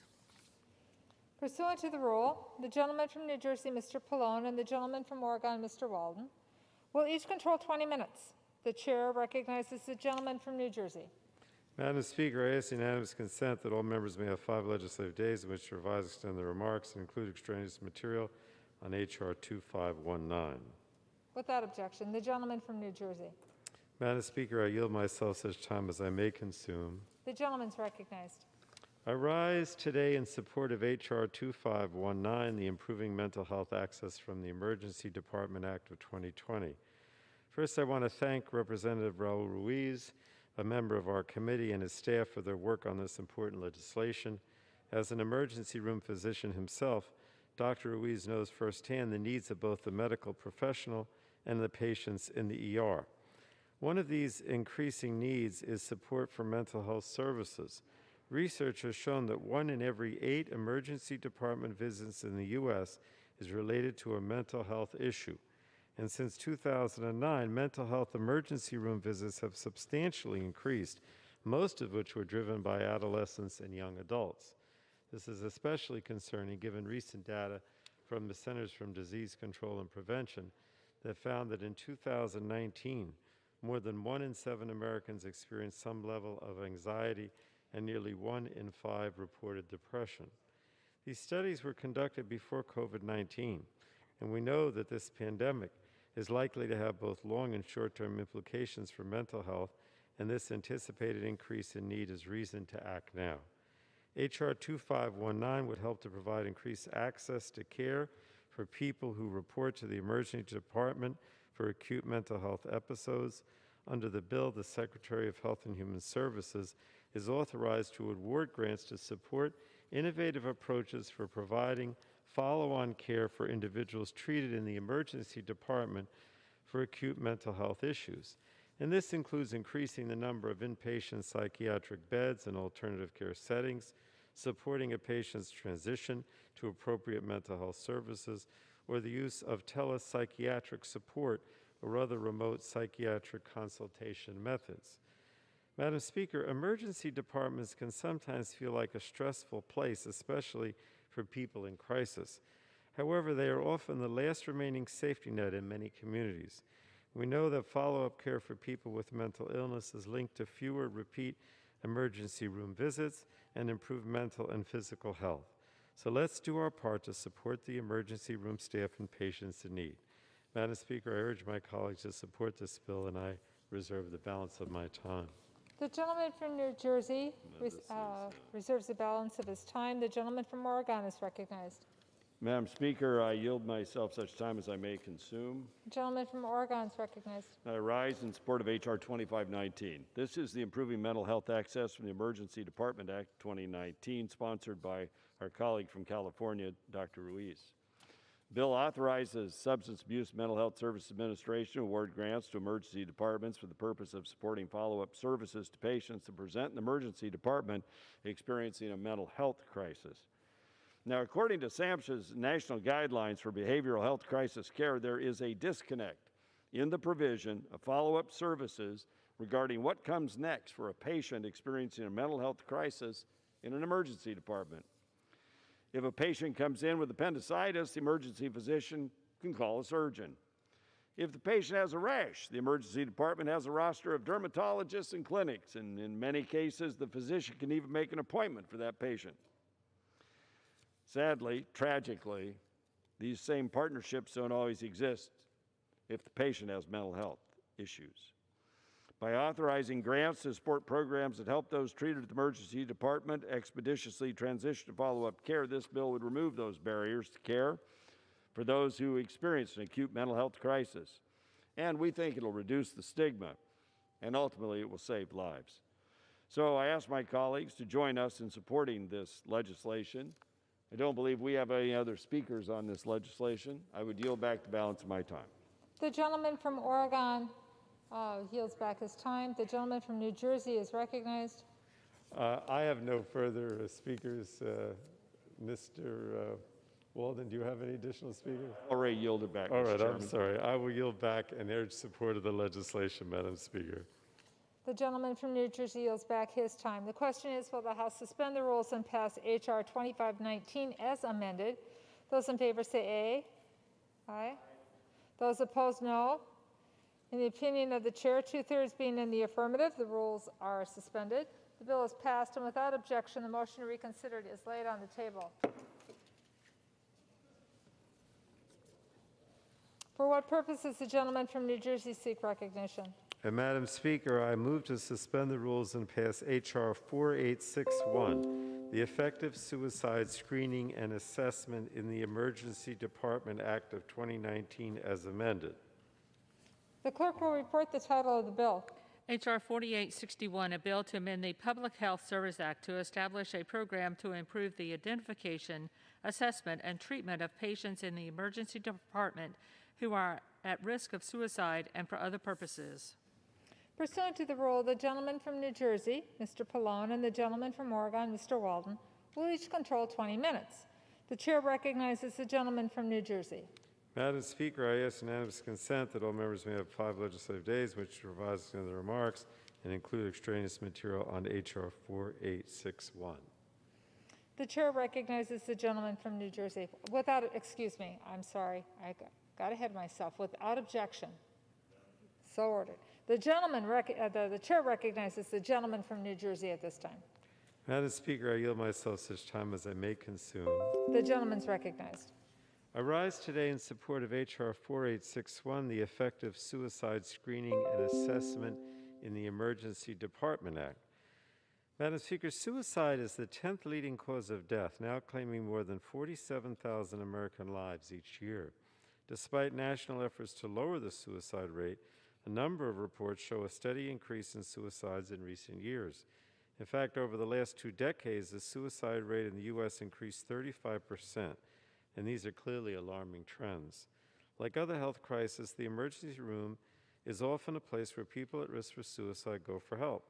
Data shows us that the risk of a suicide attempt or death is highest within 30 days of discharge from an emergency department or inpatient psychiatric unit. Further, over a third of individuals without a diagnosis who died by suicide made an emergency room visit within a year of their death. And that's why we have to act to equip our emergency rooms with better training and tools to screen and assist patients at risk for suicide. This bill would create a grant program to help emergency departments develop policies and procedures for identifying and assessing people who are at risk of suicide and enhancing the coordination of care for them after discharge. These improvements would be made possible by better training, sharing of best practices, and hiring of behavioral health professionals in the emergency room who specialize in suicidal ideation. This bill has support from the American Foundation for Suicide Prevention, American Association of Suicidology, and the American College of Emergency Physicians, groups that know these issues up close. I wanted to thank my colleagues. I see Representative Elliot Engel is here, also Representative Gus Bilirakis. They led this important legislation to the floor. I also want to thank Ranking Member Walden and all members and staff of our committee for their efforts to move the bill. So, Madam Speaker, I urge my colleagues to support the bill, and I reserve the balance of my time. The gentleman from New Jersey reserves the balance of his time. The gentleman from Oregon is recognized. Thank you, Madam Speaker. I yield myself such time as I may consume. The gentleman's recognized. Madam Speaker, I rise today in strong support of H.R. 4861. This is the Effective Suicide Screening and Assessment in the Emergency Department Act that was introduced by Representative Bilirakis, who we'll hear from in a minute, and our friend Congressman Engel. And I just want to say that before I talk about the legislation, what a joy and privilege it's been to serve on the Energy and Commerce Committee with Mr. Engel. He is an incredible individual, cares deeply about his constituents, and works hard on their behalf. And moreover, has just been one of those people that's always kind and thoughtful to all of us on both sides of the aisle, and works to put the interests of Americans first, both on the Energy and Commerce Committee and in his incredibly important and powerful role as chairman of the Foreign Affairs Committee. And he has served America and New York well. And while we haven't always agreed on every issue, we have never been disagreeable. And I wish him and his wife Godspeed in whatever is next in his career. This legislation would authorize a grant program to improve the identification, screening, assessment, and treatment of patients in emergency departments who are at risk for suicide. Consideration of this bill could not come at a more pressing and important time. As we've said before on these matters, the COVID-19 pandemic and the resulting economic downturn have impacted the mental health and well-being of all Americans. In fact, a recently released report by the Well-Being Trust and the American Academy of Family Physicians predict that because of the pandemic, an additional 150,000 Americans could die of, and I quote, deaths from despair, meaning deaths from suicide or drug or alcohol misuse. Emergency departments are key locations to intervene and assist those who may be contemplating taking their own lives. As past research identified, 1 in every 8 emergency department visits in the U.S. were related to a mental health or substance use disorder. By creating grants for emergency departments to develop policies for screening those at risk of suicide and enhancing their post-discharge care coordination, this bill would improve our frontline health care providers' ability to intervene when someone is in crisis, ultimately reducing deaths from despair, especially during this difficult time. So I would urge my colleagues to join the chairman of the committee and myself and our colleagues who put so much time and effort and work into crafting this legislation to support it, pass it, and let's get it into law. And with that, I would reserve the balance of my time. The gentleman from Oregon reserves the balance of his time. The gentleman from New Jersey is recognized. Thank you, Madam Speaker. I'd like to yield now to my colleague from New York, such time as he may use. I do want to say, though, I appreciate, again, Mr. Walden's comments about the excellent career of Mr. Engel, but I am also not ready to say goodbye to either Mr. Engel or Mr. Walden at this time, because we're going to be here for a while the next few months, Elliot. So I yield now to the gentleman from New York. The gentleman from New York is recognized. Madam Speaker, I rise in support of H.R. 4861, the Effective Suicide Screening and Assessment in the Emergency Department Act. Before I tell why, I want to thank my good friend, Mr. Pallone of New Jersey. We came to Congress together a while ago, and we've worked very closely together. And I want to thank Mr. Walden. He said I'm thoughtful. He's one of the most thoughtful members in Congress. Reaches across the aisle, and we've made a lot of great progress. And the country is so much better having people with that kind of temperament to reach across the aisle. And so I thank the gentleman for all the kind words. They really mean a lot. I authored this legislation with my colleague Gus Bilirakis to help reduce rates of suicides in the United States. Suicide is the 10th leading cause of death in the U.S. It claimed more than 47,000 lives in 2017 alone. According to the National Institute of Mental Health, the suicide rate in the U.S. increased by an alarming 31% from 2001 to 2017. And in this time of COVID, where the panoramic has taken an untold physical and emotional toll on Americans' health, officials are reporting surges in mental and behavioral health problems. Studies show that as many as 11% of all patients visiting a hospital emergency department are at risk for suicide, but only a fraction of these at-risk patients are ever identified. Our bill aims to improve the identification, assessment, and treatment of patients in emergency departments who are at high risk of suicide. It provides $100 million over a 5-year period to support emergency department programs to prevent suicide, specifically by training emergency departments to clinicians to identify patients with an elevated risk of suicide, developing programs to coordinate care and follow-up of those with an elevated risk of suicide, supporting the recruitment and retainment of behavioral health officials and professionals who specialize in treating individuals with suicidal tendencies, and incentivizing the development of new approaches, such as telehealth, to help those at a high risk of suicide. Our legislation has been endorsed by over 40 mental health advocacy groups, including the Emergency Nurses Association, the American Nurses Association, the American Psychological Association, the American Psychiatric Association, the Kennedy Forum, the National Alliance on Mental Illness, and Mental Health America. So, Madam Speaker, I urge my colleagues to support the legislation, and I yield back the balance of my time. Mr. Speaker, sorry. Gentleman from New York yields back. Gentleman from New Jersey reserves. Gentleman from Oregon is recognized. Thank you, Mr. Speaker. I am now honored to recognize a real leader in the area of health care and especially mental health service improvement, the gentleman from Florida, Mr. Bilirakis, for such time as he may consume. Gentleman from Florida is recognized.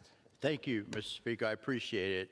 I rise today in support of H.R. 4861, the Effective Suicide Screening and Assessment in the Emergency Department Act. Our nation remains in the midst of a suicide crisis, Mr. Speaker. Over the past several decades, the suicide rate has risen sharply, increasing by 31% since 2001. This is unacceptable, making suicide the 10th leading cause of death and claiming an estimated 47,000 lives annually. A 2016 study found that 11% of all emergency patients exhibited suicidal ideation. However, only 3% of those patients were diagnosed by current screening tools. Furthermore, about 70% of patients who leave the emergency department after a suicide attempt never attend their first outpatient follow-up appointment. At the same time, emergency departments, which are often the place within our healthcare system that provides care for people who are at risk for suicide, have inconsistent protocols for screening and treating high-risk patients. For this reason, I introduced with my friend and colleague, a true statesman, Congressman Engel, the Effective Suicide Screening and Assessment in the Emergency Department Act. The bill creates a voluntary HHS program to assist emergency departments in developing protocols for identifying, assessing and treating individuals at risk for suicide, with preference given to either critical access hospitals or hospitals located in a geographic area with a suicide risk that is higher than the national rate. Grants last for 2 years. Submit a report annually on their efforts to improve the identification, assessment, and discharge policies for individuals who are at risk for suicide.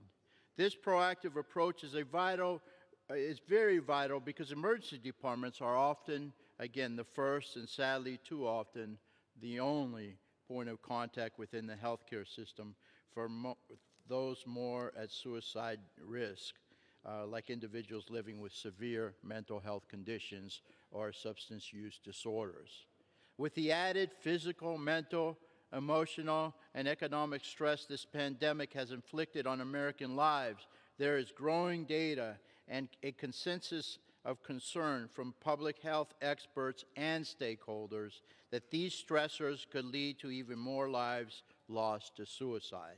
I urge my colleagues to pass the Effective Suicide Screening and Assessment in the Emergency Department Act to further equip our health providers to recognize and assist these patients in crisis. I yield back my time, Mr. Speaker. I appreciate it. Gentleman from Florida yields back. Gentleman from Oregon reserves. Gentleman from New Jersey is recognized. I would reserve, but I have no additional speakers. Mr. Speaker. Gentleman from New Jersey reserves. Gentleman from Oregon. Mr. Speaker, I have no other speakers on our side of the aisle, and I would yield back the balance of my time. Gentleman from Oregon yields back the balance of his time. Gentleman from New Jersey is recognized. Thank you, Mr. Speaker. I urge support for the bill and yield back the balance of my time. Gentleman yields back the balance of the time. The question is, will the House suspend the rules and pass Bill H.R. 4861 as amended? Those in favor say aye. Those opposed say no. In the opinion of the chair, 2/3 being in the affirmative, the rules are suspended. The bill is passed. Without objection, the motion to reconsider is laid on the table.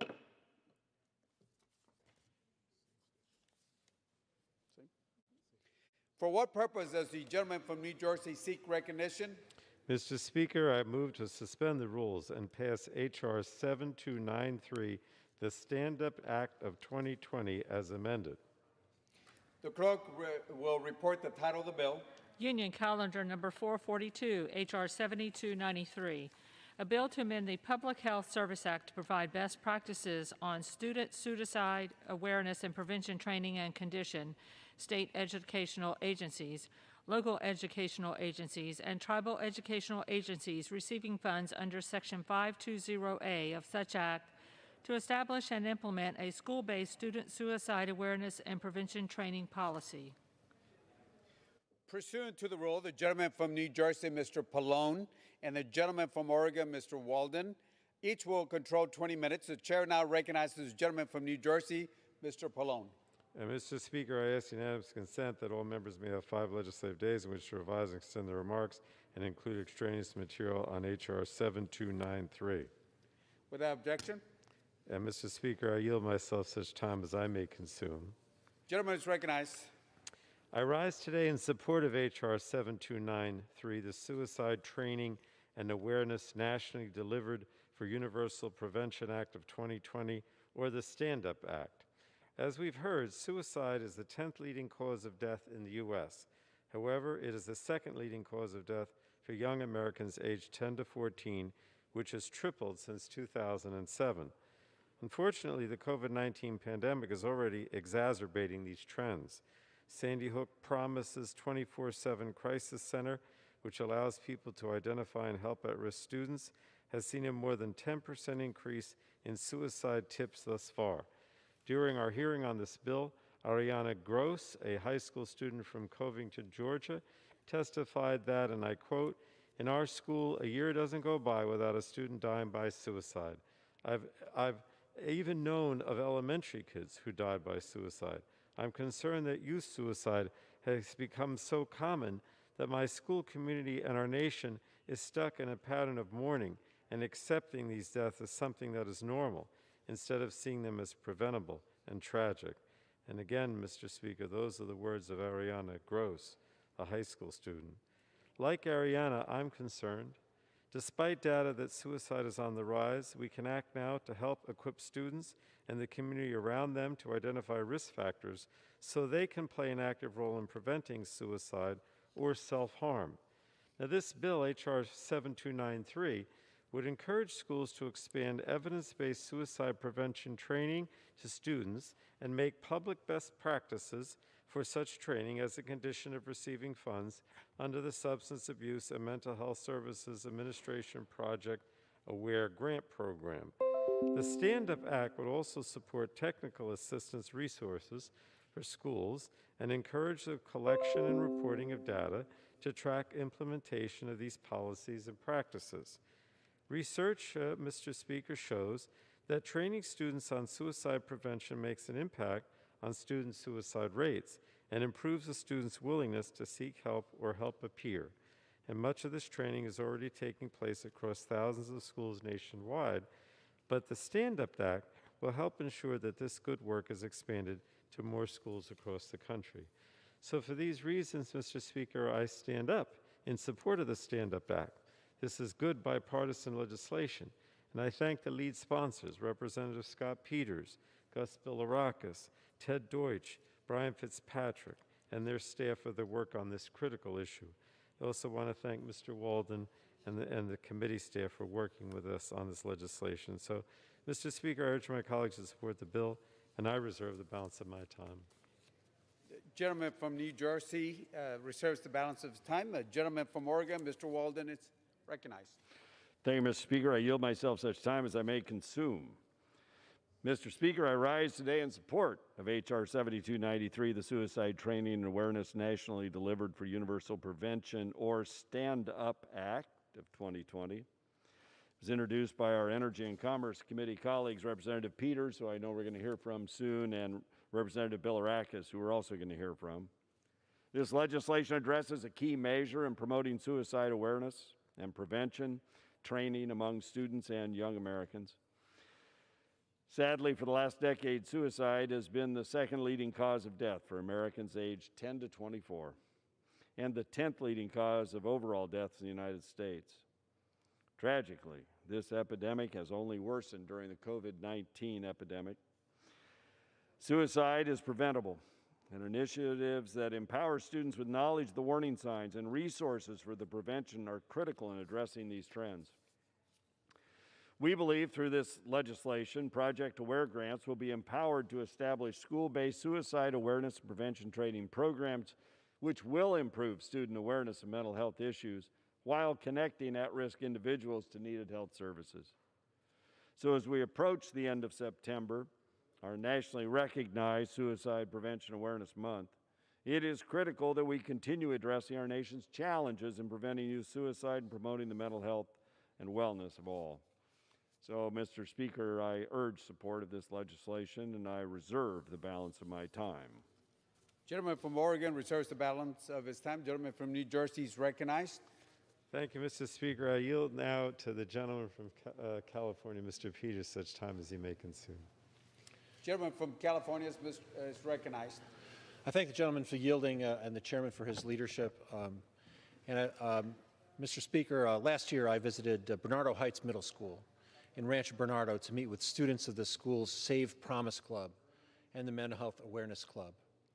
The kids told me about their efforts to make their peers feel more accepted by creating a culture of kindness and by using their voices to end the stigma surrounding mental health.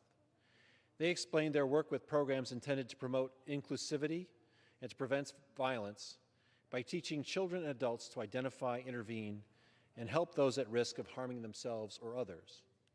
According to the National Institute of Mental Health, suicide is the second leading cause of death by those 10 to 24 years old, with cases of suicide among Black and other minority youth rapidly rising. The good news is that adolescent suicide and violence can be prevented if others heed the warning signs. 70% of those who die by suicide tell someone their plans or demonstrate warning signs ahead of time. 80% of school shooters tell someone their plans ahead of time. That's why I teamed up with my friend from Florida, Mr. Gus Bilirakis, to introduce the bipartisan Stand Up Act. The act requires states, schools, and tribes to implement evidence-based policies to prevent suicides in order to receive Project Aware grants, which boost youth mental health awareness among schools and communities. These policies are key to preventing school violence by encouraging early prevention, teaching warning signs, and providing schools with crucial tools to help stop violence before it happens. I'd like to thank Sandy Hook Promise, who helped champion this bill, and for hosting my visit at Bernardo Heights Middle School.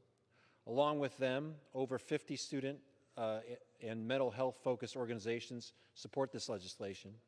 And thanks to all the Bernardo Heights Bobcats who care so well for each other's mental health.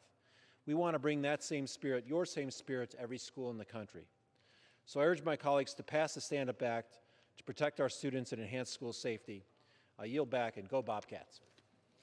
Gentleman from California yields back. Gentleman from New Jersey reserves. Gentleman from Oregon is recognized. Thank you, Mr. Speaker. I would now recognize the gentleman from Florida, Mr. Bilirakis, for such time as he may consume.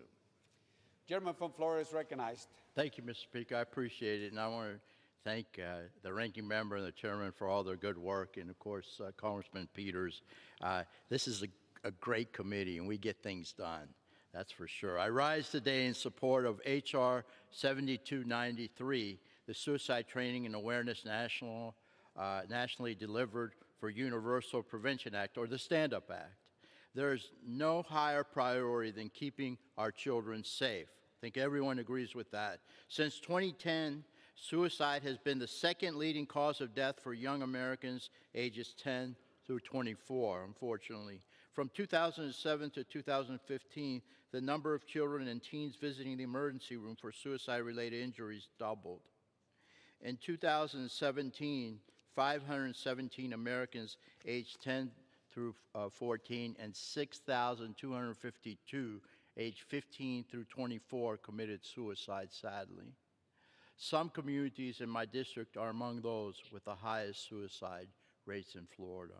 Research has shown that most of these young Americans tell someone that they are contemplating suicide or school violence, and 68% of averted violence were stopped because of a student reporting concerns about threat, plot, or other concerning behavior involving a peer.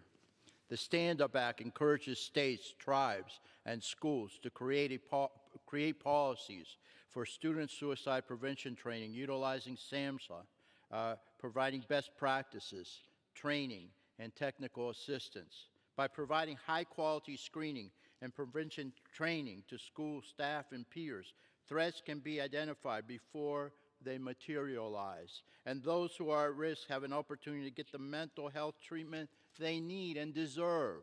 I have seen firsthand the power of this particular program through, again, nonprofits like Sandy Hook Promise.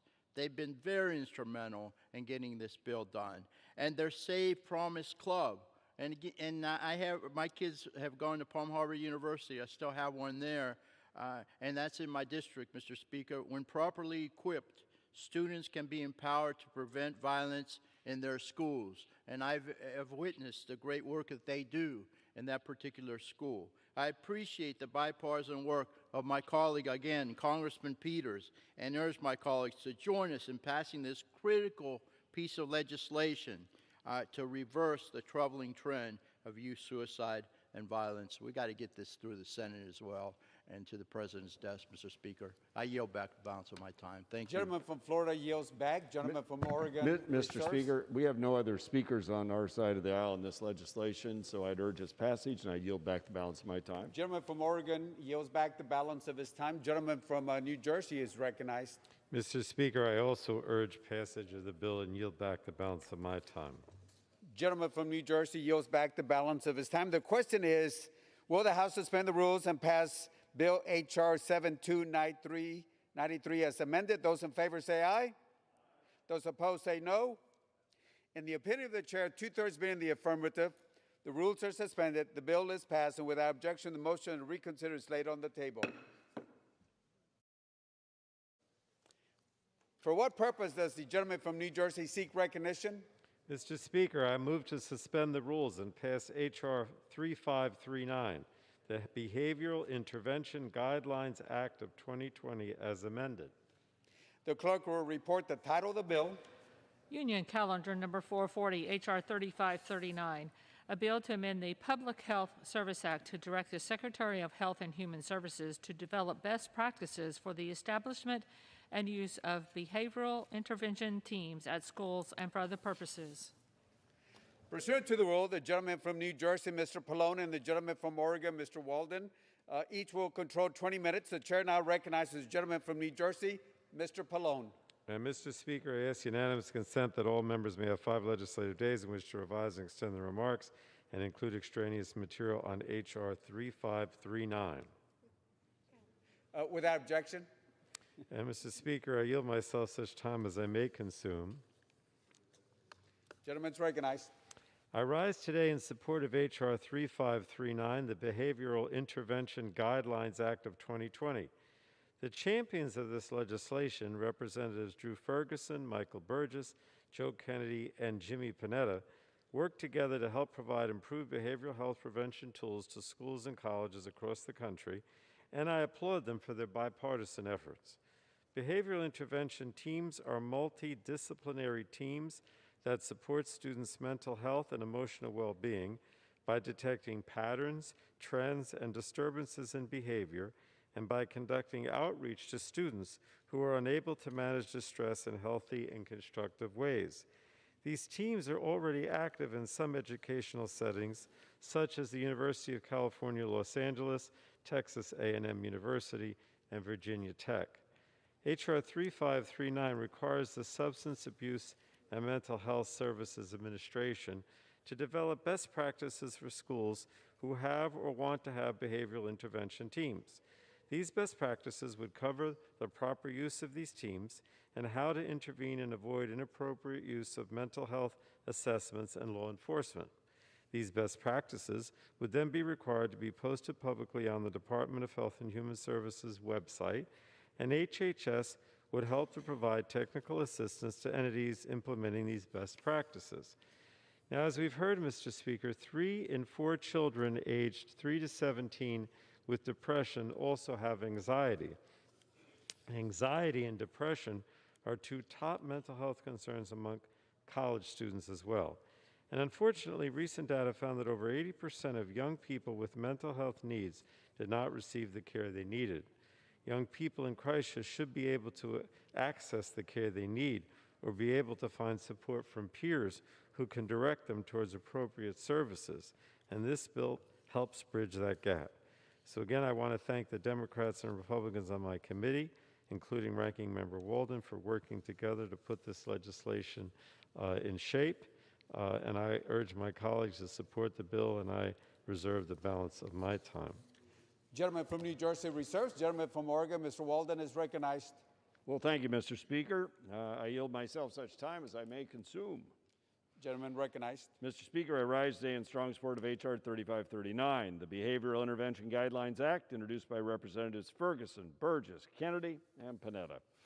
This important bill authorizes the Substance Abuse and Mental Health Services Administration to develop best practices for establishing and using behavioral intervention teams in elementary schools, secondary schools, and institutions of higher education. Behavioral intervention teams are multidisciplinary teams that support students' mental health and wellness by identifying students experiencing stress, anxiety, or other behavioral disturbances and conducting intervention and outreach to these students to help manage risk. These teams are already active in some educational institutions, such as Texas Tech University and the University of California, Los Angeles. By acting in a proactive manner to assist students and connect them with needed resources, behavioral intervention teams help schools create a safe environment for their students and improve mental health outcomes in young people. I urge support of this legislation, and I would now yield to the Deputy Whip of the House on the Republican side of the aisle, one of the authors of this important legislation, Mr. Ferguson, for such time as he may consume. Gentleman from Georgia, Mr. Ferguson, is recognized. Thank you, Mr. Speaker. I'd like to thank the chairman and the ranking member for this opportunity, and I rise to support H.R. 3539. Every American wants to live in a safe community, and children deserve to be able to go to safe schools, but all too often that safety has been ruined by violence to self or others. The Behavioral Intervention Guideline, or BIG Act, combats this mental health epidemic head-on by providing local communities and school systems with the tools they need to help identify those most in need. All across the country, schools like Columbus State University in my home state of Georgia and Texas Tech in Lubbock, Texas, these schools have implemented behavioral intervention programs following the 2008 tragedy at Virginia Tech. Dr. Chip Reese at Columbus State University and other university leaders like Dr. Billy Phillips at Texas Tech report that as a result of these programs, they have seen the university's culture change and are helping to get at-risk students back on the right track. This important legislation would foster this approach by providing federal guidance in the form of best practices. Once established, these best practices will be disseminated on the HHS website, and HHS would provide technical assistance for elementary, secondary, and higher education institutions that are looking to create their own behavioral health intervention teams. Now more than ever, our students should have the proper resources and a supportive community around them to help to benefit their mental health. I strongly urge my colleagues to support this important piece of legislation. Mr. Speaker, I yield back. Gentleman from Georgia yields back. Gentleman from Oregon reserves. Gentleman from New Jersey is recognized. I reserve. I have no additional speakers. Gentleman from New Jersey reserves. Gentleman from Oregon is recognized. Well, thank you, Mr. Speaker, and I want to thank my colleague for his work on this important legislation. And I want to turn now and yield myself the remainder of the time to recognize the fact that we all work hard on our legislation, but it doesn't get all the way here and all the way through without terrific staff. And we are blessed on the Energy and Commerce Committee by having really terrific staff from top to bottom. But today I especially want to recognize and thank Mike Bloomquist, my staff director at the Energy and Commerce Committee. He has served as staff director of the Energy and Commerce Committee, Republicans, both during the 115th Congress and the 116th Congress. He previously served as committee deputy staff director, general counsel, deputy general counsel, and then as general counsel to the 2011 Joint Select Committee on Deficit Reduction. He spent time in private law practice at the he was also at the Committee on Science and in the Office of the Solicitor at the U.S. Department of Interior. He's been an invaluable leader of the Energy and Commerce Committee staff. He's a trusted counselor. He's a sought-after mentor and a go-to resource for staff and members alike, both on and off the committee. He will be leaving us at the end of this month to pursue private sector endeavors, but I just want to say he has been a real friend to me, a real counselor to me, and an incredibly solid leader for our team. He's helped us shepherd major legislation through the House that has undoubtedly improved the lives of Americans through his time as a public servant.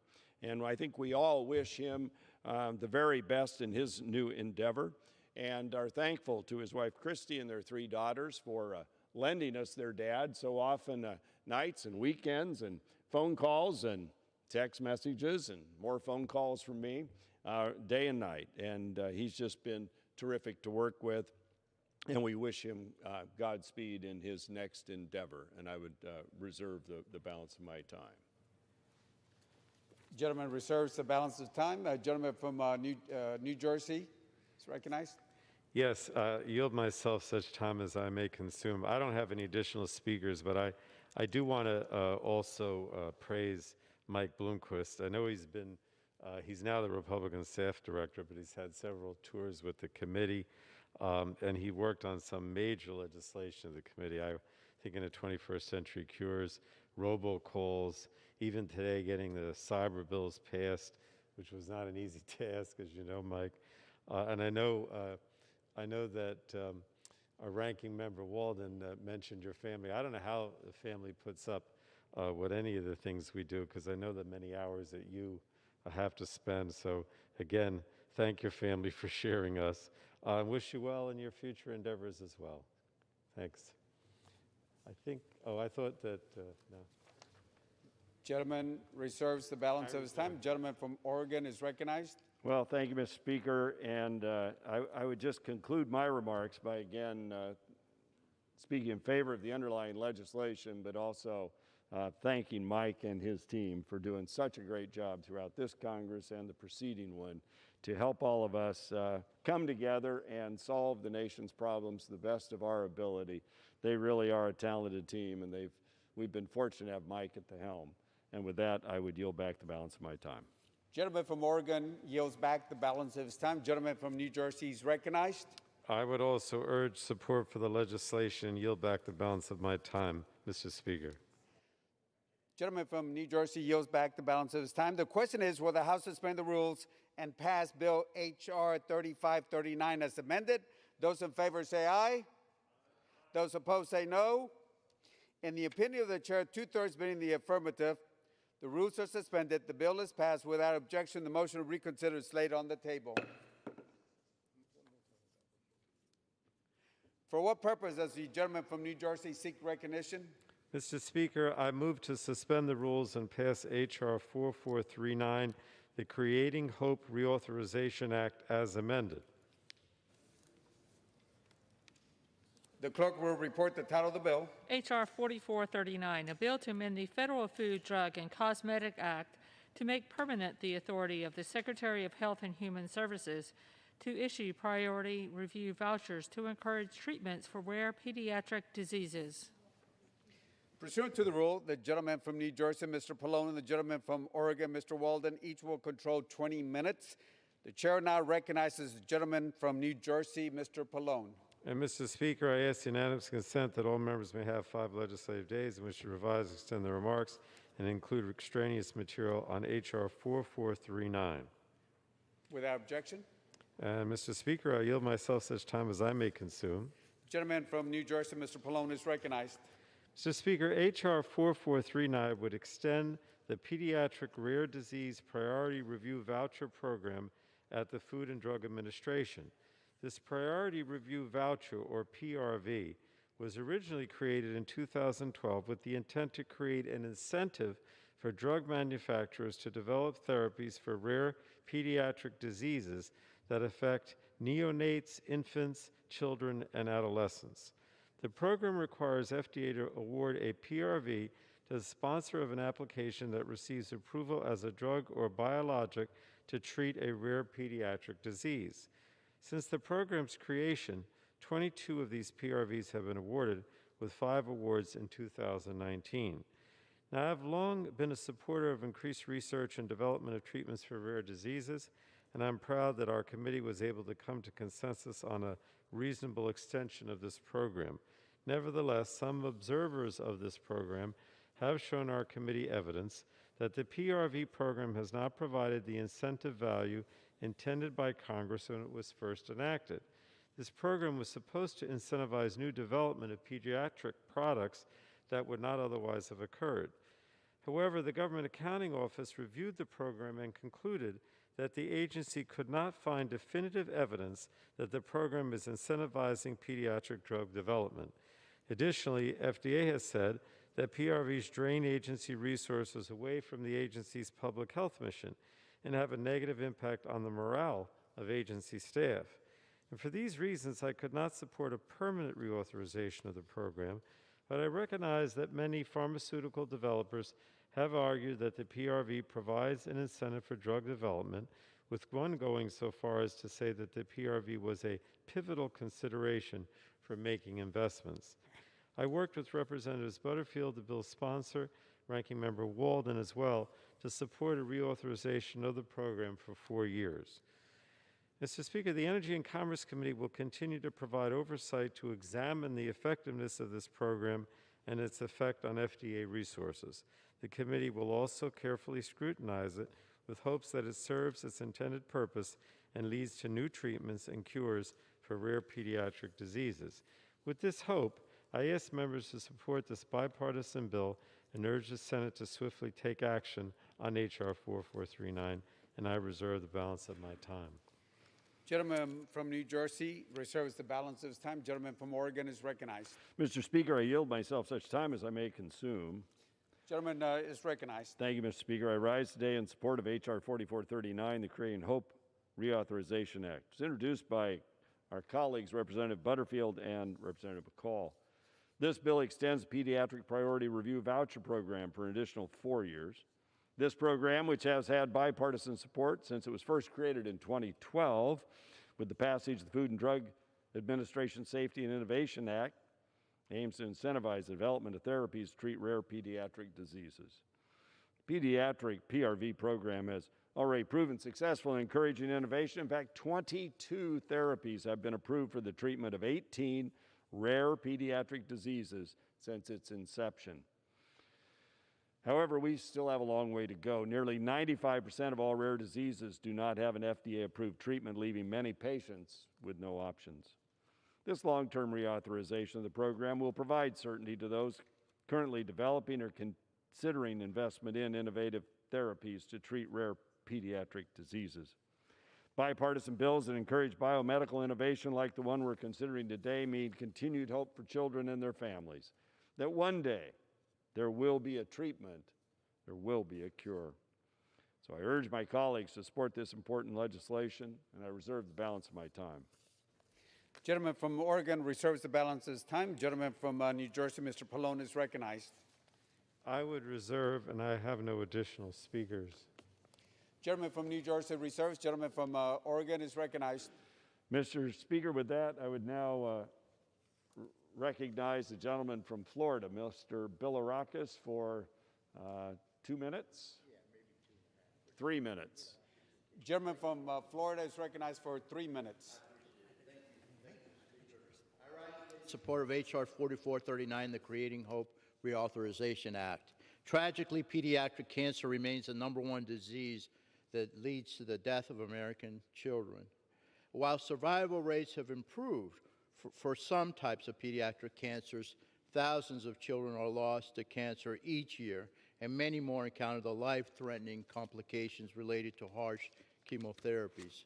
Children have significantly fewer treatment options than adults, Mr. Speaker, and oftentimes must rely on treatment regimens developed for adults because of pediatric specific treatments that simply do not exist, unfortunately. As the popular health adage goes, children are not little adults. And despite their significant need, pharmaceutical companies have had trouble developing treatments for pediatric cancer and rare diseases because of the small population and high cost of bringing these specific treatments to market. FDA's Priority Review Voucher Program has proven to be a boon to incentivizing the development of therapies to treat rare pediatric diseases. While progress has been made in the development of pediatric therapies, in fact, 22 therapies have been approved for the treatment of 18 rare pediatric diseases since 2012. Really great. There's still more work to be done, however. Nearly 95% of all rare diseases do not have an FDA-approved treatment, leaving many patients without options.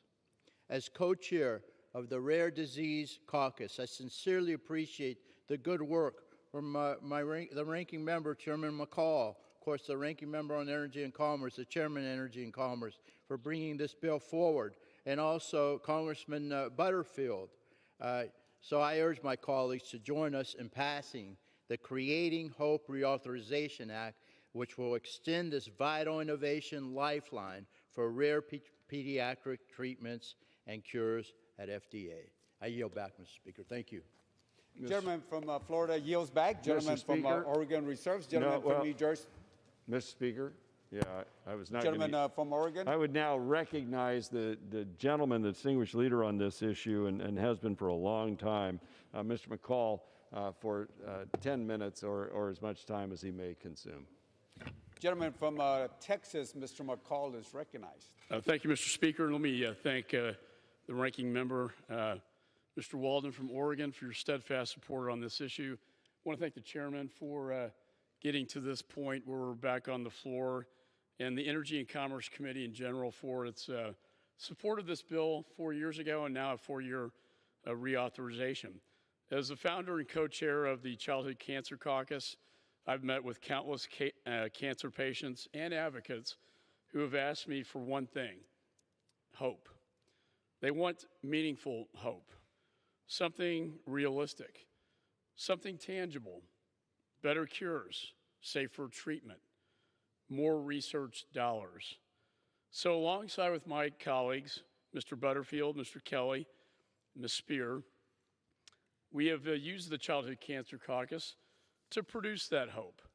This caucus has yielded tangible results for the hundreds of thousands of patients, advocates, and parents that were just hoping for better results. When we first started this caucus over a decade ago, there were only 2 new drugs developed to specifically treat pediatric cancer in the prior 20 years.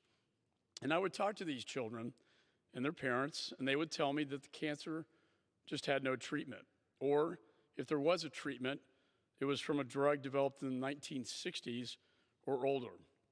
And many of these drugs were meant to be used by adults, and their intent was to kill the cancer before they killed the patient.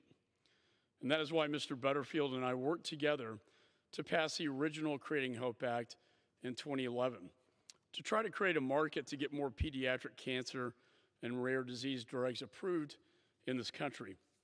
Specifically, our bill created a voucher award within the FDA where companies that develop rare pediatric disease drugs have priority on future products that could save kids' lives. I'm happy to report that this program has been very successful. Since 2014, when the first voucher was issued, 22 new drugs for rare diseases in kids have been approved by the FDA, including 2 drugs for childhood cancers, with more expected on the way. I've seen firsthand the wonders of this program. In September of 2013, a constituent of mine named Rex Ryan was diagnosed with stage 4 neuroblastoma at just 18 months old. After exhausting all options, Rex was blessed to have received a novel new drug that was developed and approved in part because of the incentive of the Creating Hope Act. Rex is now cancer-free and a healthy 3rd grader, saved by the drug developed because of this program. It is for Rex and all the other children that have been saved because of this program and will be saved from this program. That is why I stand here today in support of the bill. And I think most remarkably, a dear friend of mine, Dr. Allison from MD Anderson, who had a childhood cancer clinical trial going, was able to use the voucher program to obtain FDA approval for a treatment now called immunotherapy. Immunotherapy is a breakthrough in cancer treatment, not just for children, but for all adults. And he got the Nobel Prize for Medicine for it. And while this bill before us today reauthorizes the program for another 4 years, I would hope to see, when we come back again, this program will be made permanent. So I look forward to working with my colleagues in the Congress to achieve that goal. Appreciate the support from the advocates, members of my team, especially my outgoing legislative director, Thomas Rice, who spent countless hours meeting with the advocates, the brains behind the operation, and Nancy Goodman, who gave us all these great ideas to develop 4 major pieces of legislation. Can't thank you enough, Thomas, for all your great work. Together we can and will defeat childhood cancer. It's vital that we keep this program alive so that we keep hope alive for the hundreds of thousands of children and their families that are waiting for the big break of a treatment. So with that, Mr. Speaker, I want to thank you and my colleagues, and I yield back. Gentleman from Texas yields back. Gentleman from Oregon is recognized. Thank you, Mr. Speaker. I want to thank my colleague from Texas for his great leadership on this issue, and I'd encourage our colleagues to vote for this bill, and I'd yield back the balance of my time. The gentleman from Oregon, Mr. Walden, yields back the balance of his time. The gentleman from New Jersey, Mr. Pallone, is recognized. And Mr. Speaker, I also urge support for the legislation and yield back the balance of my time. Gentleman yields back the balance of his time. The question is, will the House suspend the rules and pass Bill H.R. 4439 as amended? Those in favor say aye. Those opposed say no. In the opinion of the chair, 2/3 being the affirmative, the rules are suspended. The bill is passed, and without objection, the motion reconsidered is laid on the table.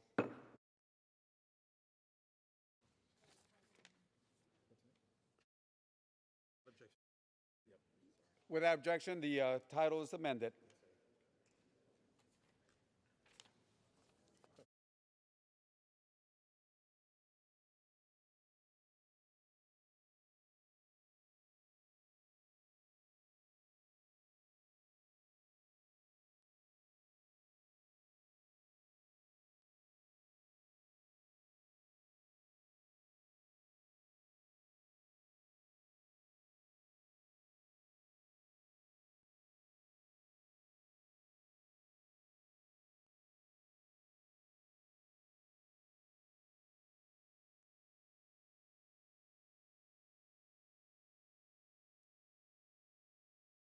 For what purpose does the gentleman from California seek recognition? Mr. Speaker, I move to suspend the rules and pass H.R. 5760, the Grid Security and Research and Development Act, as amended.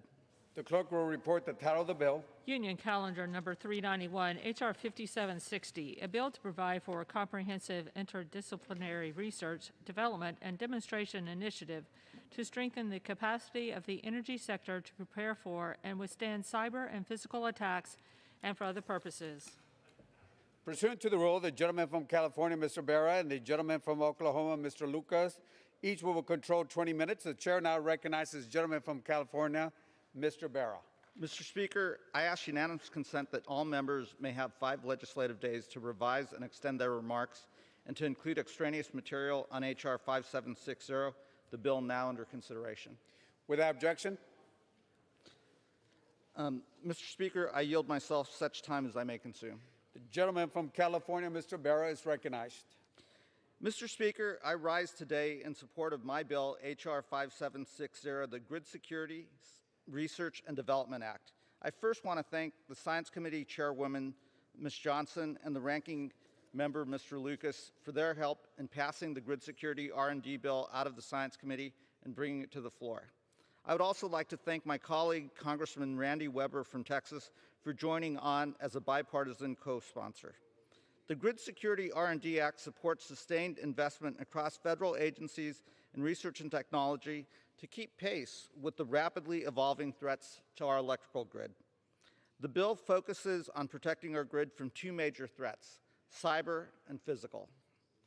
Access to reliable power is core to our economy, and the impact of physical threats to our electric grid have never been clearer than now. This summer, in my home state of California, the scenario of high winds combined with lightning strikes and dry ground have created some of the most dangerous wildfires in our state's history. In addition to burning millions of acres and causing loss of life, these wildfires put a significant part of our region on notice for potential emergency power shutoffs to reduce the risk of new outbreaks and further wildfire damage. However, these shutoffs are not as simple as turning off and on a light switch. It takes time to de-energize transmission systems in advance of a severe weather event and to re-energize the system after the threat has passed. While safety and preventing wildfires is a high priority, these shutoffs can leave hundreds of thousands of people without power for a few days. Dangerous wildfires, intense periods of drought, and other severe weather events have become increasingly more common in recent years because of climate change and will continue to threaten our grid. Furthermore, the inability to protect our grid from these severe weather events becomes more magnified during significant emergencies like COVID-19 pandemic. Our hospitals and emergency rooms are working around the clock to save lives. They need access to reliable power and the assurance to know that the power will not go out during an important surgery or stop a ventilator from running. In addition, food banks, restaurants rely on refrigeration to continue supplying food to those in need, and our small businesses cannot reopen if they can't keep the lights on. Ensuring access to electricity is critical in times like this. That's why I am proud to lead the bill, which would help strengthen the resiliency of our electric grid against physical threats. Our bill would also provide funding to develop technologies that would toughen our grid against wildfires and other natural disasters by improving early detection of deteriorating electrical transmission and distribution systems. This aging equipment can tend to spark and come in contact with vegetation during high wind events and natural disasters causing wildfires. This bill will also spur the development and implementation of microgrid and battery storage technologies, provide backup power options so that in the event of an emergency power shutoff, a more targeted shutoff will impact less households. The threat of climate change on our electric grid is real. We have an opportunity to continue the modernization of our power system infrastructure, and this bill is a step in the right direction. The other focus of our bill is improving cybersecurity across our electric grid. As the grid and other forms of critical infrastructure become more digitized, the risk of cyber attacks which shut down critical systems has increased, and in some cases, these attacks can even cause physical damage to the grid. The types of cyber attacks also continue to become more sophisticated. Last year, cyber hackers remotely attacked electric grids networks for the first time, affecting several western states, including California, Utah, and Wyoming. Given how critical reliable access to power is to our daily life, these attacks highlight the need for investment to address this evolving threat. H.R. 5760 would authorize a comprehensive, coordinated research effort across federal agencies to advance cybersecurity capabilities for the energy sector. Research areas would include improving rapid detection of cyber intrusions, integrating cybersecurity features into the energy infrastructure, and focusing in on cyber solutions for our defense sector that can be modified and transferred to the civilian power sector. Lastly, our bill invests in strengthening our cybersecurity workforce. As our electric grid continues to modernize and renewable energy and energy storage technologies, a high-skilled workforce will be needed who understands the evolving threats. I look forward to working with the Senate to get this bill passed into law so we can continue to improve the resiliency of our electric grid. I urge my colleagues to support this common sense legislation, and I reserve the balance of my time. Gentleman from California reserves the balance of his time. Gentleman from Oklahoma is recognized.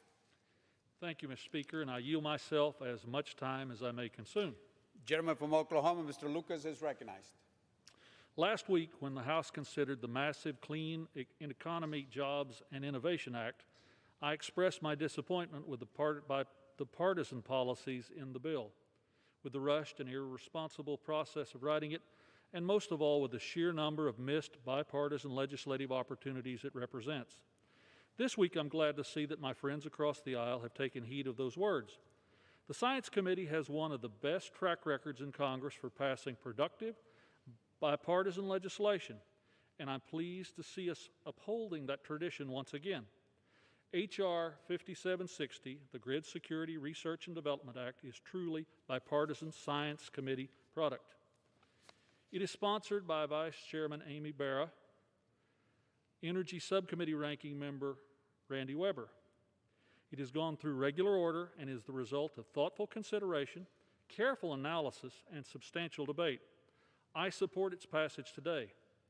Currently, the U.S. energy sector and its aging electrical grid faces many critical challenges like higher demand, vulnerability to cyber attacks, and increased integration of new energy sources.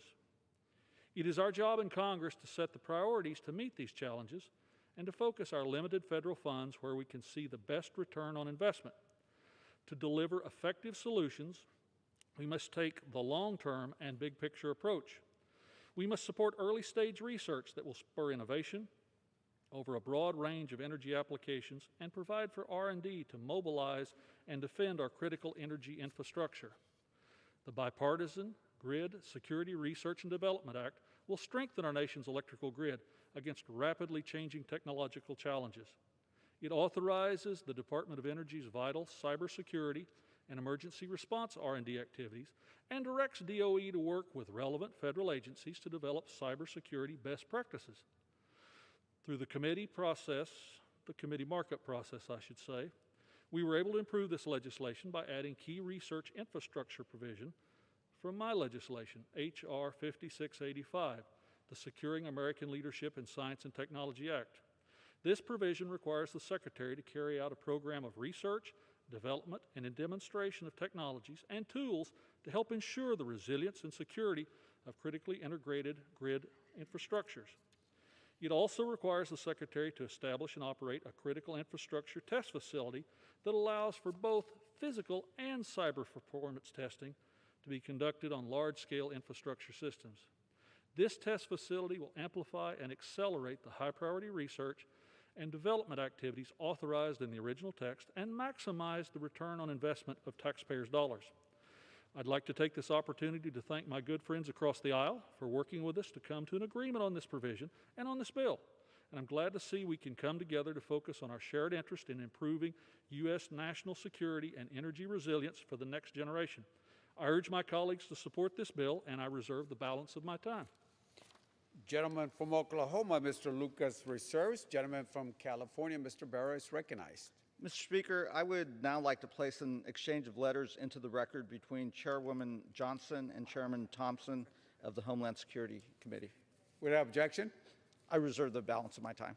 Gentleman from California reserves. Gentleman from Oklahoma, Mr. Lucas is recognized. Mr. Speaker, I yield 5 minutes to the gentleman from Texas, the ranking member of the Energy Subcommittee, Mr. Weber.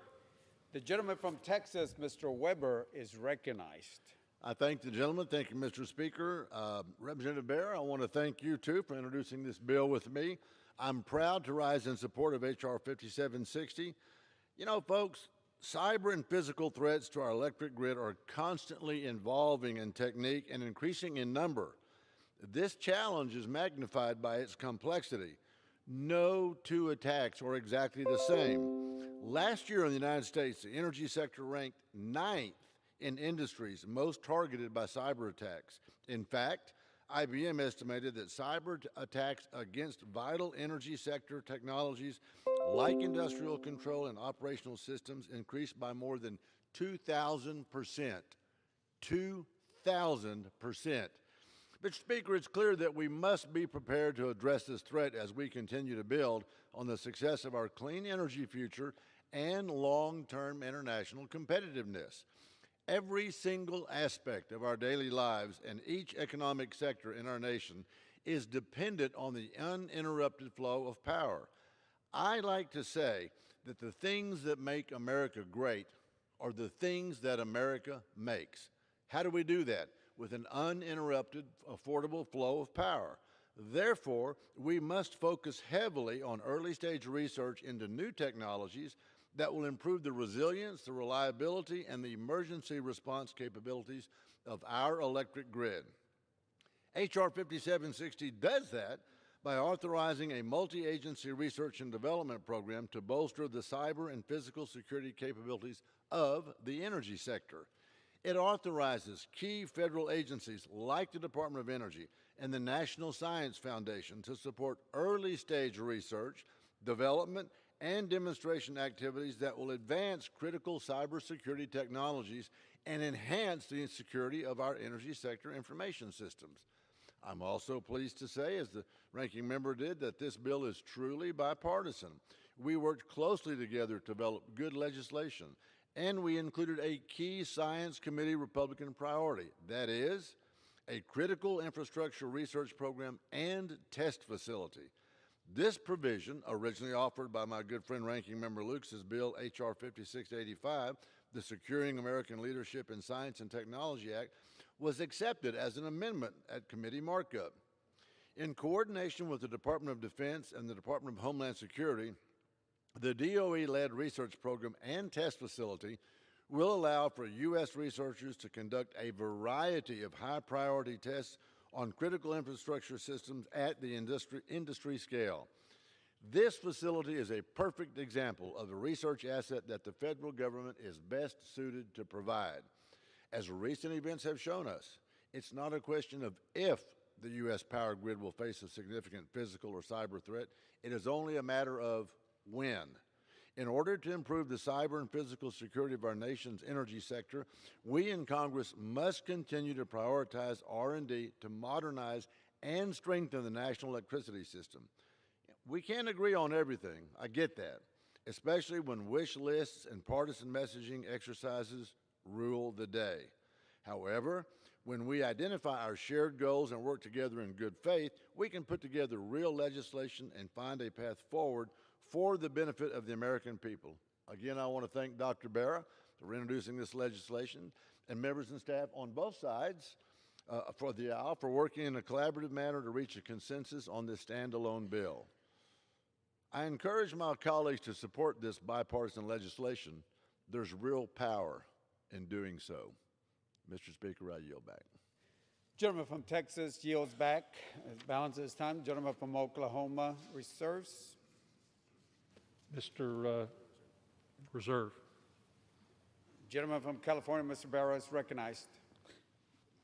Mr. Speaker, I too also want to recognize the bipartisan nature of this bill, and it shows what we can do when we work together. And I want to recognize the hard work of the staff on the Science and Space and Technology Committee. And I have no additional speakers, and I'm prepared to. Gentleman reserves. Gentleman from Oklahoma, Mr. Lucas, is recognized. Mr. Speaker, I note to my colleague I have no additional speakers and will close. Gentleman from Oklahoma is recognized. Mr. Speaker, I yield myself as much time as I might consume. We must invest in the long-term early-stage research that will strengthen our energy infrastructure against a range of emerging threats. The Department of Energy is uniquely qualified to lead this endeavor, and the partnerships that exist between its national laboratory system, universities, and industry have the potential to modernize and transform U.S. energy delivery systems. H.R. 5760 authorizes the advanced grid security R&D activities that will make the future U.S. electrical grid reliable, resilient, and secure for all Americans. I again thank my friends across the aisle for working with us on this bill. We need to come together and have serious conversations about how to make real progress on next-generation energy issues. I'm glad to see us doing that today. I again urge my colleagues to support this legislation and yield back the balance of my time. Gentleman from Oklahoma, Mr. Lucas, yields back. Gentleman from California, Mr. Vera, is recognized. Mr. Speaker, I once again urge support of this common sense yet important legislation, and I yield back the balance of my time. Gentleman from California yields back. The question is, will the House suspend the rules and pass Bill H.R. 5760 as amended? Those in favor say aye. Those opposed say no. In the opinion of the chair, 2/3 being in the affirmative, the rules are suspended, the bill is passed, and without objection, the motion to reconsider is laid on the table.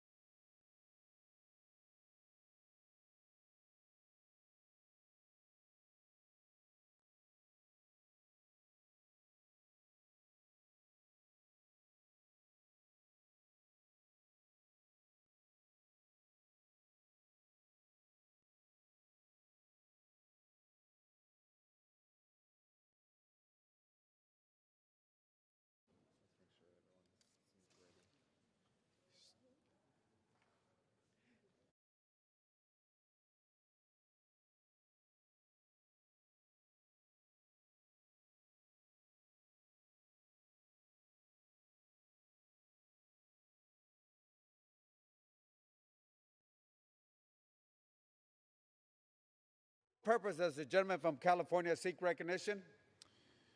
Mr. Speaker, I move to suspend the rules and pass House Resolution 1155. The clerk will report the title of the resolution. House Resolution 1155, resolution reaffirming the House of Representatives' commitment to the orderly and peaceful transfer of power called for in the Constitution of the United States and for other purposes. Pursuant to the rule, the gentleman from California, Mr. Sawell, and the gentleman from Florida, Mr. Stubbe, each will control 20 minutes. The chair now recognizes the gentleman from California, Mr. Sawell. I ask unanimous consent that all members have 5 legislative days to revise and extend their remarks and include extraneous material on the bill under consideration. Without objection, so ordered. I yield myself as much time as I may consume. Gentleman from California is recognized. Thank you. I rise in support of my resolution, House Resolution 1155, reaffirming the commitment of the House of Representatives to the peaceful transfer of power. This is identical to the resolution which passed the Senate last week by unanimous consent. The peaceful transition of power is not only a bedrock principle of America's founding, it is a living ideal that we must exercise and pass down to our children. As the United States of America, the federal government has always had a peaceful transition of power, and it is a collective responsibility of this body to ensure that continues. I doubt anyone here needs to be reminded of that. Everyone in America knows that this is what makes us American. Everyone, that is, except President Trump. Last week, he was asked a simple question: will you commit to making sure there is a peaceful transfer of power after the election? His answer? Well, we're going to have to see what happens. No, we're not going to have to see what happens. Then he was asked again, do you commit to making sure that there's a peaceful transfer of power? Here was his answer, in part: get rid of the ballots and we'll have a very peaceful, there won't be a transfer, frankly, there will be a continuation. During his remarks, he also made bogus and unsupported claims of election fraud. Just in case people were not listening, he said the same thing the next day. President Trump, like any president, wields enormous power, with federal law enforcement and military at his disposal. It's beyond unsettling to hear him suggest that the only result he'll accept is the one where he wins. That sentiment is one of dictators and despots. Sadly, the world is replete with examples of dictators and despots and their refusal to leave office and the chaos it causes. In late 2016, Gambia's president threatened to refuse to leave office even though he had lost the election. Thousands fled the country fearing violence. Only when other countries' troops massed at the border was he forced to leave office in early 2017. Congo's president refused to leave office in 2016, even though his term had expired. He cracked down on dissent and killed people when they protested the election results. That election finally took place 2 years later. Last year in Bolivia, the president declared himself the winner before the vote counting was even finished. After days of civil unrest and protests, the president was forced to resign. Belarus remains in crisis even now as the longtime president holds on to power through an obviously rigged election. Mass protests have gone on, with many injured, gassed, or killed. In America, however, it is not one person, but we the people. We the people who rule. As this resolution says, the people have the right to change their elected leaders through elections. Fortunately, there's no shortage of leadership in America's past to show us the way. I was born in November 1980, right after Jimmy Carter lost to Ronald Reagan. Born the son of two Republican parents who were excited for the peaceful transfer of power to take place. One of my earliest memories of American politics, though, was when I was 11 years old and President George H.W. Bush lost to President Clinton. My parents were not as excited about the peaceful transfer of power, but I remember as a boy watching the results come in and seeing the statements from outgoing President George H.W. Bush and commentators and anchors saying, "This is what makes our country so special," and my own family moving on and accepting the results. In a poignant recognition of this, listen to part of what former President George Herbert Walker Bush wrote to former President Bill Clinton, the man who had defeated him, in a note that he left for him in the Oval Office dated January 20, 1993. And it's just here to my left. "You will be our president when you read this note. I wish you well. I wish your family well. Your success now is our country's success. I am rooting hard for you." After the 1824 election was decided, here in this House, with Henry Clay throwing his support to John Quincy Adams, thus defeating Andrew Jackson, who had won the popular vote, Jackson was understandably outraged and denounced the result as a corrupt bargain. That type of language sounds familiar. But he accepted the outcome and returned to Tennessee. On the evening of the day he lost the presidency, Jackson encountered the new president-elect at the White House. Jackson was gracious, and the city was filled with reports of his grace. "You have, by your dignity and forbearance under all these outrages, won the people to your love," a friend told Jackson, who would run again in 1828 and win. Historian John Meacham recently wrote in March of this year about President Lincoln. In 1864, the country mired in a civil war, running against George McClellan on the Democratic side. And Lincoln had wrote privately he was ready to accept defeat. The election did not look like it was going to go his way, and even in a civil war, there would be a peaceful transfer of power. This resolution states clearly to every American, not on our watch. Not on our watch are we going to let American greatness vanish and an authoritative state rise. The reason we are the beacon to the world is that here, with our elections, the people decide, not our leaders. We let the people decide. We shouldn't only be horrified by the president's remarks about possibly not having a peaceful transfer of power. We should also be concerned by who he looks up to. Unfortunately, America is ruled by someone who admires dictators. He said as much recently to Bob Woodward in a recording stating, "The tougher and meaner they are, the better I get along with them," referring to dictators like Putin, Erdogan, and Kim. And what do dictators do? They don't let the people decide, and they certainly don't honor any peaceful transition of power. So why is it a problem for Americans to have a leader who admires Putin and often sides with Putin over America? Because we know that Vladimir Putin would love nothing better than to destroy our democracy.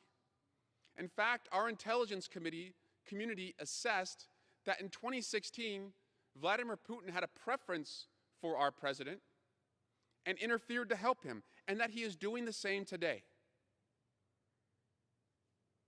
Putin wants America to be weak, second to Russia, just another country with no moral standing in the world. But what makes us strong is our rule of law, our democracy, a country governed by the consent of the people. When that happens, we all do better, and Russia hates that. Why? Because Russians and other oppressed people then will want to look more like America. Just think about it. The idea now that Russia could bring down America without even firing a shot because we have one person who is threatening to upset the fabric of our democracy, we cannot let that happen. Too many have sacrificed too much to make sure it doesn't happen. Days after the election, we will each go back to our districts and honor those who have served our country in honor of Veterans Day. We will be reminded of so many heroes who have died and shed blood just for the principle of a peaceful transition of power. We've lost so many for this concept. Now, I know there are some in this country who think that these heroes who fought for our country are suckers and losers for giving up their lives. But I don't think that. I don't believe my Republican colleagues think that. I know colleagues on both sides hold these folks up to be heroes. And I know each of us wants to go to our hometowns right after Election Day, to those Veteran Day parades, look at our hometown heroes, look them in the eyeballs, and tell them, when our democracy was threatened, we stood up and we spoke out. The way we honor their sacrifice is to fight for this. And when someone suggests that a peaceful transfer of power may not happen, we have to push back in every way we can. So I want to thank all of my colleagues, both Democrats and Republicans, who over the past few days have reaffirmed the understanding of how in America we handle transitions of power and reject the threats from our current leader that it may not happen. By voting for this resolution, you can go on record as supporting these principles. By its text, it, quote, reaffirms the House's commitment to the orderly and peaceful transfer of power called for in the Constitution of the United States, and intends that there should be no disruption by the President or any person in power to overturn the will of the people of the United States, end quote. Even in this era of bitterly divided partisanship, these are basic philosophical tenets, bedrocks and living principles that should receive unanimous support here in the House. And I urge all members to support my resolution, and I reserve the balance of my time. Members are reminded to refrain from engaging in personalities toward the President. Gentleman from California reserves. Gentleman from Florida, Mr. Stubbe, is recognized. I yield myself such time as I may consume. Gentleman is recognized. Thank you, Mr. Speaker. Today we are here to waste time on an unnecessary resolution to commit to a peaceful transition of power. To be clear, President Trump and House Republicans are committed to ensuring Americans receive a free and fair election. Republicans are also committed to peaceful transitions of power. Democrats have been the ones to contest presidential elections. They contested the 2000 election, they contested the 2004 election, and Democrats still refuse to believe that President Trump won the 2016 election fair and square. So ahead of November 3rd, 2020, the Democrats are using floor time for partisan smear tactics to undermine the president. The administration has been clear. On September 24th, 2020, Press Secretary Kayleigh McEnany stated that, quote, "The president will accept the results of a free and fair election. He will accept the will of the American people." The real question today is, will the Democrats accept the results of the election? They are already questioning the legitimacy of this election. Hillary Clinton, the Democrats' nominee in 2016, has advised that, quote, "Joe Biden should not concede under any circumstances," unquote. A senior House Democrat stated that President Trump, quote, "is not going to win fairly," unquote. Democrat presidential nominee Joe Biden has said that his, quote, "single greatest concern," unquote, is that the president is, quote, "going to try and steal this election," unquote. This resolution is just another attempt by the Democrats to instill fear within the American people. Just one more hoax for them to perpetrate upon the American people. Not only have Democrats prematurely questioned the results of the election, they have proactively sought to erode basic election security safeguards as states move toward all mail-in voting, universal mail-in ballots. This is the concern that President Trump has been warning about. In several states, Democrats are trying to eliminate absentee ballot witness and notary requirements, expanding ballot harvesting, and extending deadlines for states to receive mail-in ballots for up to a week after the election. If successful, Democrats will inevitably open the door to election crimes and administration errors.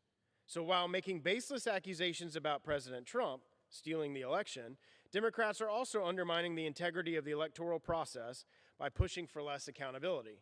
And on top of that, we are here today to consider a resolution to chastise the president for raising policy concerns about the process. This is ridiculous and it needs to stop.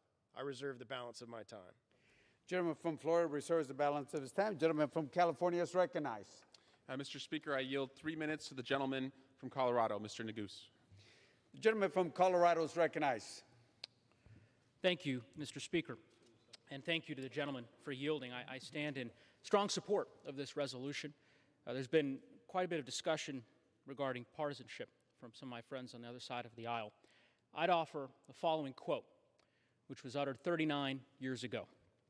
To a few of us here today, this is a solemn and most momentous occasion, and yet in the history of our nation, it is a commonplace occurrence. The orderly transfer of authority, as called for in the Constitution, routinely takes place, as it has almost for 2 centuries. And few of us stop to think how unique we really are. In the eyes of many in the world, this every 4-year ceremony that we accept as normal is nothing less than a miracle. Those words were uttered in 1981 by President Ronald Reagan. And his words couldn't have been more prescient. It is a shame that we're here today, a shame that the current president has refused to affirm perhaps that most basic tenet of American democracy, the peaceful transfer of power after an election. I don't believe that this should be partisan. We may be on different sides of the aisle. We have different solutions to some of the most pressing challenges that our country faces. But we all must believe in this grand American experiment. The peaceful transition of power is a hallmark of our republic. And for over 200 years, as President Reagan noted, every president has honored the orderly and peaceful transfer of power to his successor. So, in my view, the House of Representatives must speak loudly here. We must meet the unrelenting insistence on undermining our democracy with the full force of the United States Congress. by joining together today on a bipartisan basis to reaffirm our commitment to the peaceful transition of power as our colleagues in the United States Senate did just last week. So I thank Representative Swalwell for leading on this issue, and I would urge every one of my colleagues in this chamber, Republican, Democrat, Independent, to support this important resolution. And with that, Mr. Speaker, I yield back. Gentleman from Colorado yields back. Gentleman from California reserves. Gentleman from Florida is recognized. Thank you, Mr. Speaker. I yield to the gentleman from Texas, Mr. Gomer, for as much time as he may consume. Gentleman from Texas, Mr. Gomer is recognized. Thank you, Mr. Speaker. And I appreciate Mr. Stubbe yielding. And I agree with my colleagues across the aisle. This should not be a partisan matter. We shouldn't have to be here today. But unfortunately, the Democrats decided to make this partisan. I begged to be allowed to make an amendment because this is one slap at a man that's already made clear, yeah, he wants to stop fraudulent voting and make sure that hadn't occurred, but he is going to abide by the will of the people. Yet this, that they refuse to allow any amendments, says that it's resolved that the House of Representatives intends there should be no disruptions by the president or any person in power to overturn. They would not accept a friendly amendment so it could be completely bipartisan to say, or any candidate or anyone acting on a candidate's behalf, which would have included the president. Oh no, we have got to have a slap at the president. And as my friend Ms. Stubbe pointed out, it's not Republicans that have divided this country in refusing to accept results of the elections. No, you go back to 1860. November 6, 1860, Republican Abraham Lincoln is elected president by a big margin, and then states start seceding. They're not going to accept the results. Abraham Lincoln was inaugurated. Back then, it was March 4th, 1861. States were already seceding. We're not accepting the results. And they were every one Democrats that were saying, we're not going to accept that Republicans' election to president. And then what do we hear from Hillary Clinton? She's been quoted as saying that Joe Biden should not concede under any circumstance because I think this is going to drag out. Go back 100 years after the Democrats refused to accept the results of the election of 1860. In 1960, John F. Kennedy was elected. And I've confirmed again today with someone who was worked closely with Nixon, that he had information submitted to him that established that there was much wrongdoing in Chicago, Illinois, fraudulent voting schemes. And he made the decision, despite what any of us may think about Richard Nixon, he made this decision that the country could not stand that kind of divisiveness, so he refused to pursue the fraud of which he was told there was plenty of evidence in Chicago, Illinois. That's the way the Republicans have been. And then we hear more sanctimonious talk about George W. Bush. And then who contested the election? Well, Al Gore. He calls and concedes, and then he later calls and backs it up. Thank goodness he wasn't president when we needed a decisive leader. But if you go through the chronology of Gore's defeat by President Bush, and a recount ultimately showed that he did lose. Gore did lose, Bush did win. But he was still contesting, divided this nation, refused to accept the results of the election, brought up some of the most ridiculous things, from the butterfly ballot that kids in the 5th grade had no problem with. Oh, but it's unfair because they can't really understand it in that part of Florida. What an insult to those people in Florida. And if you look now at what the Democratic Party is saying about this election, you have in response to President Trump saying, I just want to make sure that it's not fraudulent voting, it's fair voting, and as long as everything is legal and fair, you betcha, he will have a smooth transition of power. He would agree to that. But if you look, it's reported that, this is what was reported August 2nd of this year. Buried near the end of Ben Smith's column is a report that Democrats have participated in a war game in which they considered several possible outcomes of the election. In one scenario, John Podesta, the former chair of Hillary Clinton's presidential campaign and a leading figure in party circles, played former Vice President Joe Biden and refused to concede the election.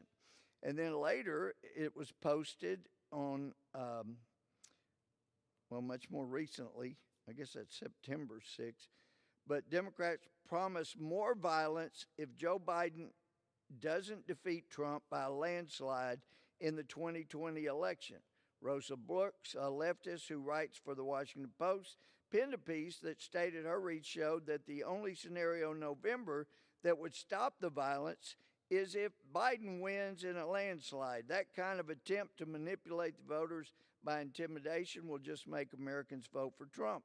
It was posted September 6th in the American Thinker. Democrats openly say that if Trump is reelected, they're going to redouble their 4 years of madness with special emphasis on the last 3 months of open violence. Indeed, they're already planning to destabilize the election and contest if Trump wins in hopes of a violent coup. And as if there is not a God in heaven, today of all days, when this that should have been bipartisan is brought to the floor to slam Donald Trump, we have newly released information out today that has been declassified.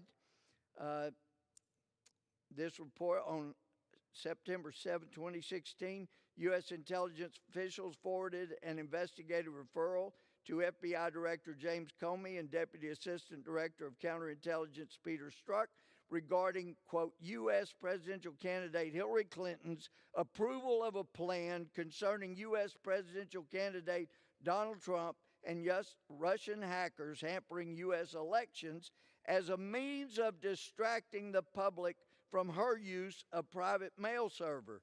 And then further came out today, a former senior intelligence official told SarahCarter.com that it would make sense that Clinton's plans would be usurped by the Russians' GRU, its military intelligence, as well as Russia's FSB, equivalent of CIA, when former British spy Christopher Steele began peddling the Russians for information.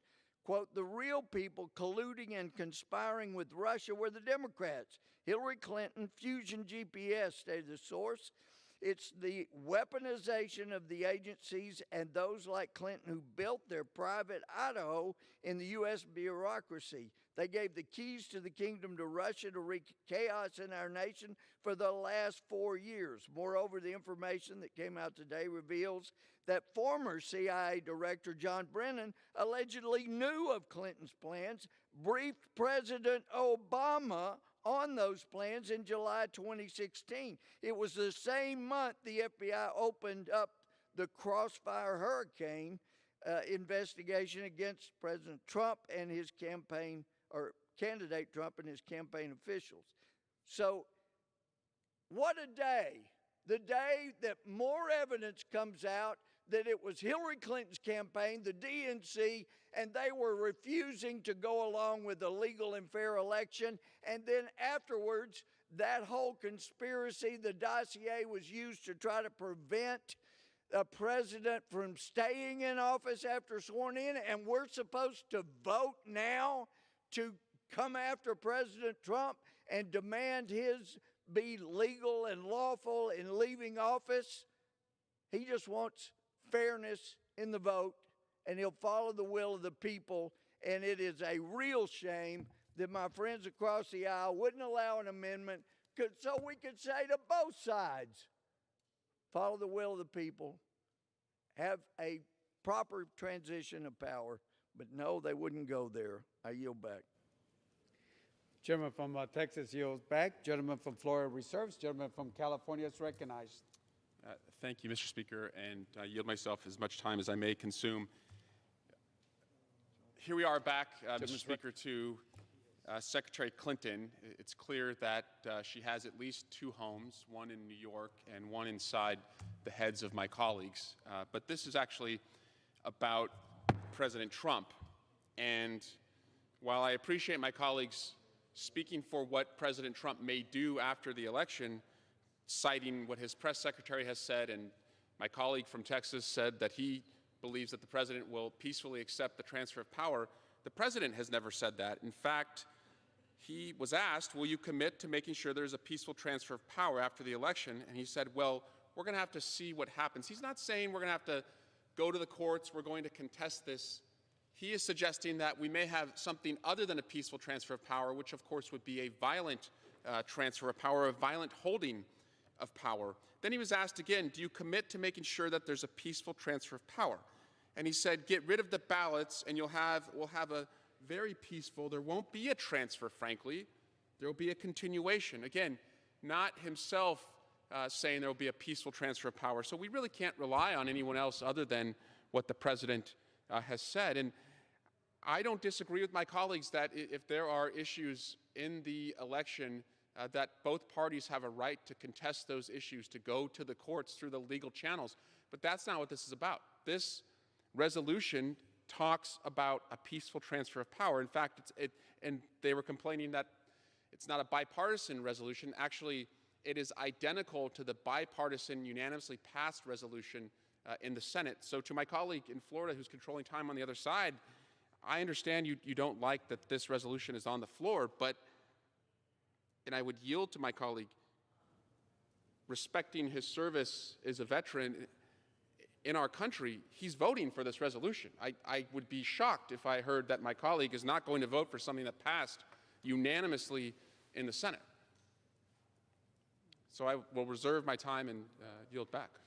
Gentleman from California reserves. Gentleman from Florida is recognized. Thank you, Mr. Speaker. I yield to the gentleman from Florida, Mr. Gates, for 5 minutes. Gentleman from Florida, Mr. Gates, is recognized for 5 minutes. Thank you, Mr. Speaker. And while I know the comments of the majority's time manager were directed to my colleague from Florida, it will likely not surprise him that I will regularly vote against things that pass unanimously in the United States Senate. I don't hold that as a standard. We're here on a resolution regarding the peaceful transition of power. We barely had a peaceful transition of power in 2016. My colleague, the gentleman from California, was on television almost every night telling the American people that President Trump was an agent of the Russian government. How fake it all turned out to be. I rise in opposition to this resolution, even though I completely support the peaceful transfer of power. This resolution is a way for Democrats to attack the president and disguise the fact that they will refuse to accept the election results unless they win. Professional loser Hillary Clinton has told Joe Biden that he should not concede, and I'm quoting, under any circumstances. The Transition Integrity Project has said that the aftermath of November election will be, and I'm quoting, a street fight, not a legal battle. The same report suggests that Biden could even try to convince states to secede from the Union before accepting a Trump victory. Are these the actions of a party willing to accept defeat? They weren't even willing to accept defeat in the 2016 election. They had to go blame the Russians. I guess I'm still waiting for the 13 Russians that were indicted to show up. No, this resolution is projecting and gaslighting. And the media has begun gaslighting the public too, saying that it may look like Trump won on election night, but that as ballots are counted, states will flip. How will this great switch be accomplished? Through the Democrats' usual methods: lawfare, fraud, and violence. Look at what we've already seen. Mike Bloomberg is trying to quite literally buy votes from felons in Florida. In Pennsylvania, absentee ballots for President Trump were found in a dumpster, and in Minnesota, Democrat operatives were caught on camera discussing forcible, illegal ballot harvesting. Democrats ignore all this. They're not on the floor to condemn any of it. Matter of fact, they've ignored it the same way they've ignored the riots and arson and violence in America's cities, the same way they ignore the Antifa goon squads and the gangs of fascists in brown shirts who threaten to harm anyone who does not want America to become their communist woketopia. Democrats ignore criminality when it helps them, and because they're not so secretly of the belief that if someone is punched or maimed or assaulted by Antifa, they might deserve it, especially if they're a member of our brave law enforcement. Democrats ignore these heinous acts of violence when the victims are Republican or when they're pro-life or when they're Trump supporters. Those lives don't matter to Democrats. But they're more than happy to burn America to the ground when they think it will help them. This resolution is part of the Democrats' plan to lay the groundwork for a color revolution, the ousting of an elected leader and calling it democracy. But that's not democracy. It's nothing less than the destruction of our cherished nation. I unequivocally support the peaceful transfer of power, but will vote no on this resolution, and I encourage my colleagues to do the same. And I will pray that America survives the Democrats' mad and destructive lust for power. I yield back. Gentleman from Florida yields back. Gentleman, Mr. Stubbe from Florida reserves. Gentleman from California is recognized. Mr. Speaker, may I inquire how many more speakers the minority floor manager has remaining? I'm prepared to close, Mr. Speaker. Gentleman's ready to close. I'll reserve, Mr. Speaker. Thanks. Gentleman reserves. Gentleman from Florida, Mr. Stubbe, is recognized. Thank you, Mr. Speaker. Let's be clear. The real threat to our democracy are the attempts to undermine the election process.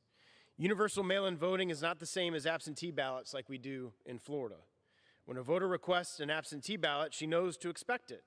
Universal mail-in voting is when states mass mail ballots to voters, whether or not the voter has moved, has died, or is otherwise no longer eligible to vote, or is even a citizen of our country. Universal mail-in voting increases the risk of election crime or administrative error because states are providing prepaid return envelopes for election ballots. The U.S. Postal Service does not typically postmark prepaid mail, and although it has a policy to postmark election-related mail, its policy is not foolproof, as we've seen in some primary elections over the summer. All of these last-minute changes will harm the integrity of the election process and risk chaos in the general election. We are already seeing the disastrous results of the Democrats' last-minute process changes. Last week, the Justice Department found that several military ballots were discarded in Lucerne County, Pennsylvania. 7 of the 9 ballots were cast for President Trump. Not surprising.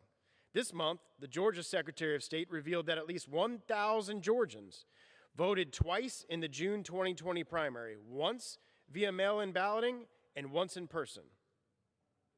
In New York, Governor Cuomo's last-minute shift to all-mail voting caused thousands of ballots and Chairwoman Maloney's primary to be discarded for lacking postmarks. Election officials took 6 weeks to certify the results of the primary. In a New Jersey municipal election, a last-minute shift to all-mail voting resulted in the Postal Service still delivering ballots to election officials weeks after the election. If these problems occurred in local primary elections, the risk to a national general election is even greater. The president is right to highlight these problems, and I fail to understand why Democrats won't. The best and surest guarantee of electoral integrity is for Americans to vote in person where safe and possible, with absentee ballots available for those who legitimately cannot make it to the polls or has voter ID safeguards in places like we have in Florida. This resolution is nothing but political messaging and creating a narrative without a facts to base it, just like the Russia collusion hoax. There is no question that every single American, including President Trump, wants a peaceful transfer of power after a free and fair election. But this rhetoric and fear-mongering by our friends across the aisle must end. The liberal mainstream media and Democrats should stop this nonsense and let the American people speak. I yield back the balance of my time. Gentleman from Florida, Mr. Stubbe, yields back the balance of his time. Gentleman from California, Mr. Sawwell, is recognized. Mr. Speaker, may I inquire how much time is left? Gentleman has 5 minutes remaining. Mr. Speaker, this resolution simply calls for a commitment to the peaceful transfer of power. I know my colleagues on the other side have their own suspicions about what the motive is behind this and want to project onto it something that's not in the language. But this was passed by 100 senators last week. Every Republican and Democratic senator voted for this because it reaffirms America's commitment to having a peaceful transfer of power. And what my colleague on the other side just brought up are process issues in the election. But that does not relate or compare to the suggestion that there would be violent opposition to the outcome. Both sides have a right to use the courts and then accept the outcome. One of my colleagues referenced the 2000 election, litigated all the way to the top of the Supreme Court, and the loser accepted the outcome.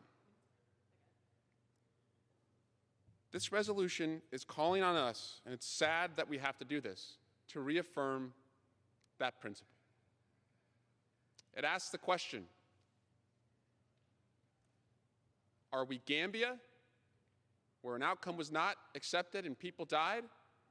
Or are we a country that even in the thick of the Civil War had a president who was willing to accept the outcome? Are we Congo, where the outcome was not accepted and people died?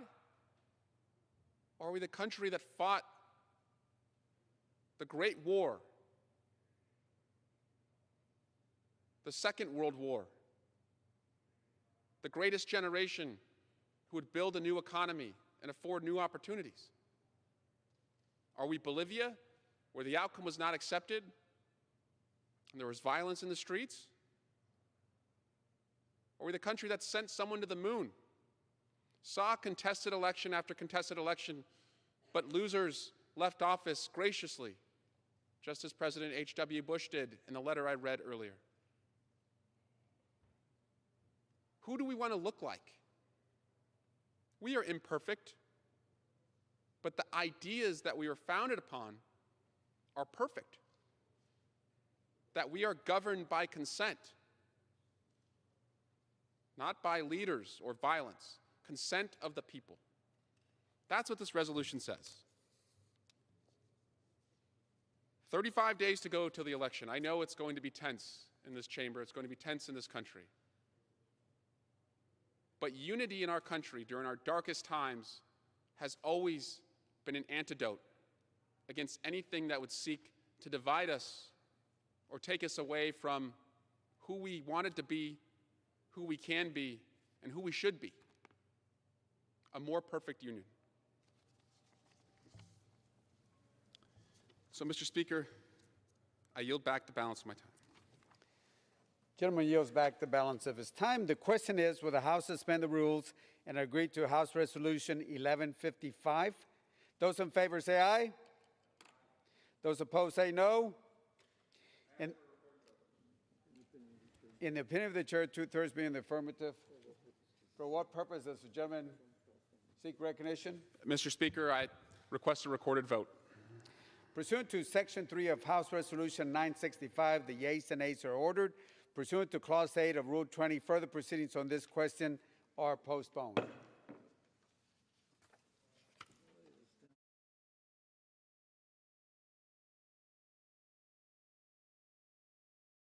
Chair lays before the House a communication.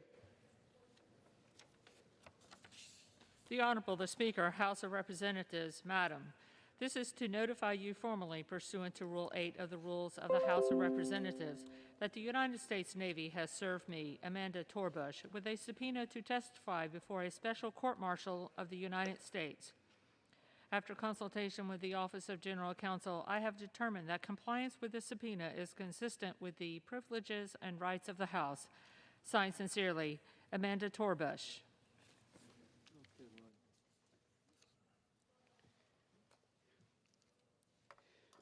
Pursuant to Clause 12A of Rule 1, the chair declares the House in recess subject to the call of the chair.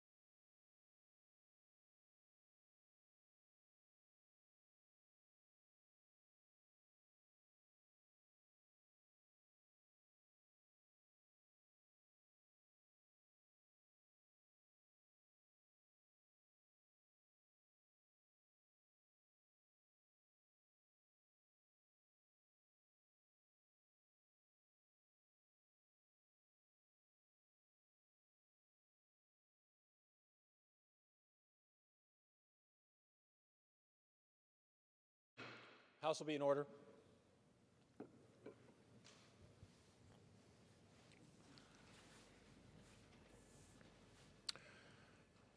For what purpose does the gentleman from Texas seek recognition? Mr. Speaker, I rise to bring forth the privilege resolution 1148. The clerk will report the resolution.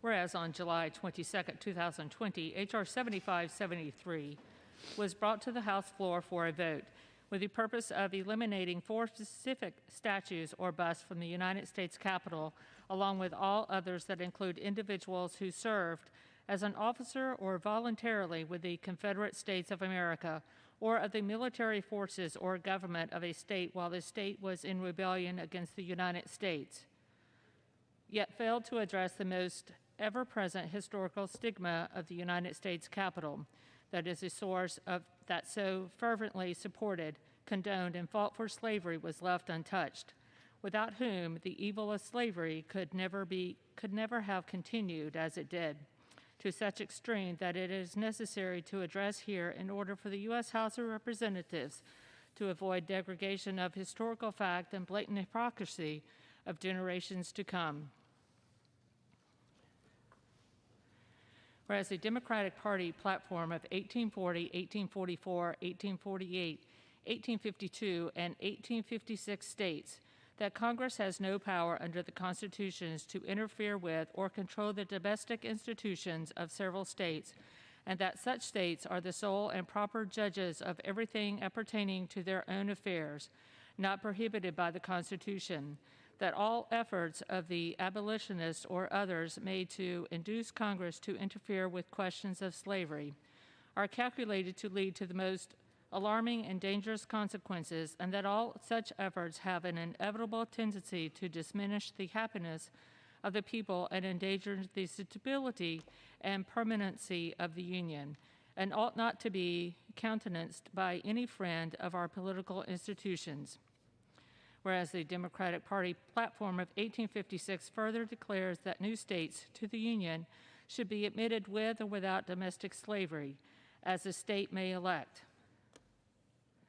Whereas the Democratic Party platform of 1856 also resolves that we recognize the right of the people of all territories to form a constitution with or without domestic slavery. Whereas the Fugitive Slave Law of 1850 penalized officials who did not arrest an alleged runaway slave and made them liable for a fine of $1,000, about $28,000 in present-day value.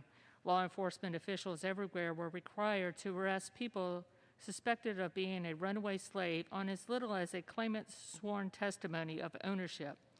The Democratic Party platform of 1860, directly in seeking to uphold the Fugitive Slave Law, states that the enactments of the state legislatures to defeat the faithful execution of the Fugitive Slave Law are hostile in character, subversive of the Constitution, and revolutionary in their effect. Whereas the 14th Amendment, giving full citizenship to freed slaves, passed in 1868 with 94% Republican support and 0% Democrat support in Congress. The 15th Amendment, giving freed slaves the right to vote, passed in 1870 with 100% Republican support and 0% Democrat support in Congress. Whereas Democrats systematically suppressed African American rights to vote, and by a specific example in 1902 Constitution of the State of Virginia, actually disenfranchised about 90% of the black men who still voted at the beginning of the 20th century, and nearly half of the white men, thereby suppressing Republican votes. The number of eligible African American voters were thereby forcibly reduced from about 147,000 in 1901 to about 10,000 in 1905. That measure was supported almost exclusively by Virginia Democrats. Whereas Virginia's 1902 Constitution was engineered by Carter Glass, future Democratic Party U.S. Representative, Senator, and even Secretary of the Treasury under Democrat President Woodrow Wilson, who proclaimed the goal of the Constitutional Convention as follows. This Democrat exclaimed, "Discrimination, why that is precisely what we propose. That exactly is what the convention was elected for to discriminate to the very extremity of permissible action under the limits of the federal Constitution, with a view to the elimination of every Negro voter who can be gotten rid of legally. Whereas in 1912, Democratic President Woodrow Wilson's administration began a racial segregation policy for U.S. government employees, and by 1914, the Wilson administration's Civil Service instituted the requirement that a photograph be submitted with each employment application. Whereas in 1924, Democratic National Convention convened in New York City at Madison Square Garden, the convention is commonly known as the Klan Bake due to overwhelming influence of the Ku Klux Klan in the Democratic Party. Whereas Democratic President Franklin Delano Roosevelt continued Woodrow Wilson's policy of segregating White House staff and maintained separate dining rooms for white and black staffers. He also continued the White House Correspondents Association's ban on credentialing black journalists for White House duties until outside pressure from black publications finally forced a change in policy in 1944, the last year of his presidency.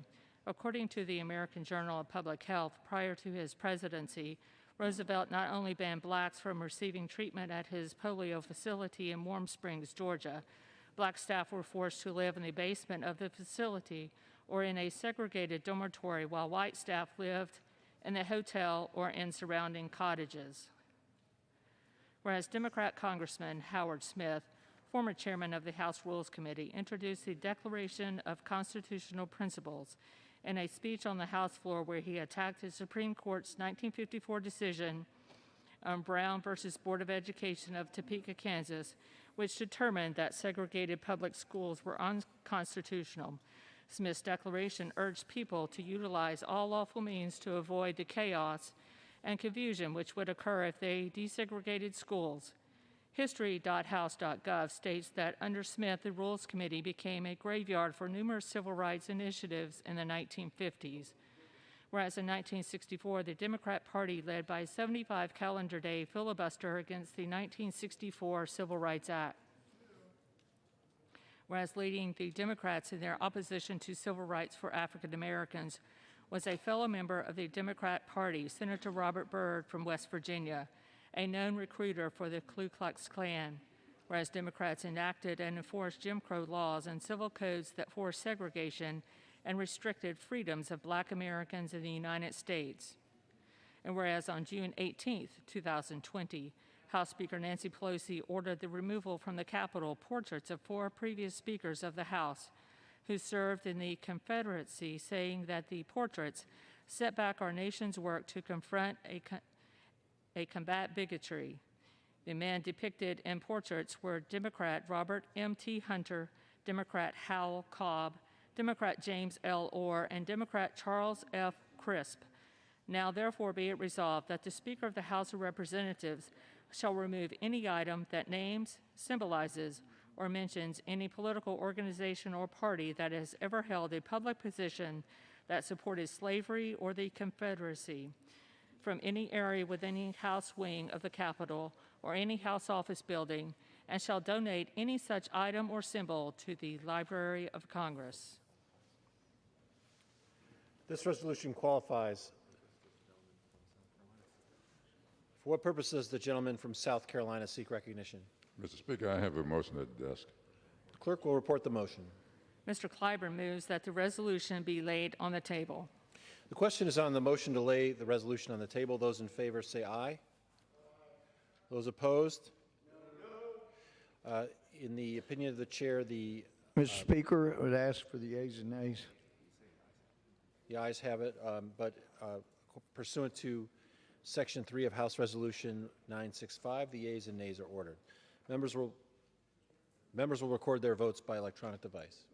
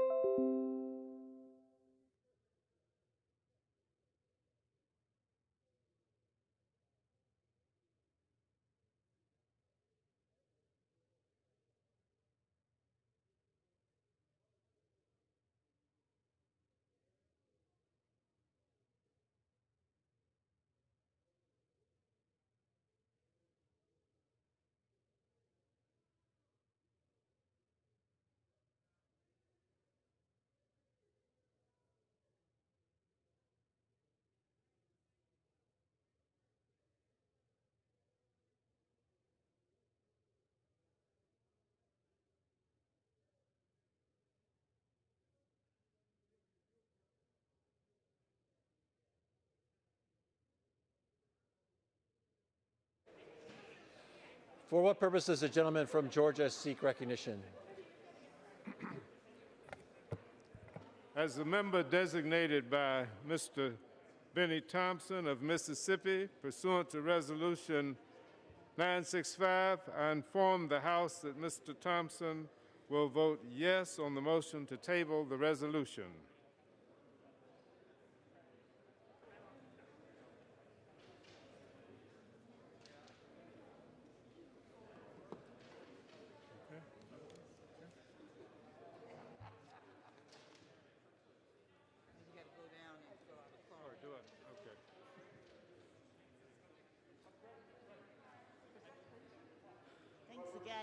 From North Carolina seek recognition. Thank you, Mr. Speaker. As the member designated by Ms. Wilson of Florida, pursuant to House Res 965, I inform the House that Ms. Wilson will vote yes on House Res 1148, the motion to table the privileged resolution.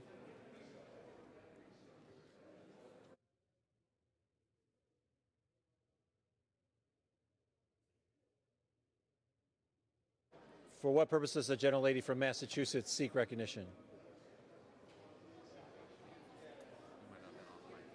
For what purpose does the gentlelady from Massachusetts seek recognition? As the member designated by Ms. Frankel pursuant to H.Res. 965, I inform the House that Ms. Frankel will vote yes on the motion to table the resolution.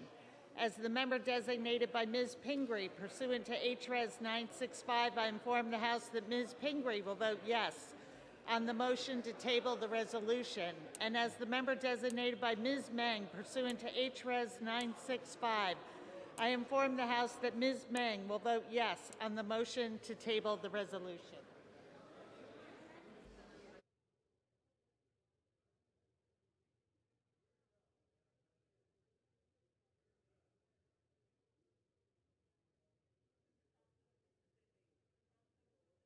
Gentlelady from Michigan seek recognition. As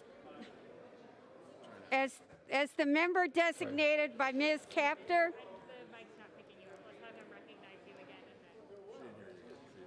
For what purpose does the gentlelady from Michigan seek recognition?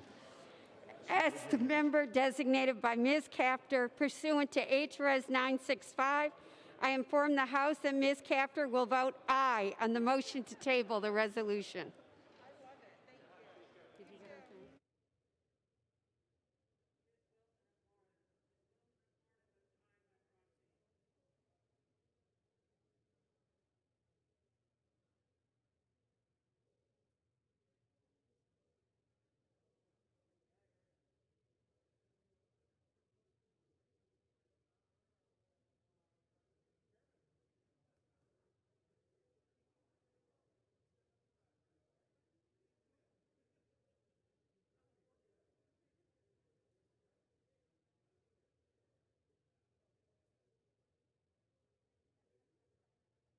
The gentleman from Connecticut seek recognition. Thank you, Mr. Speaker. Mr. Speaker, as the member designated by Ms. Johanna Hayes, pursuant to House Resolution 965, I inform the House that Ms. Hayes will vote yes on the motion to table the resolution.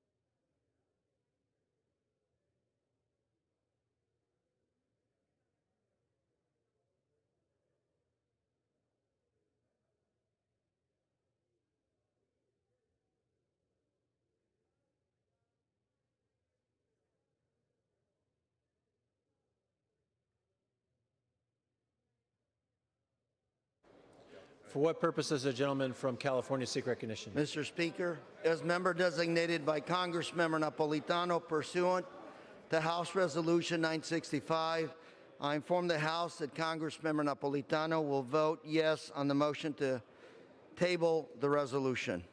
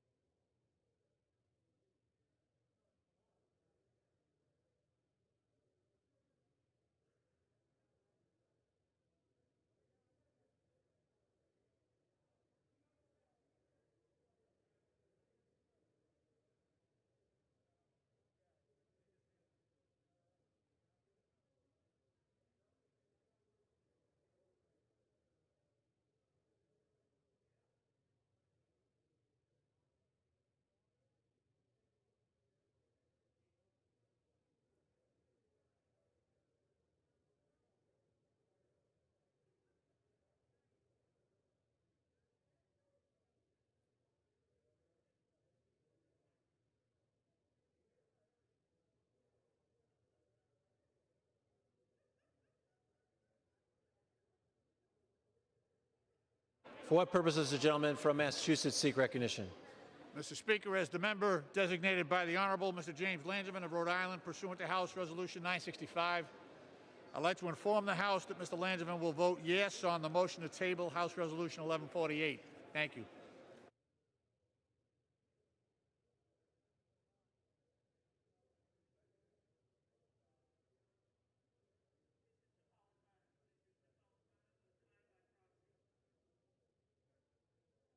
The gentleman from Maryland seek recognition. Mr. Speaker, as the member designated by Mr. Pocan of Wisconsin pursuant to House Resolution 965, I rise to announce that Mr. Pocan will vote aye on the motion to table the resolution. Thank you.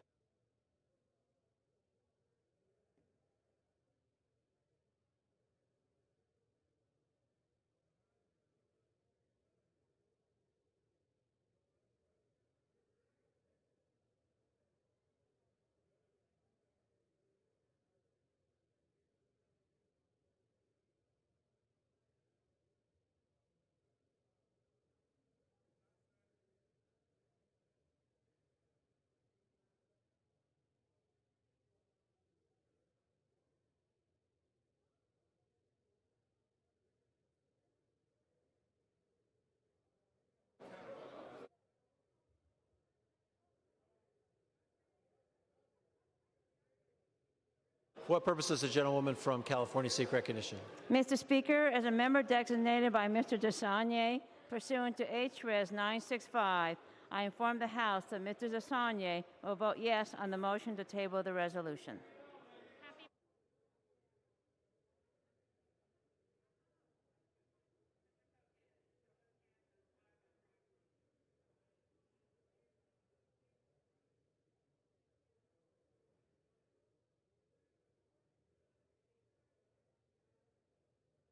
For what purpose does the gentleman from New York seek recognition? Mr. Speaker, as the member designated by Representative Lowy pursuant to HRES 965, I inform the House that Representative Lowy will vote aye on the motion to table the resolution.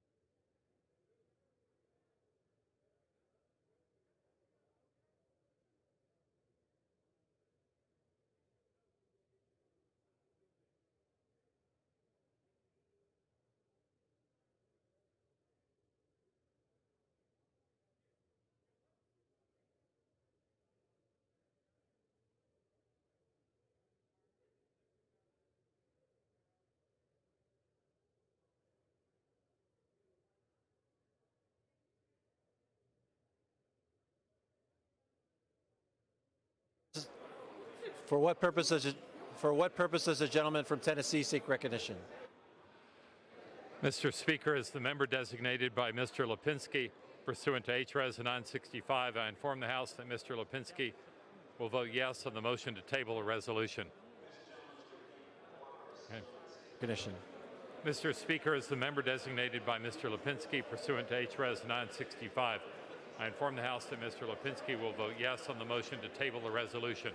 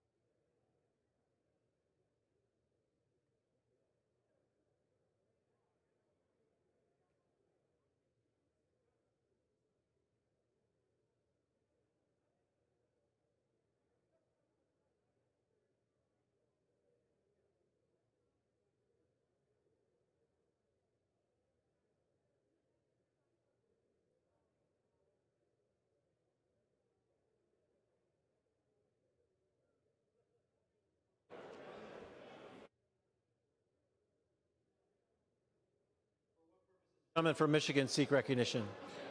Mr. Speaker, as the member designated by Mr. Huffman of California pursuant to HRES 965, I inform the House that Mr. Huffman will vote yes on the motion to table the resolution. As the member designated by Mr. Thompson of California pursuant to HRES 965, I inform the House that Mr. Thompson will vote yes on the motion to table the resolution. As the member designated by Mr. Butterfield of North Carolina pursuant to HRES 965, I inform the House that Mr. Butterfield will vote yes on the motion to table the resolution.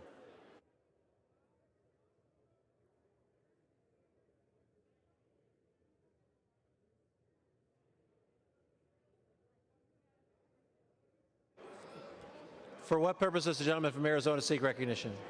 Mr. Speaker, as the member designated by Ms. Kirkpatrick pursuant to the House Resolution 965, I inform the House that Ms. Kirkpatrick will vote yay on the motion to table HRES 1148.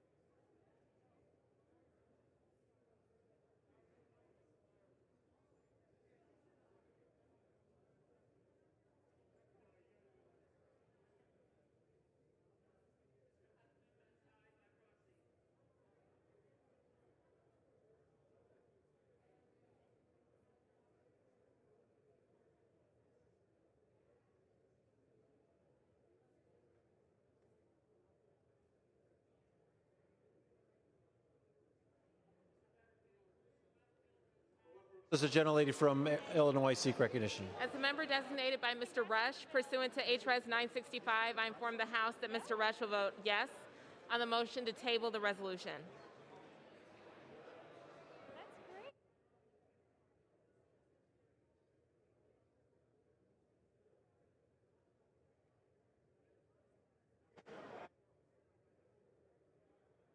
For what purpose does the gentleman from California seek recognition? Mr. Speaker, as the member designated by Ms. Roybal Allard pursuant to House Resolution 965, I inform the House that Ms. Roybal Allard will vote yes on the motion to table the resolution.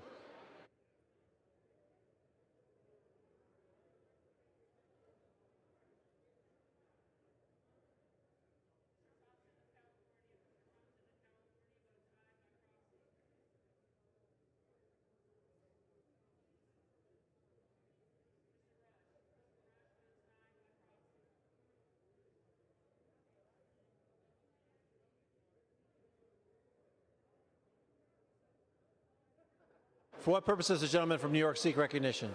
As the member designated by Chairwoman Eddie Bernice Johnson pursuant to H.Res. 965, I inform the House that Chairwoman Johnson will vote yes on the motion to table the resolution. As the member designated by Chairwoman Zoe Lofgren pursuant to H.Res. 965, I inform the House that Chairwoman Lofgren will vote yes on the motion to table the resolution.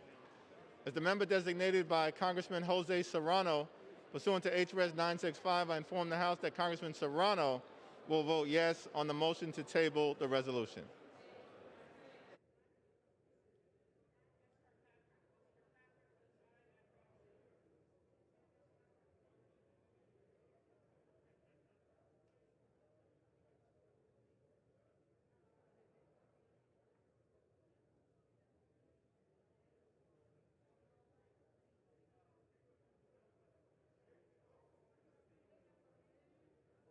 Gentleman from Illinois seek recognition. Mr. Speaker, as the member designated by Mr. Grijalva pursuant to H.Res. 965, I hereby inform the House that Mr. Grijalva will vote yea on the motion to table the resolution.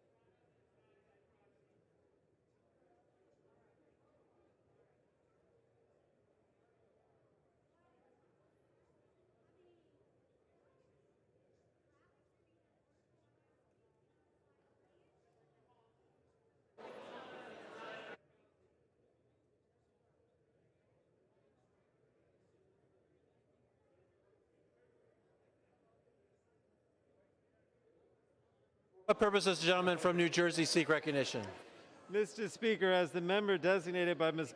Bonnie Watson Coleman pursuant to H.Res. 965, I inform the House that Ms. Watson Coleman will vote yes on the motion to table the resolution.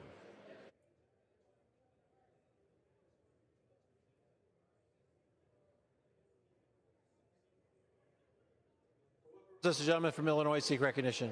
Mr. Speaker, as the member designated by Ms. Presley pursuant to H.Res. 965, I inform the House that Ms. Presley will vote yea on the motion to table the resolution.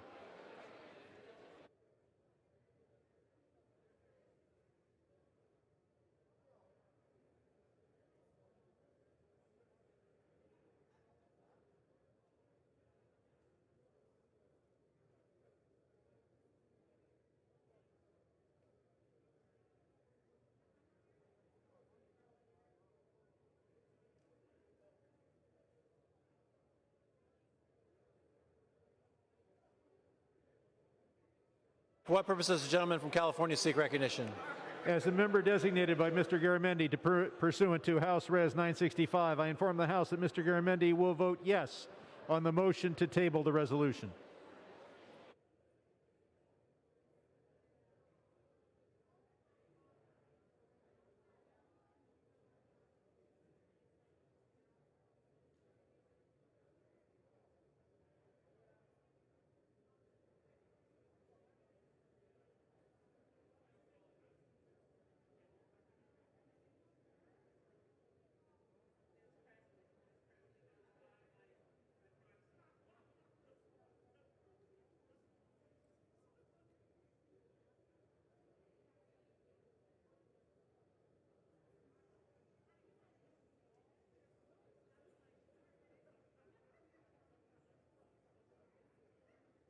Does the gentlewoman from Florida seek recognition? Mr. Speaker, as the member designated by Ms. Mucarsel Powell of Florida, pursuant to HRS 965, I inform the House that Ms. Mucarsel Powell will vote yea on the motion to table the resolution. And Mr. Speaker, as the member designated by Mr. Hastings of Florida, pursuant to HRS 965, I inform the House that Mr. Hastings will also vote yea on the motion to table the resolution. And Mr. Speaker, as the member designated by Mr. Payne of New Jersey, pursuant to HRS 965, I inform the House that Mr. Payne will also vote yea on the motion to table the resolution.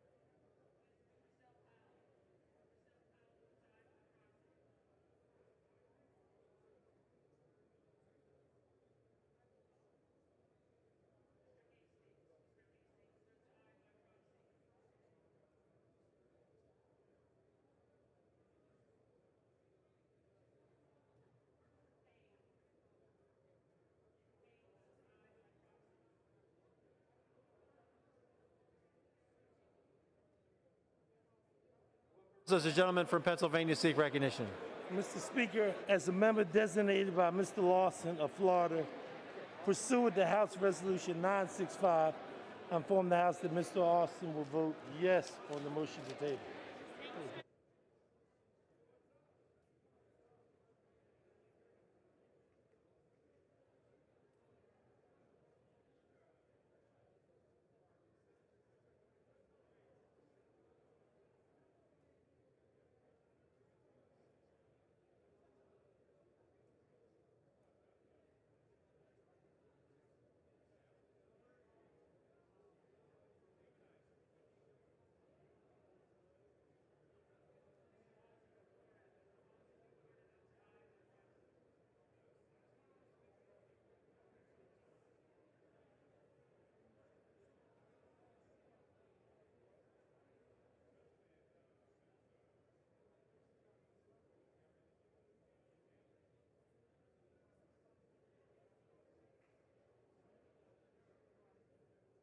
For what purpose does the gentlelady from New Hampshire seek recognition? As the member designated by Mr. Kennedy pursuant to HRes 965, I will inform the House that Mr. Kennedy will vote yes on the motion to table the resolution.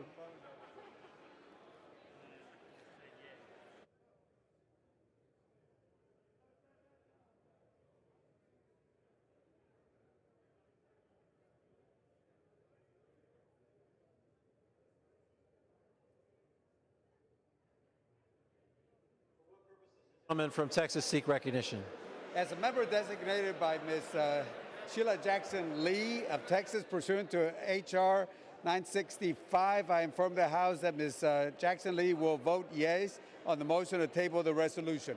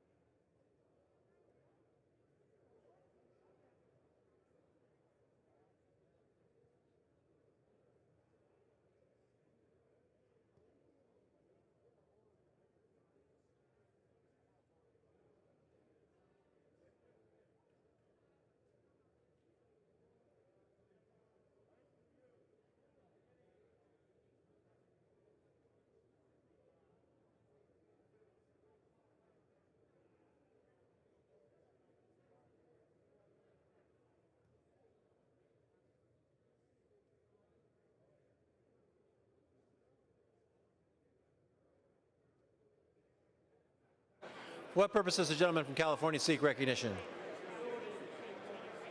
Mr. Speaker, as the member designated by Ms. Chu of California pursuant to House Res 965, I inform the House that Ms. Chu will vote yes on the motion to table the resolution.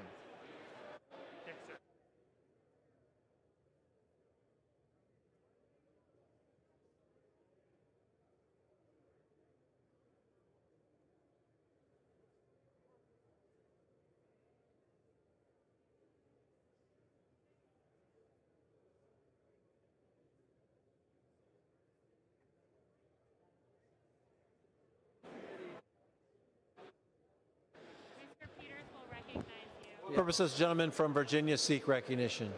Mr. Speaker, as the member designated by Ms. Titus of Nevada, pursuant to HRES 965, I inform the House that Ms. Titus will vote yes on the motion to table the resolution.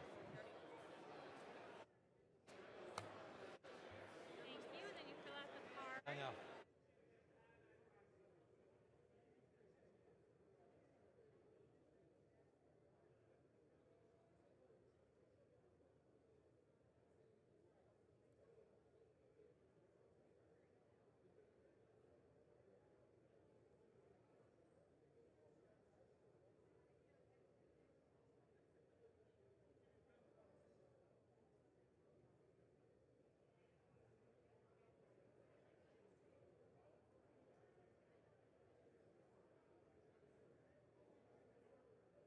For what purpose does the gentlewoman from Virginia seek recognition?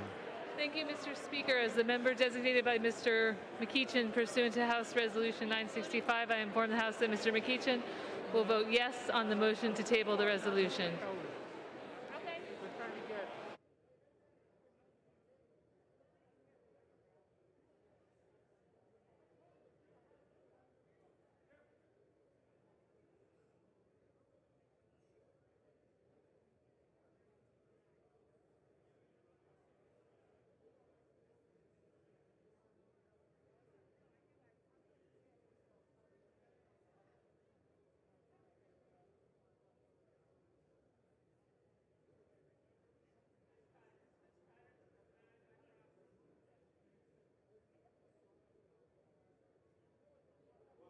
Gentleman from Virginia seek recognition. Mr. Speaker, as the member designated by Ms. Moore pursuant to HRS 965, I inform the House that Ms. Moore will vote yes on the motion to table the resolution. As a member designated by Ms. Barragan pursuant to HRS 965, I inform the House that Ms. Barragan will vote yes on the motion to table the resolution. As a member designated by Mr. Kind pursuant to HRS 965, I inform the House that Mr. Kind will vote yes on the motion to table the resolution. As the member designated by Mr. Lowenthal pursuant to HRS 965, I inform the House that Mr. Lowenthal will vote yes on the motion to table the resolution. And as the member designated by Mr. Liu pursuant to HRS 965, I inform the House that Mr. Liu will vote yes on the motion to table the resolution.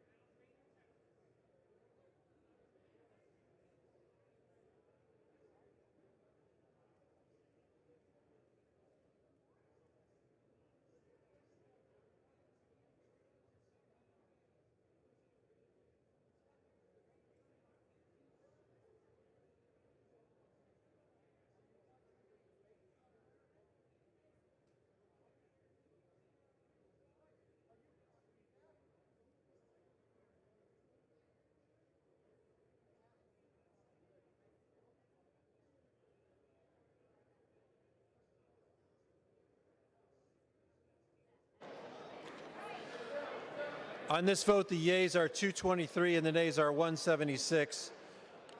The motion is adopted. Without objection, the motion to reconsider is laid on the table.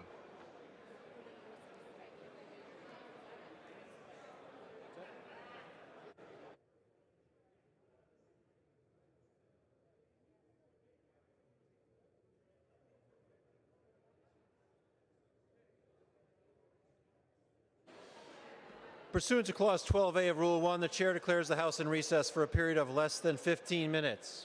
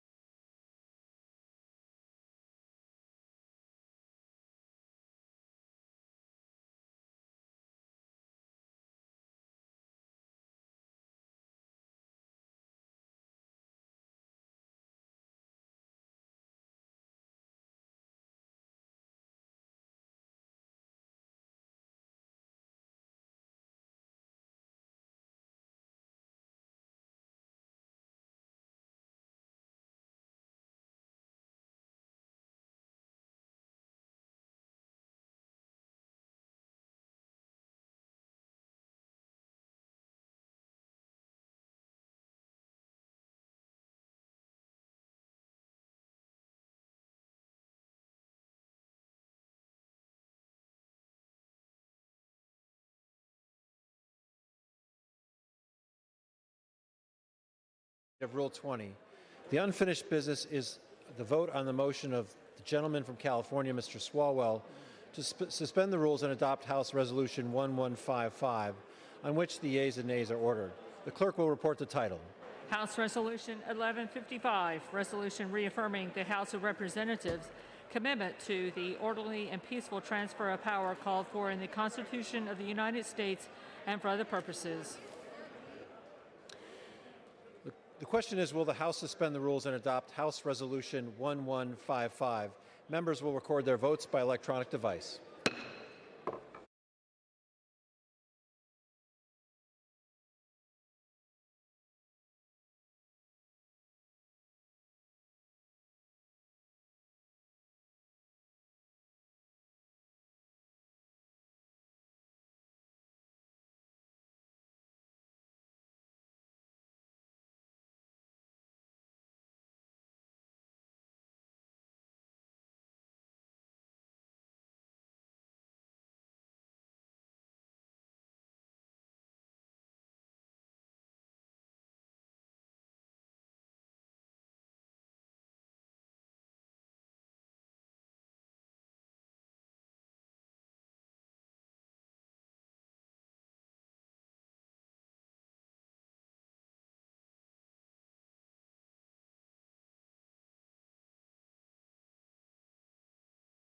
Purposes, the gentleman from Georgia seek recognition.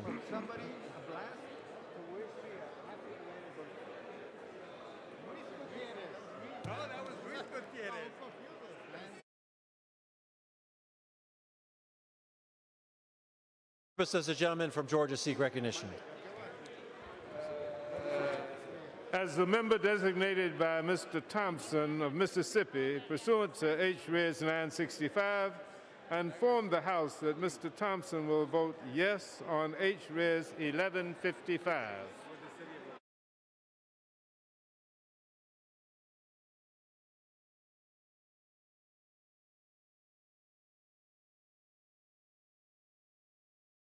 Purposes, the gentleman from Illinois seek recognition. Illinois. Mr. Speaker, as the member designated by Mr. Grijalva, pursuant to H-Res 965, I inform the House that Mr. Grijalva will vote yea on H-Res 1155. And as the member designated by Ms. Presley, pursuant to H-Res 965, I inform the House that Ms. Presley will vote yea on H-Res 1155.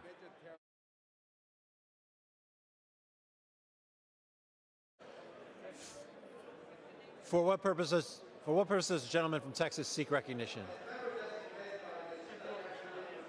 House Resolution 965. I inform the House that Ms. Jackson Lee will vote yes on the House Resolution 1155.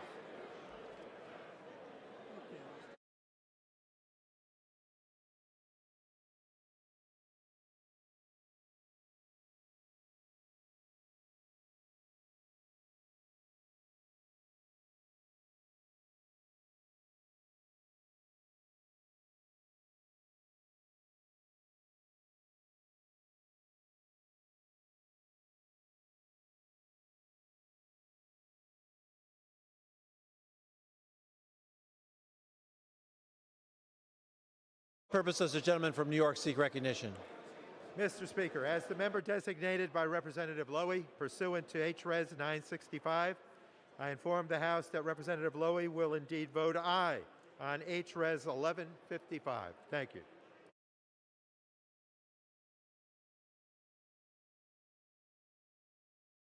For what purposes does the gentlelady from Illinois seek recognition? As the member designated by Mr. Rush, pursuant to H-Res 965, I inform the House that Mr. Rush will vote yes on the H-Res 1155.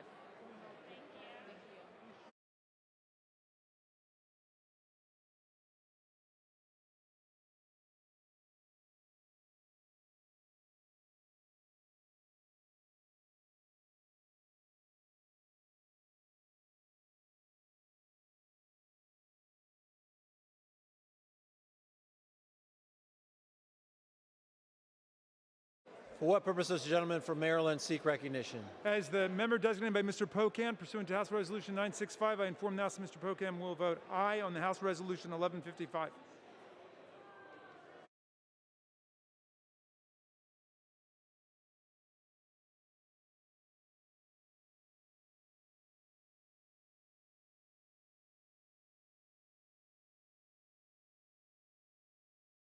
For what purpose does the gentleman from California seek recognition? Indeed, Mr. Speaker, I do seek recognition. As the member designated by Ms. Chu of California pursuant to House Resolution 965, I inform the House that Ms. Chu will vote yes on the House Resolution 1155.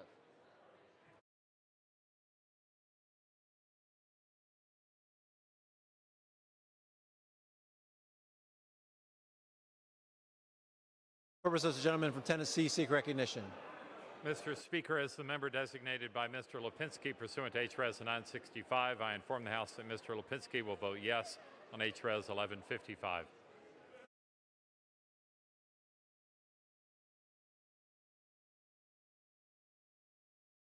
For what purpose does the gentleman from Pennsylvania seek recognition? Mr. Speaker, as a member designated by Mr. Lawson of Florida, pursuant to House Resolution 965, inform the House that Mr. Lawson votes yea.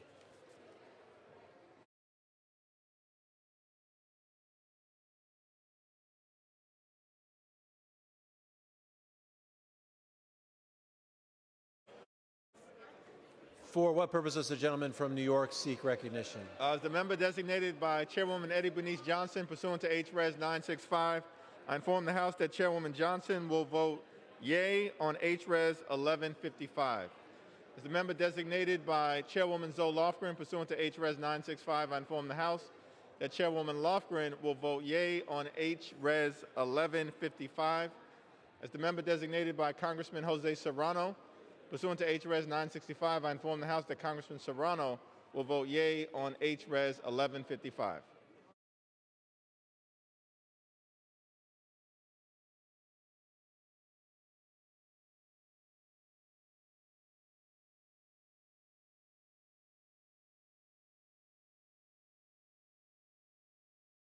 For what purpose does the gentleman from Arizona seek recognition? Mr. Speaker, as the member designated by Ms. Kirkpatrick pursuant to House Resolution 965, I inform the House that Ms. Kirkpatrick will vote yea on HRES 1155.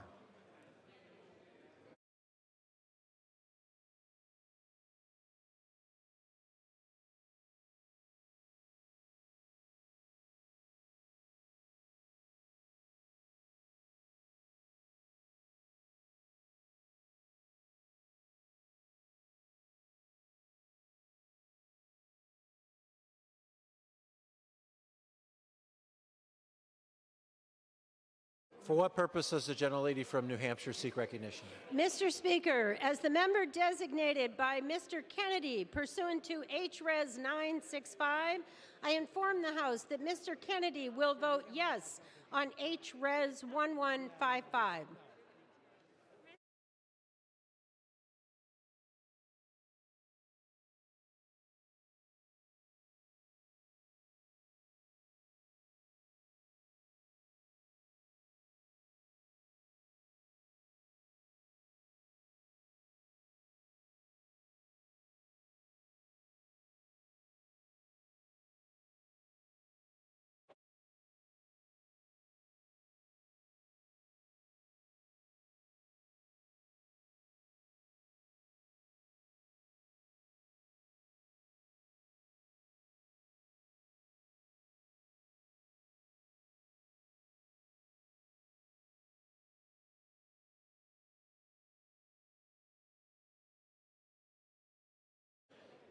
For what purpose does the gentleman from Virginia seek recognition? Mr. Speaker, as the member designated by Ms. Titus of Nevada, pursuant to HRES 965, I inform the House that Ms. Titus will vote yes on HRES 1155.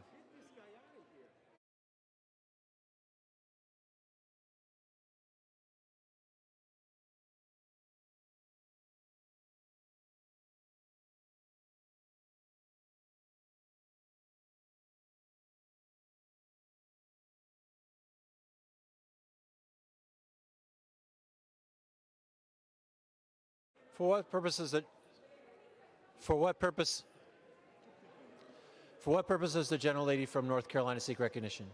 Mr. Speaker, as the member designated by Ms. Wilson of Florida pursuant to House Res 965, I inform the House that Ms. Wilson will vote yes on H-Res 1155.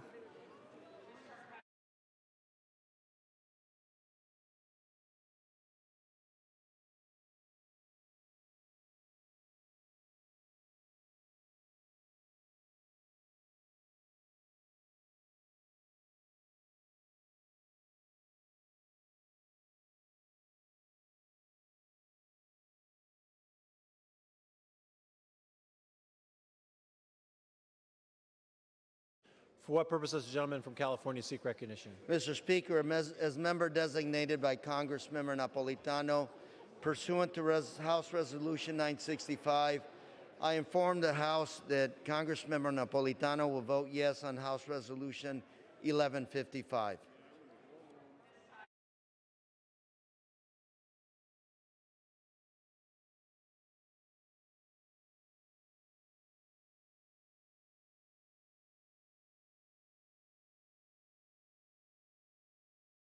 For what purpose does the gentleman from California seek recognition?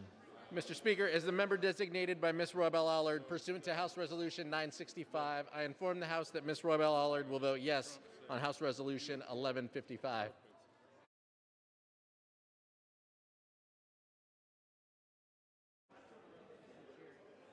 For what purpose does the gentleman from Michigan seek recognition? Mr. Speaker, as the member designated by Mr. Huffman of California pursuant to H-Res 965, I inform the House that Mr. Huffman will vote yes on H-Res 1155. As the member designated by Mr. Thompson of California pursuant to H-Res 965, I inform the House that Mr. Thompson will vote yes on H-Res 1155. As the member designated by Mr. Butterfield of North Carolina pursuant to H-Res 965, I inform the House that Mr. Butterfield will vote yes on H-Res 1155.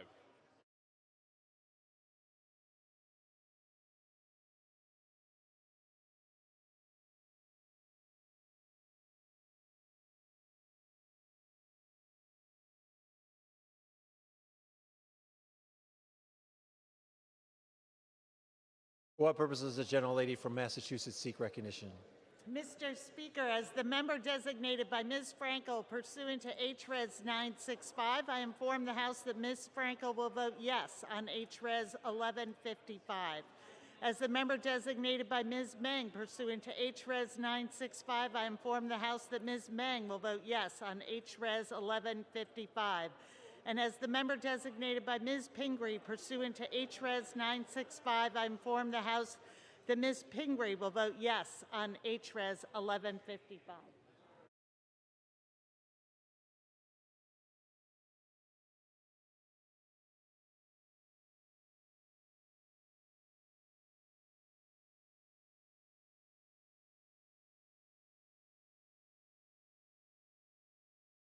For what purpose does the gentlelady from Michigan seek recognition?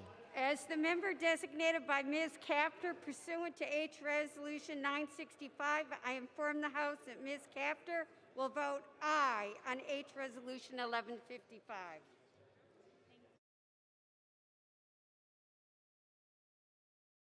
For what purpose does the gentleman from Connecticut seek recognition? Thank you, Mr. Speaker. Mr. Speaker, as the member designated by Ms. Johanna Hayes pursuant to House Resolution 965, I inform the House that Ms. Hayes will vote yes on House Resolution 1155.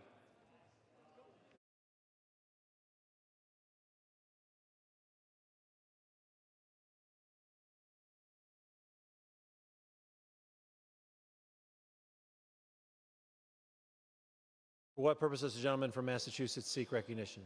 Good evening, Mr. Speaker. As the member designated by the Honorable Mr. James Langevin of Rhode Island, pursuant to House Resolution 965, I would like to inform the House that Mr. Langevin will vote yes on House Resolution 1155, reaffirming the House of Representatives' commitment to the orderly and peaceful transfer of power called for in the Constitution of the United States and for other purposes. Thank you.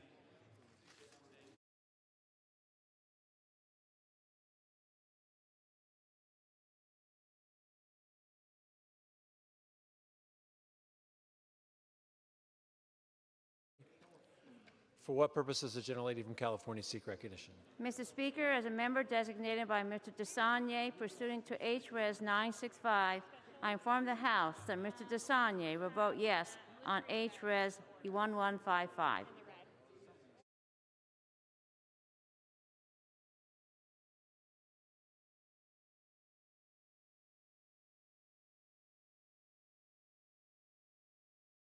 For what purpose does the gentlelady from Florida seek recognition?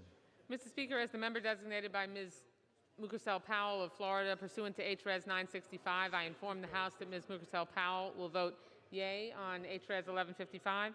And Mr. Speaker, as the member designated by Mr. Hastings of Florida pursuant to H.Res. 965, I inform the House that Mr. Hastings will also vote yea on H.Res. 1155. And Mr. Speaker, as the member designated by Mr. Payne of New Jersey pursuant to H.Res. 965, I inform the House that Mr. Payne will also vote yea on H.Res. 1155.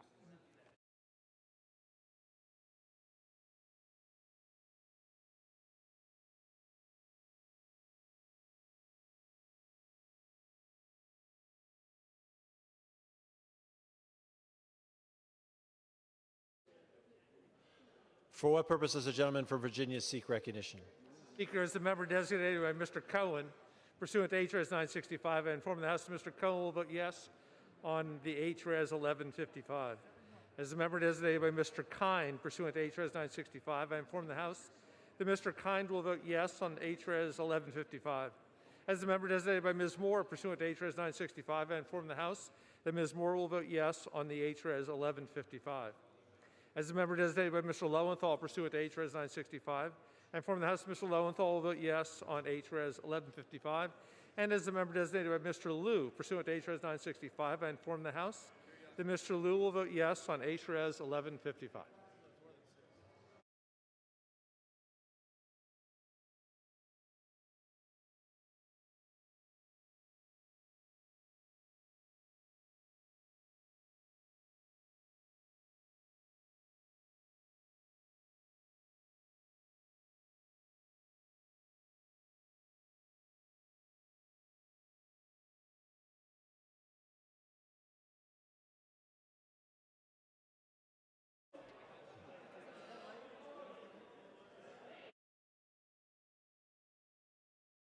For what purpose does the gentleman from New Jersey seek recognition?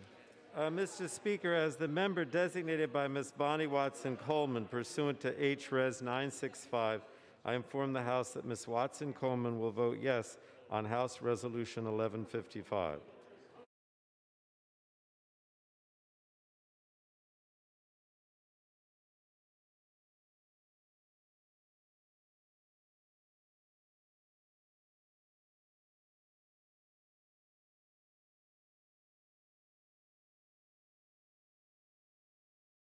For what purpose does the gentlelady from Virginia seek recognition?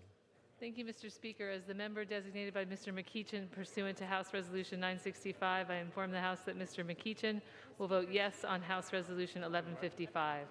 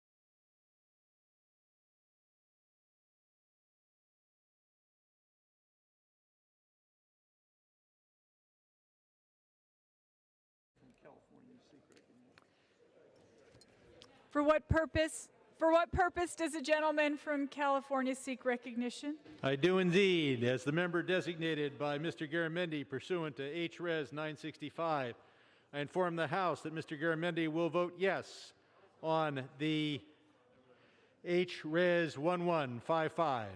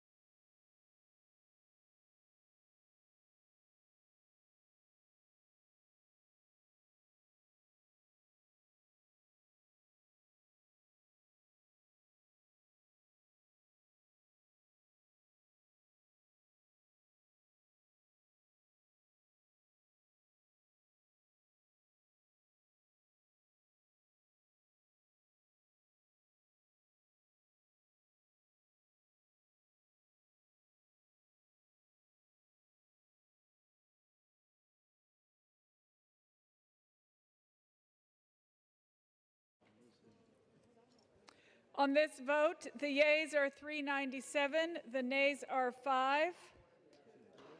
2/3 being in the affirmative, the rules are suspended. The resolution is agreed to, and without objection, the motion to reconsider is laid on the table.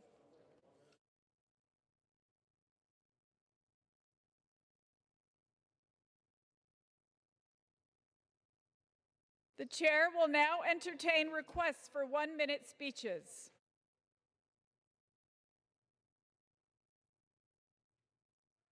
Does the gentleman from Pennsylvania seek recognition? Request unanimous consent to address the House for 1 minute. Without objection, the gentleman is recognized for 1 minute. Thank you, Madam Speaker. Every day, our men and women in law enforcement put their lives on the line to protect us, doing so willingly and faithfully without praise or need for recognition. Men and women, occasionally we have the opportunity and a distinct pleasure to stand before this Congress and recognize these men and women for their outstanding work. Today, I'm honored to recognize Mansfield University Director of Police Services and Chief of Police Scott Henry for receiving the 2020 Pennsylvania Veterans of Foreign Wars John Radko Police Officer of the Year Award and the VFW National Law Enforcement Officer Award. These awards are presented annually to a law enforcement officer who has shown resounding commitment to their profession and community. Chief Henry has served our community for more than 30 years, and his service has made a lasting impact on our region. Congratulations to Chief Henry for this wonderful achievement and reminding us all how important our police officers are in our everyday lives. Thank you, and I yield back. For what purpose does the gentlewoman from North Carolina seek recognition? Thank you, Madam Speaker. I ask unanimous consent to address the House for 1 minute. Without objection, the gentlewoman is recognized for 1 minute. Thank you, Madam Speaker. On Saturday, the American people eagerly awaited President Trump's announcement of his third Supreme Court nomination, and he did not disappoint. Judge Amy Coney Barrett is the embodiment of a fierce constitutional scholar, and her long list of accomplishments is nothing short of impeccable. She's highly regarded by her former students, clerks, and colleagues as a woman who possesses a piercing legal mind, a generous spirit, and keen intellect. Her dedication to interpreting the Constitution rightfully by adhering to how it was expressly written and her impressive track record serve as the underpinnings of her nomination. I look forward to her swift confirmation to the Supreme Court and her continued work serving our great country. I yield back.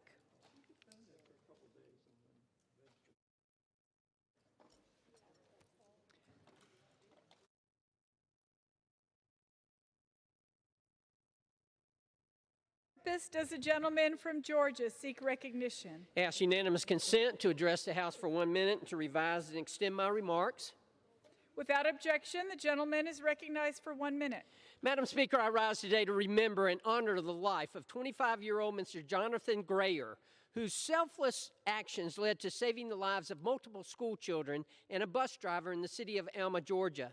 On Wednesday, August 12th, Jonathan was driving a box truck that collided with a school bus that was making its normal stops. When it hit the bus, the back was left crumbled like a piece of paper.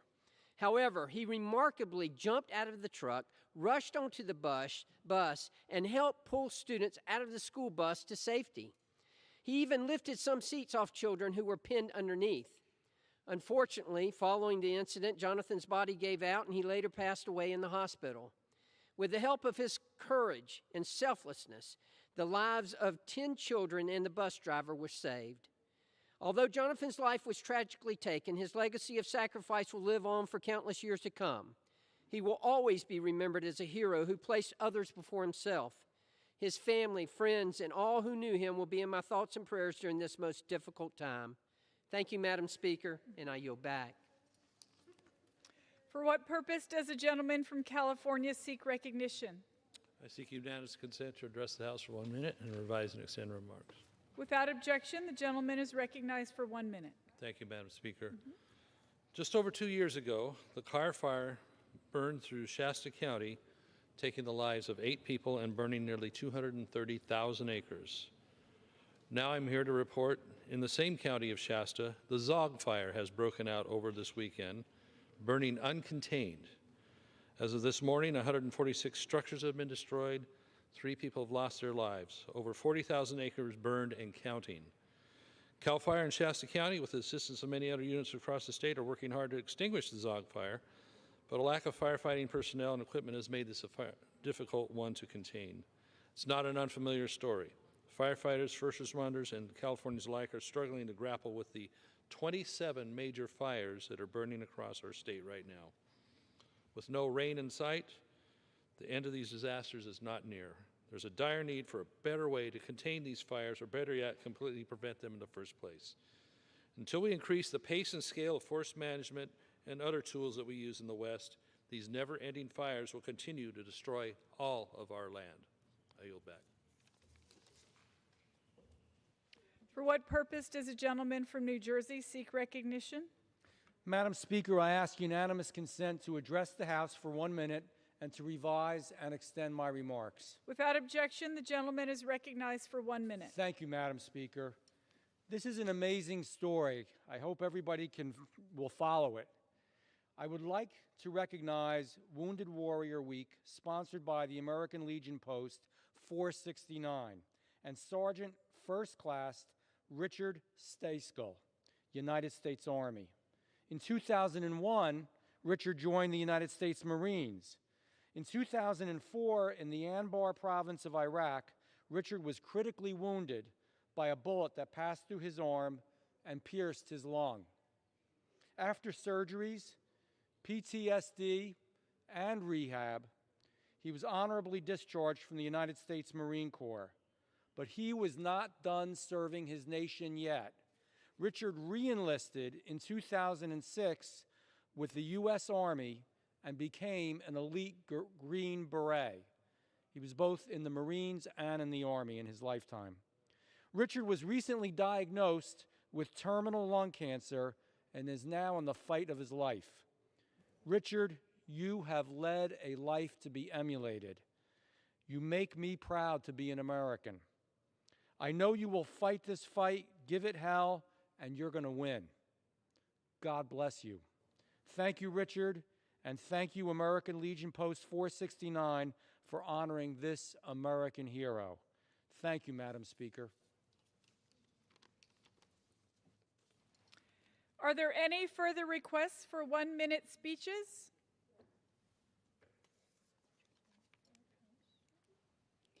The chair lays before the House the following personal request.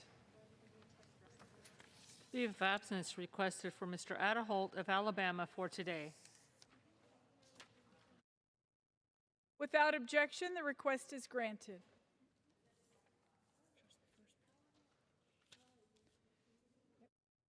Speaker's announced policy of January 3rd, 2019. The gentleman from Florida, Mr. Soto, is recognized for 60 minutes as the designee of the Majority Leader. Thank you, Madam Speaker. In honor of Hispanic Heritage Month, I'd like to honor Amilcar Cordova. Mr. Amilcar Cordova hails from Carolina, Puerto Rico. After high school, he moved to Pennsylvania, where he began his career in the health industry. In 1994, he relocated to Orlando, Florida, with his family while he studied business administration at the Florida Metropolitan University and later business management at the University of Phoenix. In 2003, he began working in the advertising industry with the largest newspaper in Puerto Rico, El Nuevo Dia, which just recently expanded to Central Florida. He later co-founded and served on the board of directors of Amigos Profesionales Business Network, an organization whose purpose was to help connect Hispanic professionals and business owners in Central Florida. In 2010, he founded Cordova Marketing Solutions, a firm that specialized in the development of small businesses by providing consulting, marketing, and advertising services.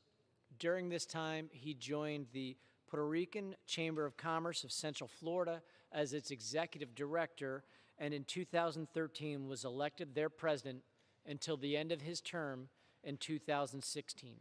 He would resume his role as president in 2019. Mr. Cordova is proud of his upbringing in Puerto Rico and is very grateful for the opportunities the U.S. has blessed him with.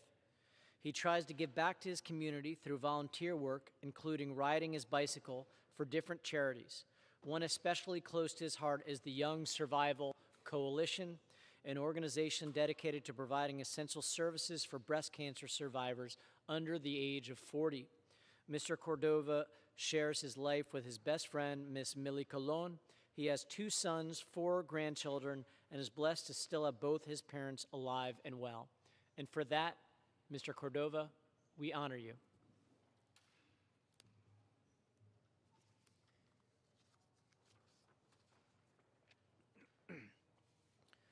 In honor of Hispanic Heritage Month, we would like to honor Cecilia Figueroa. Cecilia Figueroa is an Ecuadorian-American journalist and media strategist. She graduated as a journalist in her native city of Guayaquil, Ecuador. She learned about faith, perseverance, and serving others from her parents, Isaac Alvia and Olympia Ordonez. A woman pioneer in the print Hispanic media, her first job was at El Nuevo Dia Orlando newspaper. Passionate about her work, she seeks stories promoting community, outreach, education, and knowledge about immigration policies that are affecting the Latino community. Cecilia enjoys highlighting profiles of Hispanic entrepreneurs, organizations, faith-based communities, among others.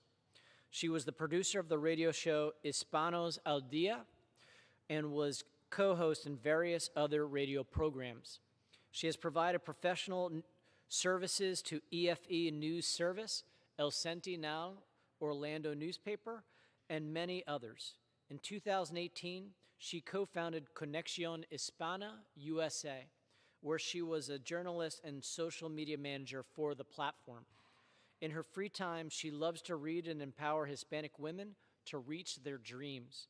Cecilia enjoys sharing her knowledge in educational workshops and conferences.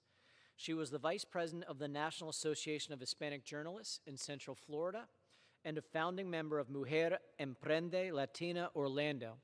She is an active member of the Hispanic American Professional and Business Women's Association of Florida.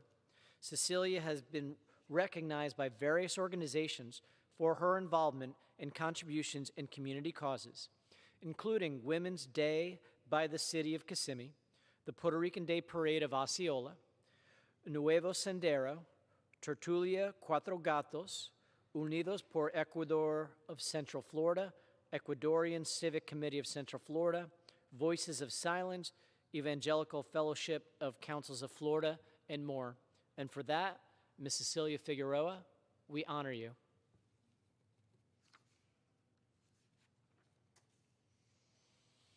In honor of Hispanic Heritage Month, we would like to recognize Gabby Ortegani. Gabby Ortegani is the president of the Hispanic Chamber of Commerce of Metro Orlando, which is responsible for promoting the economic development of a Hispanic community of over 1 million people. Some of the signature events and programs they have created to promote development in the community include the Hispanic Business Conference, the Hispanic Economic Growth Summit, the Don Quixote Awards, among others. Prior to this, she serves as the Regional Vice President for Central Florida at Prospera, a nonprofit organization that provides free bilingual technical assistance to Hispanic entrepreneurs who are establishing or expanding their businesses. Under her leadership, the region achieved a 23% increase in clients who received individual consulting services. Gabby has also served her community in other roles, including being the manager of community relations at Orlando Utilities Commission, director of Hispanic Crime Prevention Program for FIU Center for the Administration of Justice, senior community officer for the Puerto Rico Federal Affairs Administration, and being a legislative assistant in the Florida House of Representatives.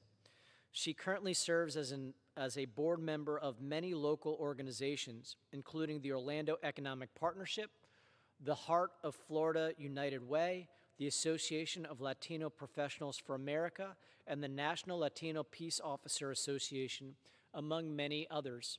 Her work, ethic, and commitment to her community has been recognized with numerous awards and recognitions, including Orlando Business Journal's 40 Under 40, Women Who Mean Business Awards, Telemundo's Triunfadores, La Prensa's Hispanic Women Who Make a Difference Award, Orange County Sheriff's Community Service Award, Orlando Police Department's Good Citizenship, and she was named one of the 25 most influential Hispanics by HCCMO's Vision magazine. And for that, Ms. Gabby Ortegani, we honor you.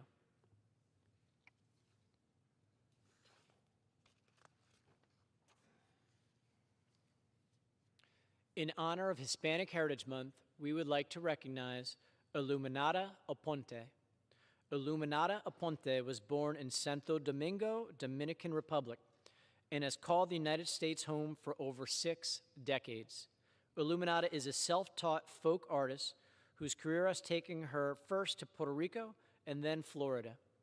Iluminada's career first started with folk dance, baile folclórico. She performs both Puerto Rican and Dominican folk dance. From Puerto Rican bomba to Dominican bachata, Iluminada has not only been a performer, but also a dance teacher. Her passion for teaching folk dance inspires people of all ages, and she has made it her responsibility to advocate for and help educate various Hispanic groups through dance and cultural exhibitions. Iluminada's career has been one of strengthening communities through cultural celebrations. She considers herself a cultural ambassador, not only for her native Dominican Republic, but also for the entire Hispanic community. Her early experience as a missionary across Latin America has inspired her to connect to people to each other by celebrating cultural diversity. Iluminada's commitment to promoting culture and the arts is not only seen in the diversity of her works, but also in her leadership within the community. Iluminada is founder of Alianza Dominicana of Central Florida, where she organizes and directs various cultural exhibitions highlighting Dominican and Hispanic culture to various groups within Central Florida. She has been recognized with awards from the Orange County government, the City of Orlando government, the Council General of the Dominican Republic in Miami, and more. And for that, Ms. Iluminada Aponte, we honor you. In honor of Hispanic Heritage Month, we want to recognize Father Jose Rodriguez. Father Jose Rodriguez is a vicar of the Iglesia Episcopal Jesus de Nazaret in Orange County, Florida. Originally from Puerto Rico, he arrived with his family to Azalea Park in 1987 and has been part of that community now for over 3 decades. He learned from his parents the importance of service and advocating for others. His father was a soldier and his mother a shop steward for Unite Here Local 737 at Walt Disney World. He was the first in his family to go to college. He graduated from Mulholland College with a BA and the University of Central Florida with an MBA. For many years, he served as the Episcopal chaplain to the University of Central Florida, where he and his wife served local students and young adults for nearly a decade. In 2017, he was signed to Iglesia Episcopal Jesus de Nazaret just months before Hurricanes Irma and Maria. For both storms, the local church mobilized to meet the people's needs. Their work is far from over. Welcoming newcomers has been a hallmark of the local Episcopal Church along the Cimarron Corridor in Orlando and in Kissimmee, including feeding programs, advocacy for those in need as well. Father Jose and the local church empower people to accomplish their goals by working with civic and elected leaders to promote and remove barriers to equal access to opportunity. As a priest, Father Jose understands the unique role that religious communities can play in the development of the greater community. Preserving and upholding human dignity is at the heart of Father Jose and the local church's work. His desire is to build up a resilient community where families have access to safe communities, a living wage, affordable housing, and health care. And for that, Father Jose Rodriguez, we honor you.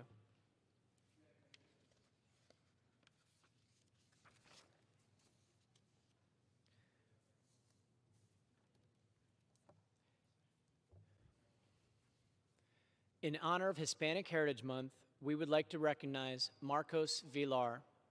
Marcos Villar was born in Ponce, Puerto Rico, and moved to the United States mainland at the age of 14. He currently resides in Orlando, Florida. Marcos holds a bachelor's degree in history from the University of Maryland and a master's degree in education from the University of Illinois. Marcos has worked in Chicago, Washington, D.C., and several cities in Florida, as well as in Puerto Rico, where he has designed and implemented innovative and successful programs and campaigns in government, labor, and nonprofit settings. He has worked on civic engagement campaigns in Florida since 2011, focusing on the Puerto Rican and Hispanic communities. Marcos worked as a teacher in Chicago in the 1990s. During his tenure at Roberto Community Academy, he was best known for working with at-risk youth and integrating arts and cultural programming into after-school programs. He also was an advisor for the student body government and a leader of the local reform movement at the school. In January of 2002, he moved to Washington, D.C., where he held several national leadership posts, including National Field Director for Que Nada Nos Detenga, Executive Director for America's Families United, National Political Director for the Service Employees International Union, and National Field Director for Mi Familia Vota Education Fund. Today, Marcos serves as President and Executive Director of Alianza for Progress, Alianza Center, Unite for Progress PAC, and Villar Strategies, LLC. He is also the founder of two prominent statewide Latino coalitions, Respeta Mi Gente and La Mesa Boricua. And for that, Mr. Marcos Villar, we honor you.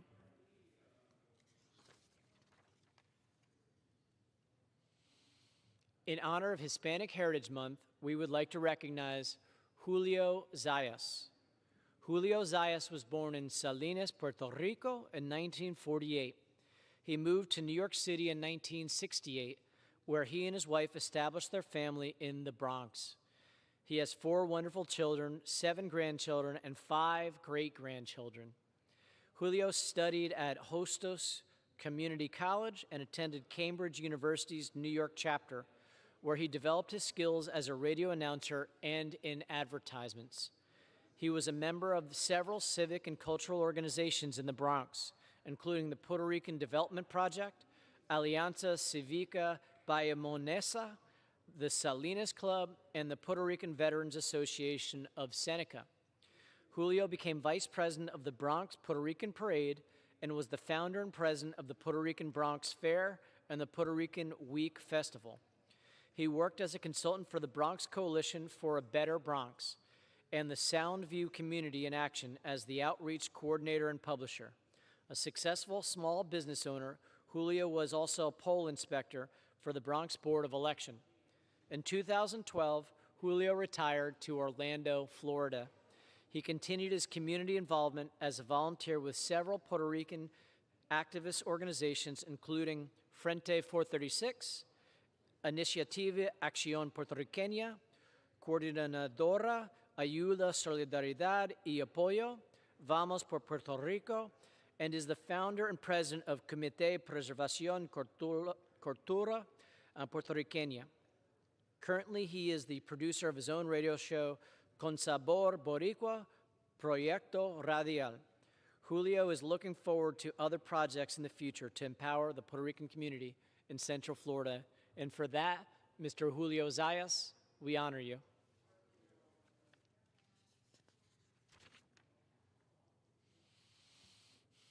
In honor of Hispanic Heritage Month, we would like to recognize Ms. Wanda Ramos.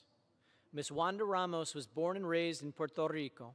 She moved to Orlando, Florida in 1999 and became involved in fighting for workers' rights, empowering new voters, and creating awareness about the importance of parental involvement in education. Wanda has been a board member of various organizations such as Jobs with Justice, Labor Council for Latin American Advancement, Community Legal Services of Mid-Florida, and the Legal Advocacy Center of Central Florida. While working as a retailer, Wanda organized workers to achieve better working conditions and better pay. She was a founding member of Vamos for Puerto Rico, Florida, and Palante por Más. Recently, she became statewide board member of Organize Florida. As a founding member of Vamos por Puerto Rico, she helped to spearhead the campaign Se Habla Español to petition the Orange County Public Schools to provide language access to non-English speaking parents and students. She also advocated for the families arriving from Puerto Rico after Hurricane Maria to better understand and properly enroll their kids in school. Wanda was recognized as Citizen of the Year in 2015 for Orange County District 3 after organizing neighborhoods in their efforts to improve their community. Wanda continues to support her community through radio shows as well as her online program, Wanda Contigo, bringing awareness about community issues. And for that, Ms. Wanda Ramos, we honor you.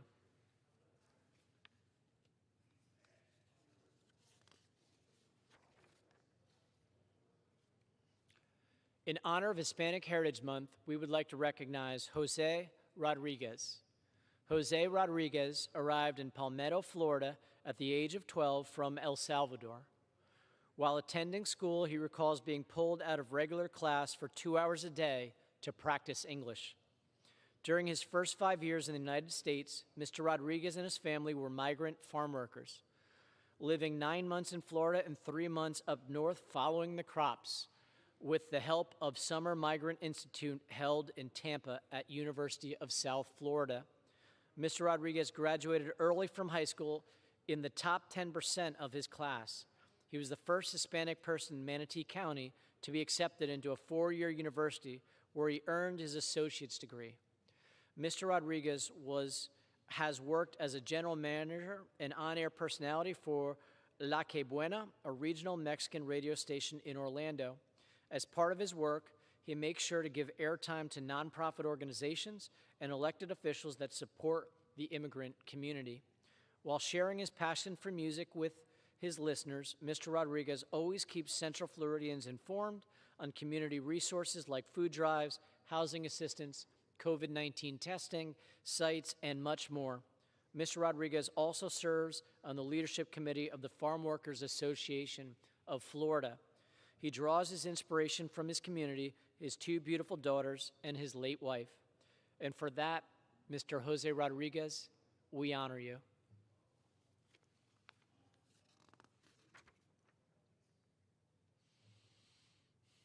In honor of Hispanic Heritage Month, we would like to recognize Dr. Antonio Crespo. Dr. Antonio Crespo is an infectious disease specialist in Central Florida with over 18 years of experience in his field. In May of 2014, he led the team that cared for the second case of Middle Eastern Respiratory Syndrome, MERS, in the United States. Currently, he is part of the team that has prepared and managed the COVID-19 pandemic, helping many in the Orlando community.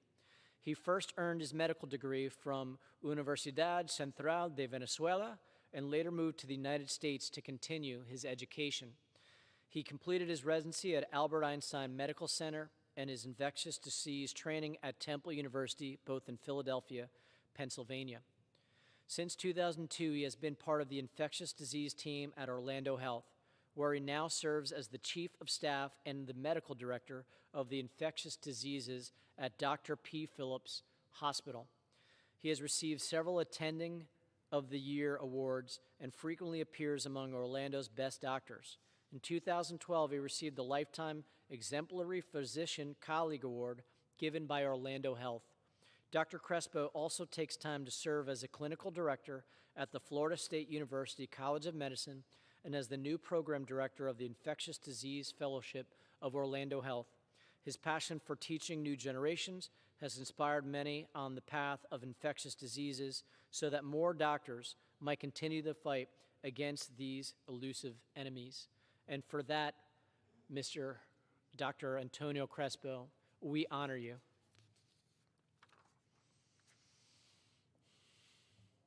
In honor of Hispanic Heritage Month, we would like to recognize Pamela and Estela Juarez. For nearly 20 years, Cuauhtemoc Timo Juarez and his wife Alejandra Juarez worked together to build and sustain their American dream in Polk County, Florida. Mr. Juarez, a naturalized U.S. citizen, grew up in Osceola County and enlisted in the United States Marine Corps right after graduating from high school. He would later re-enlist in the United States Army Reserves. After his honorable discharge from the Marines, he came home, started his own flooring business, and met and married Miss Alejandra Juarez. Together, they worked hard to make their business a success. They built a home, joined a church, volunteered to help the less fortunate, and had two beautiful daughters, Pamela and Estella. 2 years ago, their dreams were shattered when Mrs. Juarez was deported under the current administration's zero-tolerance policy. Despite the routes she set up, despite her husband's brave and honorable service, despite the fact that her husband and two daughters are U.S. citizens, she was forced to return to Mexico in August of 2018. Pamela is now 18. She recently graduated from high school with honors, has started online college classes, and plans to become a social worker. She has campaigned to build grassroots support for the families of military veterans who, like hers, have lost a family member to a cruel immigration policy. This November, she will vote for the first time. Estella, 11 years old, lived with her mom in Mexico, but is now back in Florida, where she just started the 6th grade. She's following in the footsteps of civil rights leader John Lewis, whose book March inspired her. Estella is now working on a picture book about her struggle to reunite her family. Both young women have suffered enormously because of the trauma their family has endured. They and their family have been working hard to bring their mother home and will continue to do so until they are united again. And for that, Miss Pamela and Estela Juarez, we honor you.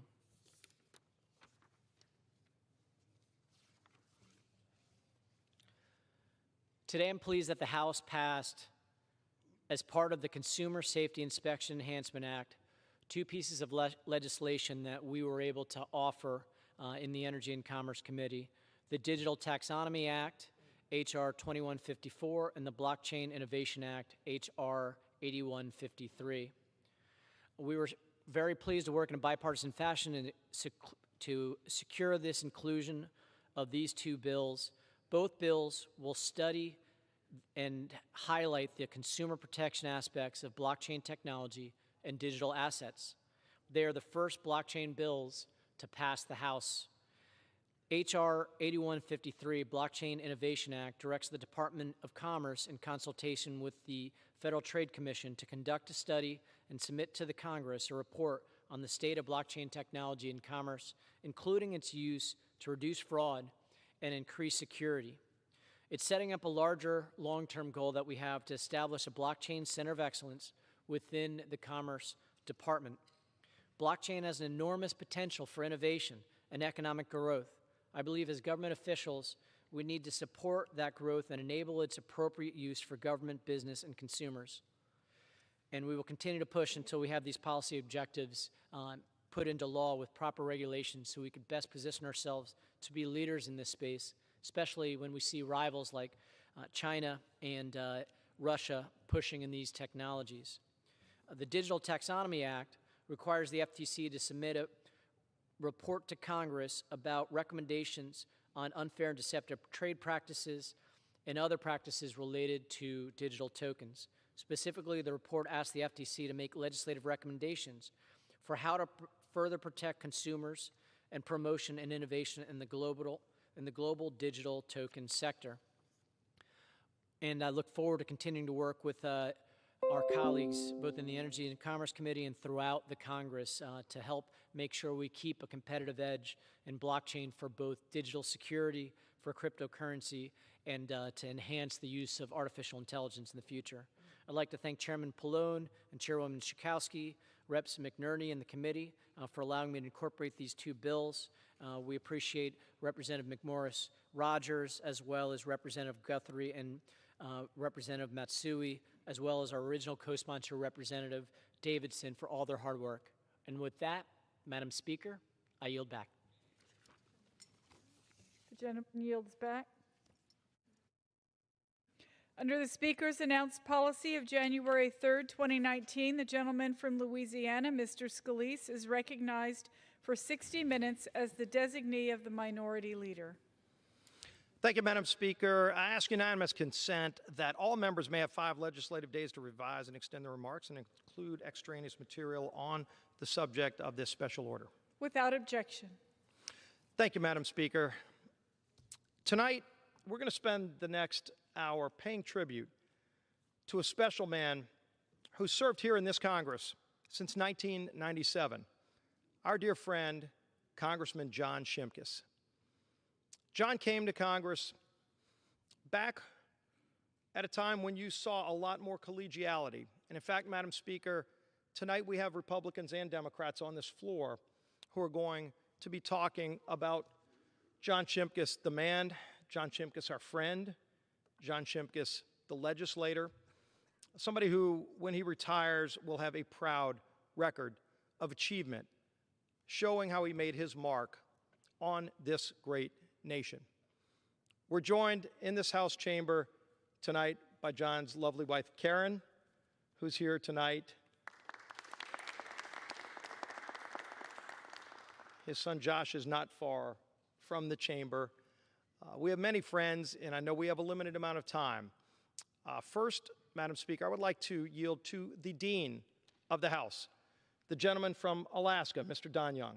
I thank you for yielding, Leader. And John Shimkus has been my friend. He's done well for this House. He and I played paddleball together. We never lost. We'll be challenged on that, but that's true. And I have a saying that many people may not recognize. Why do the good people leave this Congress and the SOB stay behind? And I've been here 48 years, so I got to reconsider that. But John, we will miss you. You're a great congressman. You're a great ally. You're a great American. And I know you've served your district very well. And God bless you in the future for things you may do. Yield back. Thank you, Dean Young. And yeah, we're going to check that record, and I know I'm glad I never went up against you, although you've taken a few of us to the woodshed.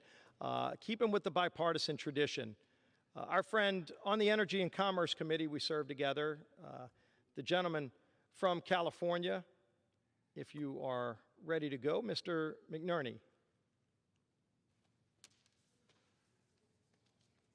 Well, I thank the whip for the opportunity to say some words here. I'll button up a little bit. I want to look good for John. You know, my first impression of John was pretty scary. It was my first day on the Energy and Commerce Committee, and John was in the top dais, and I was down in the front, little freshman. And John looked down at us and said, you know, your policies are going to cost, your policies of the Democratic Party are going to cost you your seat. And I looked back, holy jeez, hope he's not looking at me. He was. But hey, we got over it. It's funny, when climate change issue came up, John had a standard practice. He would bring out this big picture of his coal mine workers and say, you know, you guys, climate policy is going to cost these people their jobs. And so that's a hard argument to fight against. That's a hard argument because, you know, he's fighting for his people. And I know there's other people here that are shaking their heads in that one. So, but I respected that. He was fighting for the people he cared about and the people he represented. But there were some things John and I had in common. We both played paddleball, and you know, we were pretty evenly matched, so we got some good games. And the great thing about that is that you get to know people that you wouldn't otherwise get to know, and that was important. And I think that's a tradition that we need to carry on. We also both went to West Point, so we had that little bit in common, and that was fun to talk about that. So eventually we started talking about policy. Oh, and one day I asked Henry Baxton, what about John Shimkus? And Henry said, you know, he's a nice guy, Jerry. And then he frowned and he said, but he sure is conservative. And that's coming from Henry Waxman, so I don't know if that means anything or not. But John and I started talking about nuclear waste, about policy. And so he took me to Yucca Mountain. You know, it's pretty impressive, but it's totally shut down. You know, sorry to tell you, John, ain't going to happen as much as we would like it to. I even talked to Dean Heller about it, and Dean Heller said, oh, John Shimkus, people in Nevada think of him as Darth Vader.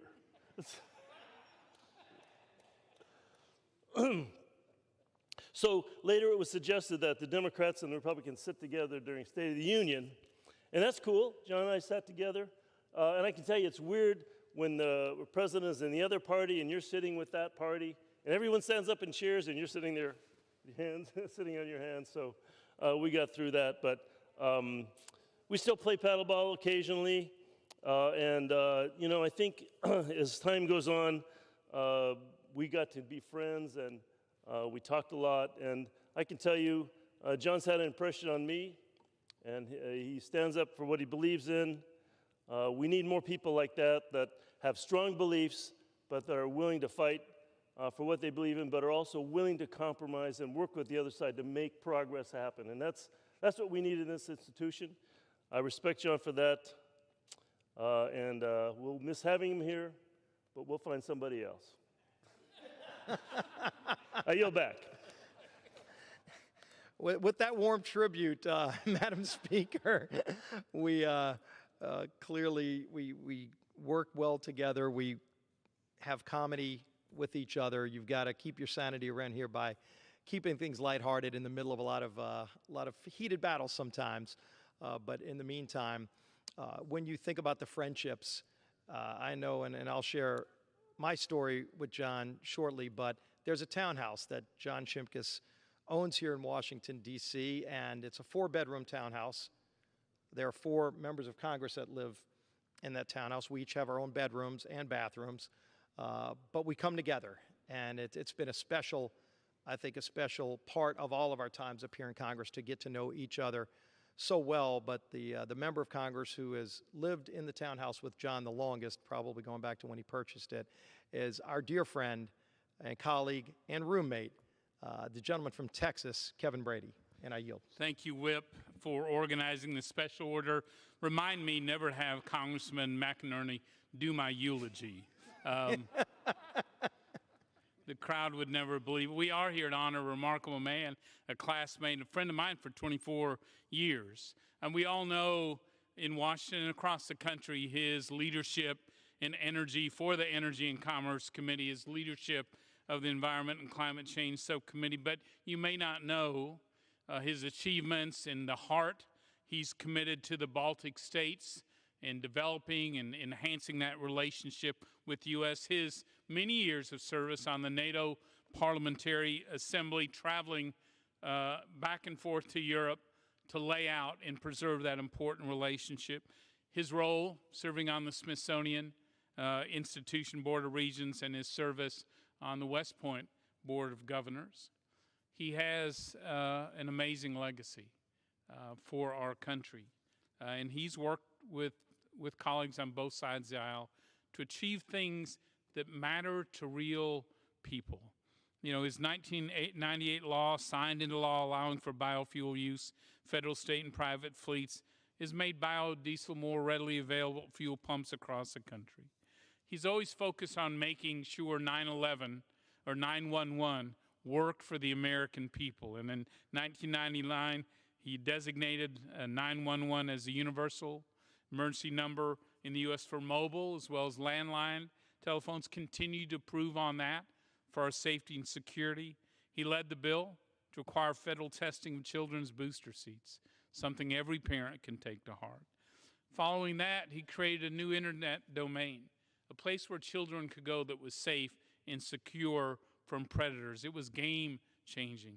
His 2003 law created a placement for heart defibrillators in the schools. You can see a theme here: helping real people, helping children, helping families. And he continued that work throughout his years on energy and commerce. I could go on, but he took on tough issues as well, ones that people never thought could solve, like the Toxic Substance Control Act, something he worked years for to build bipartisan support, something that makes our nation more secure environmentally as well. And we all know, since we've nicknamed him Yucca Shimkus for many years, his devotion to try to find a safe, secure nuclear energy future for America. He didn't do this by himself. He has an amazing family. His wife, Karen, as Steve said, is here today. His 3 sons, David, Josh, and Daniel, who we watched growing up reading in the townhouse, backing their dad. His heart is never far away from his hometown of Collinsville, Illinois. He is, as you know, a proud graduate of the United States Military Academy. He served over 5 years active duty in the Army, then entered the Army Reserves. You know, he retired with the rank of lieutenant colonel. After 28 years of military service, I can tell you, as his roommates, when we finished long days at the Capitol and trying to figure out how we get ready for the next day, John was leaving to go to a reserve training, continuing education class, or the weekends on his training as well. He has a devotion to this country that is unbelievable. His service has not just been to his country, but to his community. He ran and won his first election for the school township trustees because he wanted to help children in his community. He was elected Madison County Treasurer so he could serve a broader group of constituents. In 1996, he won his first term in the United States House from Illinois' 20th District. Today, he represents the 33 counties of the 15th District, and I can tell you must be an amazing district because we all know where the largest ketchup bottle in America is located, Collinsville, Illinois. We know his district is the horseradish capital of the world, with the Horseradish Festival, horseradish food, horseradish fun. And I will tell you, he loves his Lord, he loves his family, and he has always fretted about how much more can I do to help our church, the Holy Cross Lutheran Church, in which he has worshiped his entire life. 2 points as we finish from me. You'd love being his roommate.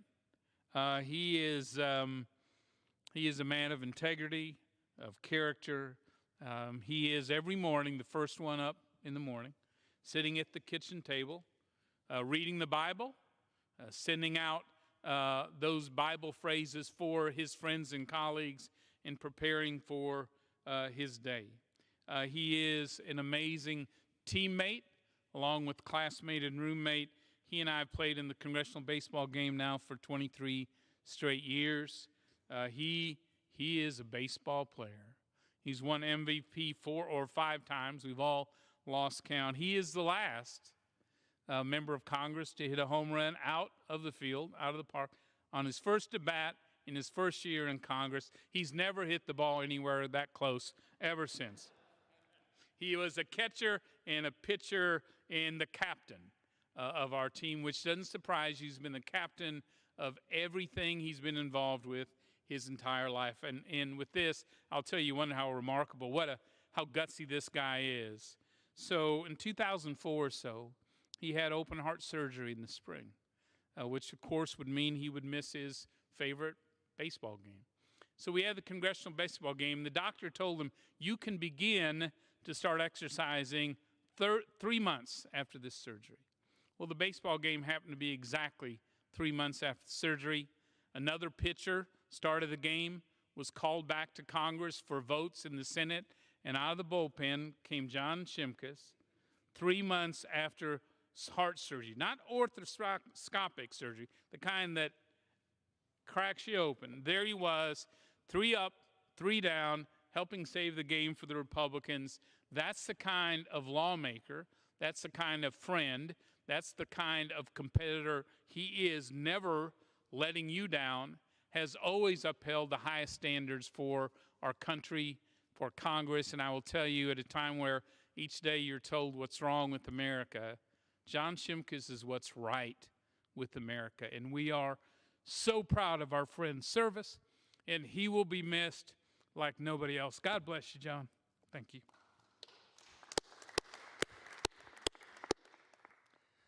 Thank you, Kevin. As you can see, Madam Speaker, these are tough jobs. These are tough times. But when you come up to Congress, you don't just come up here to fight for the things you believe in.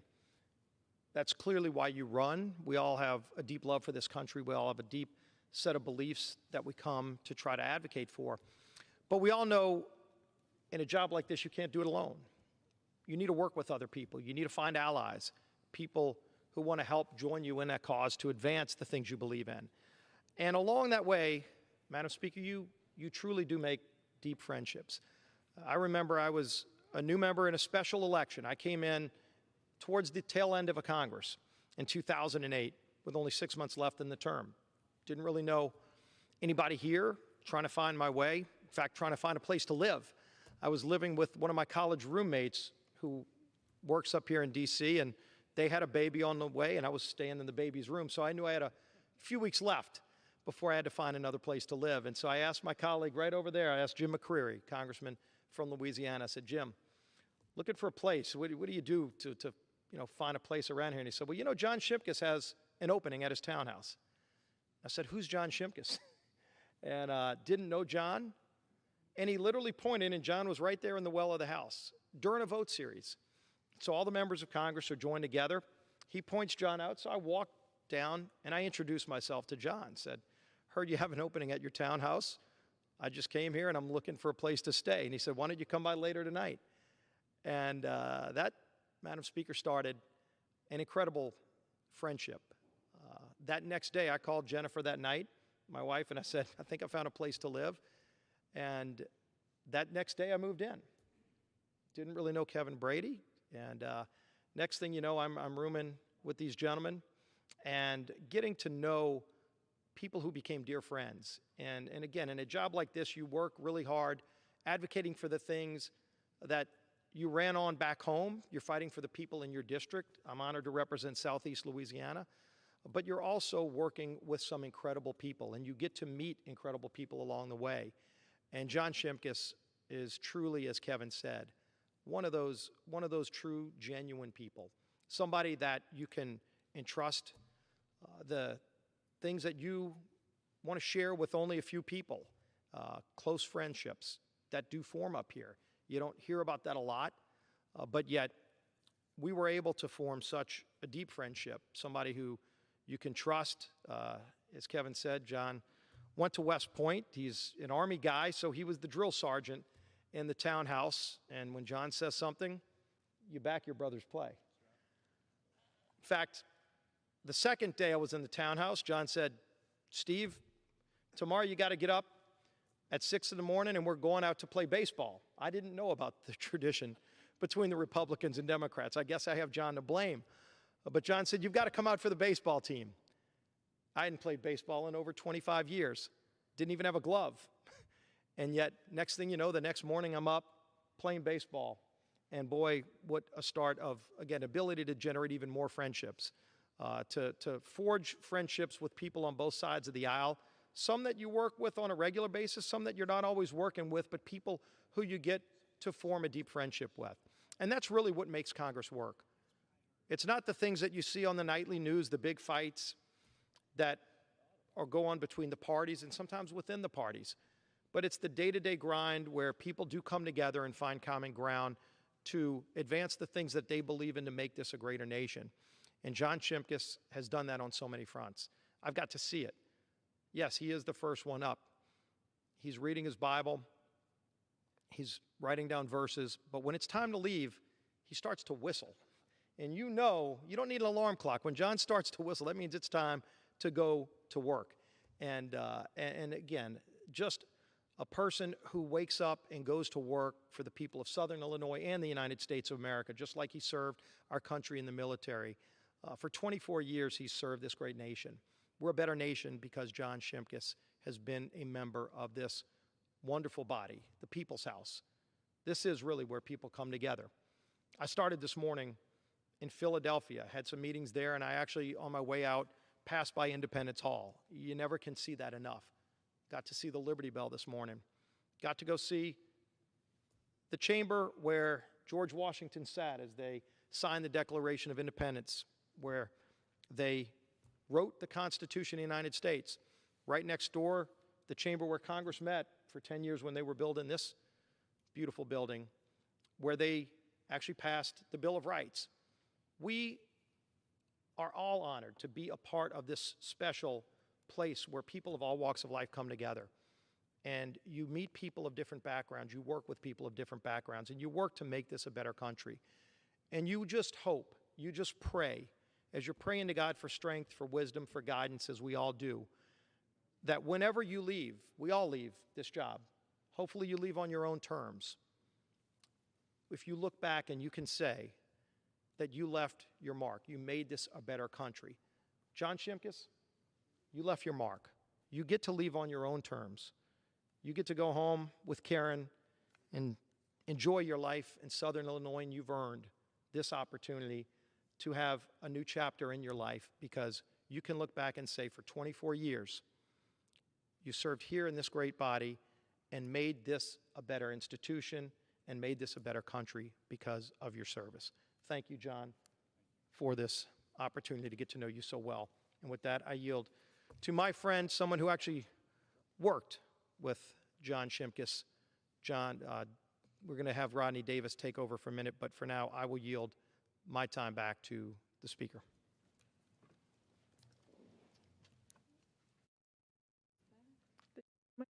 Back.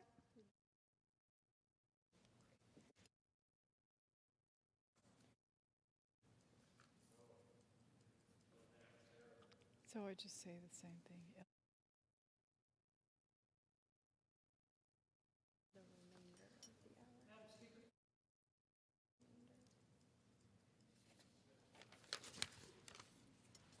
Under the Speaker's announced policy of January 3rd, 2019, the gentleman from Illinois, Mr. Davis, is recognized for the remainder of the 60 minutes as the designee of the minority leader. Thank you, Madam Speaker. At this point, I'd like to go over to the other side of the aisle to recognize my friend, Mr. Tonko from New York, to offer his comments. Thank you, and I thank the gentleman for yielding. And John, it's an honor and pleasure to be here with our colleagues to salute you and thank you for the tremendous service that you have provided not only the people of your congressional district, but the people of this nation. And it is very obvious that you are much loved and appreciated and respected by your colleagues in this House.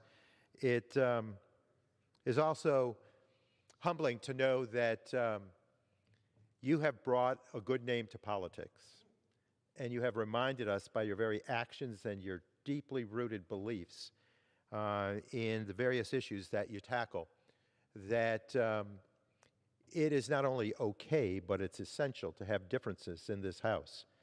And it's to share those differences in a respectable way, which you have always done, so as to build the best product. And so I think this evening we salute your integrity and your humility, which oftentimes is what I think drives your personality to be able to achieve and to be have this driving force to accomplish on behalf of the people. So I appreciate the opportunity to participate this evening. And I'll try not to undermine John Shimkus's sterling conservative credentials by joining in this discussion this evening.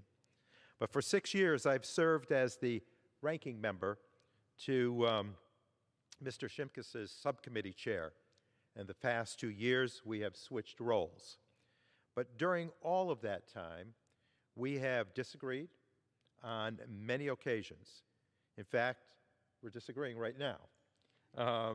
But that doesn't stop me from coming here this evening to just share my respect with others for you and the tremendous performance you have put forth on behalf of the Republic.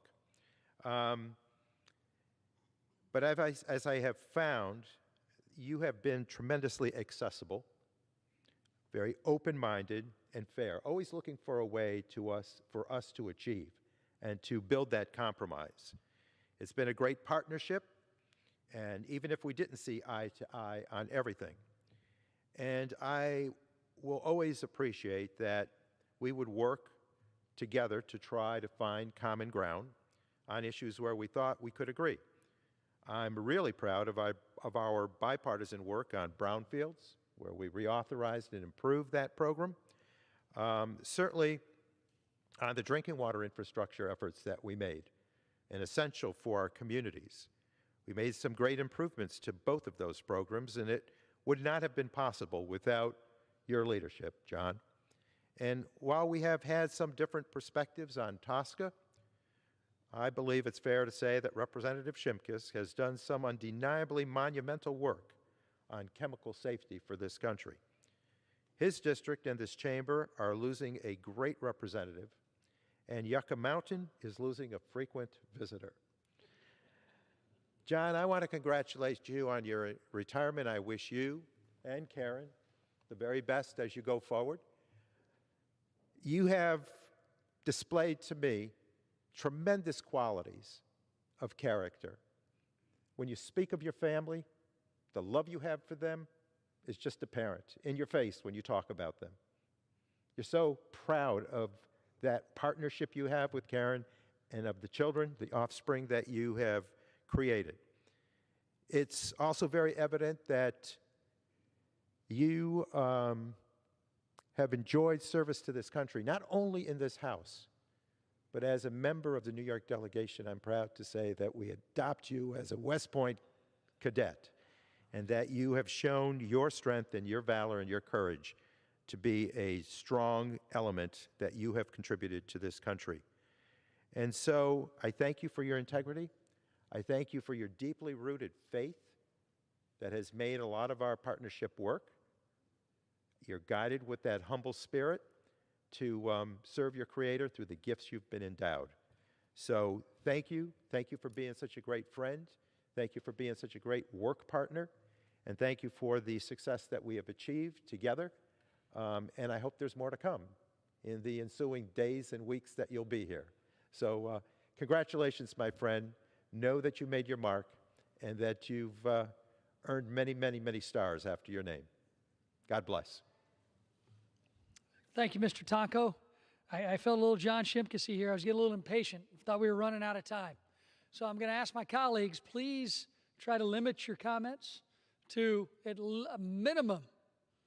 maximum of 2 minutes. I want to recognize my good friend and fellow Illinoisan, Darren LaHood.